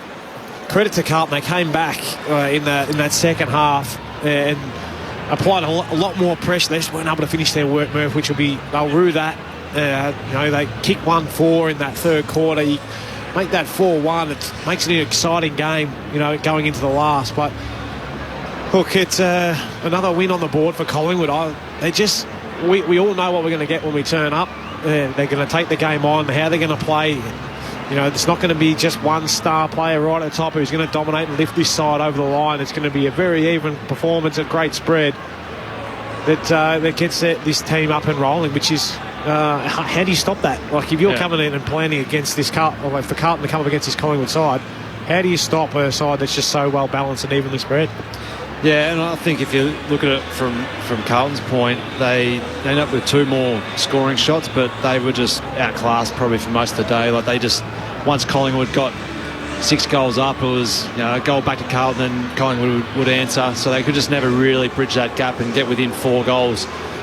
Once they did get that margin of 5 or 6 goals up, And it's been the same thing which has plagued them so far this year, Carlton. It's been their skill execution, and if it's a one-off game where that happens and you're like, oh, well, you know what, don't worry about it, boys, let's just get back to training and it'll turn for us. But we constantly see them against the really good sides, and that is because there's obviously a heightened pressure, and that forces the skill errors, and sometimes it doesn't necessarily read that way when you look at the disposal efficiency and you go, oh, they actually kicked the ball all right, but that's because they get the positive slant by kicking the ball sideways or using the uncontested mark method. But when it comes time to actually penetrate and get the ball forward of centre and then inside 50, that's when their decisions are questioned, and then that's where their executions aren't quite up to scratch. And they saw a side today, Carlton, in Collingwood, who just get their skills right majority of the time, and when they don't get it right, they're quick to clean it up because they're predictable to one another. Well, they get less of the footy, but they're more damaging, Collingwood, aren't they? And that's what was always the argument when the Tigers of old, when I was playing there, and teams gone by, is that everyone tried to play like Geelong used to, get 400 disposals and just dominate and not have to run too much because you've got a hold of the footy all the time. Whereas there's been other times in Richmond, we watched them in their era, it was less possessions but territory. Hold it in your forward half. And I think Collingwood have got that great balance at the moment. They're only down 20 possessions today on Carlton, but their ability to stay in their forward half but take ground when they've got those opportunities, they go at the opposition and they don't allow you to get set up behind the ball. And they always look forward whenever they get the ball too, so they have that bailout option to go back if they need to. But the one thing that really stands out to me when I watch Collingwood play is that whenever they receive the ball, they're always looking to go towards goal or corridor, whereas when I look at Carlton, when they're not playing at their best, and they got it right sometimes today, but they sort of err on the side of going back or wide, which then invites more pressure down the field and doesn't allow you to score quicker, and allows the other opposition team to set up defensively much easier. You're full of praise, Lids, for Darcy Moore throughout the match. Finished with 25 disposals, 11 contested marks, 17 intercept possessions. It's not a record until Sir Swamp Thing puts it on Twitter. He says 11 intercept marks for Darcy Moore is the new AFL record. Well, he was incredible today. There was no doubting that he was. It's like playing tennis against a brick wall. He just kept rebounding it back. Couldn't get past him. But I love that it's not just wrestling and taking it off the opposition and inferior opponent. He's playing against Charlie Curnow and out-manoeuvring him, being able to read the flight better, read it quicker, and go at the footy. And that's what you made mention of, and something that Alex Rancid, an old teammate of mine, he'd go at the ball and try and intercept and play in front and take something away from the opposition. He's Collingwood's most valuable player now, isn't he? How do you argue against that? You couldn't possibly. Not just his ability to play the game, but the way he sets it up across half-back and the leadership he's now developing into. If he's not there, there's a big gaping hole as who's going to fill that spot. There's no doubt that he's the man down there. He's obviously the skipper. He leads by example, but also he instructs his other teammates around him to position themselves accordingly, and he's always there to support, and that's why he's such a great player. Carlton today, by the way, Clinchy, so we talked about how inaccurate they were in the second half. They had 12 shots to 5, 3-9 to 3-2 after half-time. Only 3 goal kickers again. So they got 3 from Curnow, 2 from Mackay, 2 from Owies. That made up their 7. They're actually ranked second last in the league for goals from midfielders. So they've only kicked 7 goals from their midfield all season, and even their behinds today. So Chera 2 behinds, Ed Curnow 1, Silvani 1, Cottrell 1, but then 5 rushed. So it wasn't as if they were sort of midfielders are peppering away, or they had a real spread of scoring options that was so limited again as to who's actually hitting the scoreboard. I made mention of it at the start of the game about that midfielders getting in a more aggressive position, and you very rarely see them get in that position where they're having shots at goal or penetrating. I don't think they've got the speed to. Well, they're also pushing a long way up the ground. So it's 51 inside 50s apiece for the match. Collingwood take 13 marks inside 50 to Carlton's 9. Yeah, so I don't think they're pushing hard enough forward to be able to provide an option at times. Very rarely do you see. A highlight of Paddy Cripps' game last year was his ability to drift forward and take marks inside 50. And you hardly really ever see him almost go down there at the moment. So whether or not he's instructed not to get deeper inside 50 and become an option as a marking option, I'm not sure what it is, but their midfielders need to certainly start to kick those goals. He's kicked 1 goal 8, Paddy Cripps, for the season. He had What did he kick last year? 20 goals. 28 goals last year. 28 goals? No, didn't kick 28, surely, did he? No. Let me check the book. I think it must have been 20. Can't even remember notes by this stage of the game. Paddy Cripps, he kicked 20 goals. 20 9. goals. Yeah. That's going nearly a goal a game, which is good going for a midfielder. Yeah. I think the best mids do that. You know, they get their 20, 25 plus a goal a game, and that's where you get your real damage. But unfortunately for the Carlton mids, like, they're just not getting any scoreboard pressure from them. It's too much is left and too few. He's averaging 28 disposals this year. That's what my note said. Inside the Collingwood rooms with Lauren Borden. They're all in their circle already. Darcy Moore led them in, and they're all ready to go and sing their song.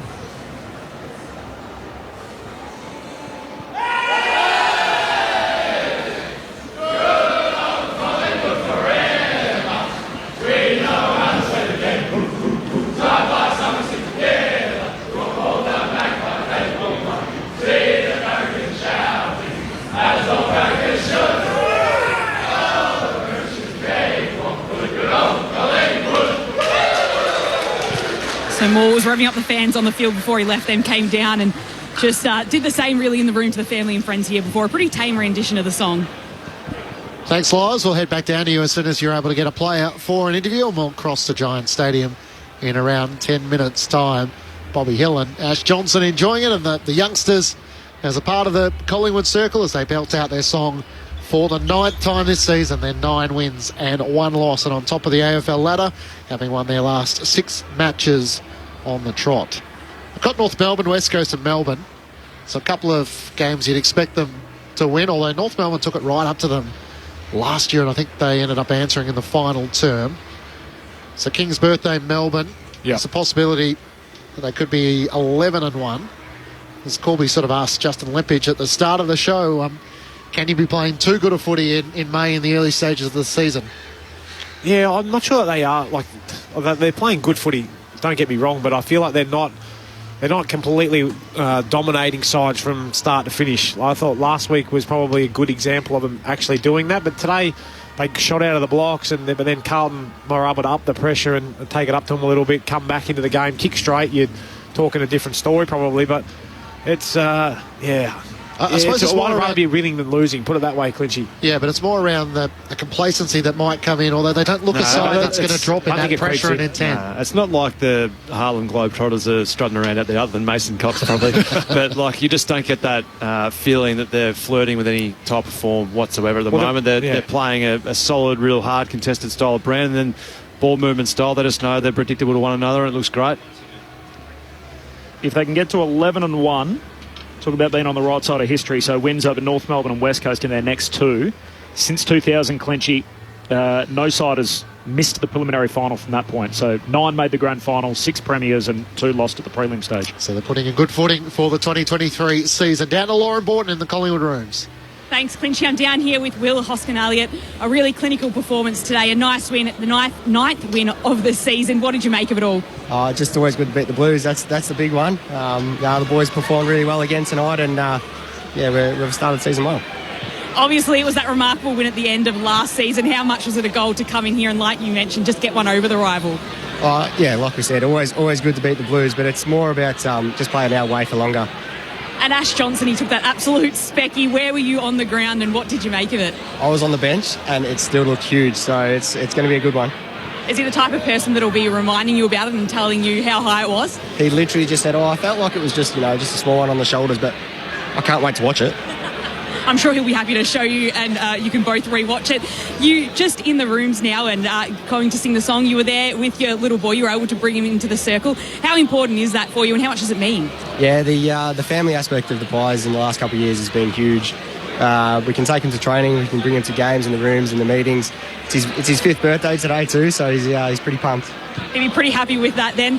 We'll head upstairs now for some more questions from Brett Delidio and Mark Murphy. Brett Delidio, well done on the win today. Your captain, mate, I want to hear a few words from you about him. He was fantastic. Mate, you must be pleased with his form at your own in particular. He gets highlighted every single week. He's just unstoppable. He intercept marks, intercept spoils. He's just going to another level. You boys started the game really well. Did you notice a lift in intensity from the Carlton boys after half-time? Yeah, they in the third quarter our pressure went down and theirs went up, but we got it back on our terms, so always good. Will, it's Corbin Middlemass here. Craig McRae spoke about the fact that they was going to show highlights or some vision of the match that you played against them in round 23 last year. Can you take us inside that session? What was that like when he showed you some vision of the last time he met? It was supposed to be of the last year, but it ended up being the last 10 years or so, a vision of Collingwood v Carlton. So it ended up being a good 15-minute video. And what was the theme behind it?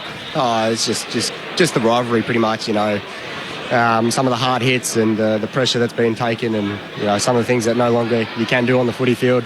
It was just to see the rivalry side of the game. Did you grow up with a bit of insight into the Carlton-Collingwood rivalry? Who'd you barrack for as a kid? I was a massive Pies fan, so it's even better when we were playing against them now and winning. Absolutely. Will Murphy, I'd like to ask you about a former coach of mine, Brendan Bolton. Was he fired up during the week? Did he get him angry about anything? Obviously had history at Carlton a few years ago. What was he like in the build-up this week? This year he's actually quite calm. Last year was a different story, but this year he's calm and he's kept his lid on it, so he's good. So give us a bit of an insight, Will, as to how different this year feels compared to last year. We sort of all cast our mind back to round 23, the last time you faced off against the Blues. It was a thrilling game. Collingwood advanced on into the finals. Carlton missed out. It feels like that gap has widened more this year. How do you feel like the Collingwood side is different in 2023? I just feel like we can string 4 quarters together this season, whereas last year we'd play 3 and then, maybe that fourth or a bit in the third quarter we'd have patches, but we're coming out after half time now and we're continuing our good form, which is really holding us in good stead. Do you feel like you could run down Bobby Hill when he's streaming around the members' wing? Absolutely not. Is he the quickest at the club? Darcy Moore actually is by GPS numbers. Incredible. Tell us a bit more about Darcy, because he's obviously had a breakout game today. He's broken the record for intercept marks, which is 11, 17 intercept disposals for the match. But just in terms of his captaincy and how different this Collingwood side is under him. It hasn't changed too much. He's got a lot of guidance. Pendles is still here, and he's getting a lot from the coaches and Sidey and Howie. But I just think it's the leadership he's showing is more like get the boys around each other a lot more. We have a lot more social events with each other, and dinners at each other's houses and stuff. So I think that side of the leadership has changed, and he's flourishing in the role. Whose house is the go-to for the get-together? Is there someone? No, anyone and everyone. Okay, good work. Always great to catch up. Best of luck for the season. You're building nicely, Will. Thanks for your time on ABC Sport. No, thanks for having me. Will Hoskin-Elliott joining us from the Collingwood rooms. Everything's pretty happy down there in the Collingwood rooms at the moment as they move to 9-1 on top of the AFL ladder and setting up a couple of weeks against the Roos and the West Coast Eagles before the Demons on King's birthday. Good sunshine lad. Grew up supporting the Pies. Yep. And now gets a chance to roll out on the MCG for the black and white stripes, and look how well they're going. Yeah, can't be told off if you don't tell them too much, do you? With Will, he's a very man of short... Small. To me, a few words. Short sentences. I'm rattled here in the box. I'm actually rattled by Will's short answers. So I was thinking of my next question. He finished before I even started, I reckon. We all turned to you, Murph, because it was your turn to ask a question. Where were you? You were hiding under the desk. I followed the pattern where I was told open-ended questions, so get him to explain sort of what this, but still couldn't. Well, there's only one shorter than that. That's Dusty. He gives less than Will, but I know that. Whereas Will, I thought that we'd probably get a little bit more out of him. Yeah. So no votes for Will Hoskin-Elliott in terms of minus votes. Took us back to the early media days of Brett Delidio. No expansion on any of his answers. Keep it short. Can't get in trouble. The day was set up, Murph, around the Blues and what the expectations would be as to whether they could provide some sort of circuit breaker. It was a 5-week tough period where they were going to sort of define their season as to whether they'd be able to show enough progression and improvement that they were on the path to finals. What did you take away from Carlton's 28-point loss today, whereas in the second half they had their chances but inaccurate in front of goal? Yeah, we probably didn't learn much more, to be honest with you. We knew coming in that their skills haven't been up to scratch against the really good sides, and when they have played against good sides, they've been found out because they get scored on turnover and they find it hard to score themselves. And they did do a lot of things really well today. Like they were hard to score against Carlton. They defended pretty well. I thought as a whole they very rarely got opened up. But when you're kicking 7 goals 15, you're not going to win too many games of football. But yeah, it's just more of the same. Unfortunately, forward to centre, just the inability to be really connected in offense. You very rarely saw lead-out marks in any form of space. Really, it was always long and throw the ball on the boot a lot, which concerns you a little bit when there's times where you're under pressure and you need to just get it forward and get yardage, but there's times where they still didn't stand up to what AFL standard is, and you're playing against the really good sides. You need to be really good with your skills. So it's going to be a hard one for them to work their way out of this rut at the moment. So they don't have much time to think about it either when they're playing against Sydney on Friday night. So they lost to the Brisbane Lions by 26 points, to the Bulldogs by 20, to Collingwood by 28 points. And all of a sudden that Sydney game does open up a little bit of a possibility. The Swans got back on the winners list last week against North Melbourne, and the Demons in round 12. So at 4 wins, 5 losses and a draw, the season is starting to slip away from the Blues in a year in which many thought they'd be taking the leap inside finals calculation. The votes for the ABC Footballer of the Year. Have you ended up with it? I've got it. Lids, come on. Can you do the 3 first so we can build some suspense for the 2 and the 1? Because I don't think that 3's... Oh, yeah, we can. 3's that exciting, is it? No, it's not. Yeah, Darcy Moore, easily the best player on the ground for mine. 25 touches, 17 of those intercepts, kicked it at 88%. He's a start. 2, I went with Geordie De Goey. I thought he was fantastic today. His ability to break tackles and get out the front of stoppage and have his teammates come along for the ride with him was really, really good. 7 score involvements to go with 13 contested, and he's 27 of his own. And 1, I went to Sam Doherty from Carlton. I thought he was pretty good for the Blues. 34 touches at 72% of kicking efficiency. 25 of those 34 were kicks. 10 contested balls and 5 clearances. So 7 score involvements. I thought he was pretty good. And the 0 went to Will Hoskin-Elliott for his lack of depth in his answers. So, thanks. Just packing the truck over that. 3 to Moore, 2 to De Goey, 1 to Sam Doherty from Brett Delidio in the ABC Footballer of the Year. 3 goals to Charlie Curnow, has him 2 goals in front of Jezza Cameron in the Coleman. Brody Mychet with another 4 goals all of a sudden moves up to 6th. So it's very handy player, Brody Mychet. Yeah, it's not a star-studded Collingwood forward line, but you think he's 6th year on the list, picked up from the VFL and the rookie. As a backman. He's a 4-time leading goal kicker for Collingwood and just plays his role. So, as opposed to the star-studded forward line. He's just dependable, isn't he? Yeah. He very rarely gets beaten in 1v1s. He brings the ball to ground, and then he's very strong in the air. So and he's clever at ground level. So total package a little bit at the moment when you talk like that. But yeah, he's a real good focal point for them going forward, because you just know he's always going to half the contest. We've got the big one next Sunday. Of course, the Pies, again, top of the table team, and the team you grew up supporting, Murph, for a brief period of time in North Melbourne. So, what a big one. Yeah, very big one next week. We're going to go. Steel Sidebottom's 300th, Mason Cox's 100th. You'll be in attendance, Lids and Murph, for that. We will. Can't See wait. if the big Texan can strut once more. Collingwood winners by 28 points. We're heading to Giants Stadium. It's 51 apiece there. Unfortunately, Mitch Owens has been stretchered off for the Saints. We join Brett Sprigg, Daniel Garb, Jason Saddington, and great to have Chloe Malloy as part of our team for the rest of your Sunday night on ABC Sport. Welcome to Giants Stadium. This is the final game of round 10, the GWS Giants and St Kilda, and you've missed an enthralling opening half.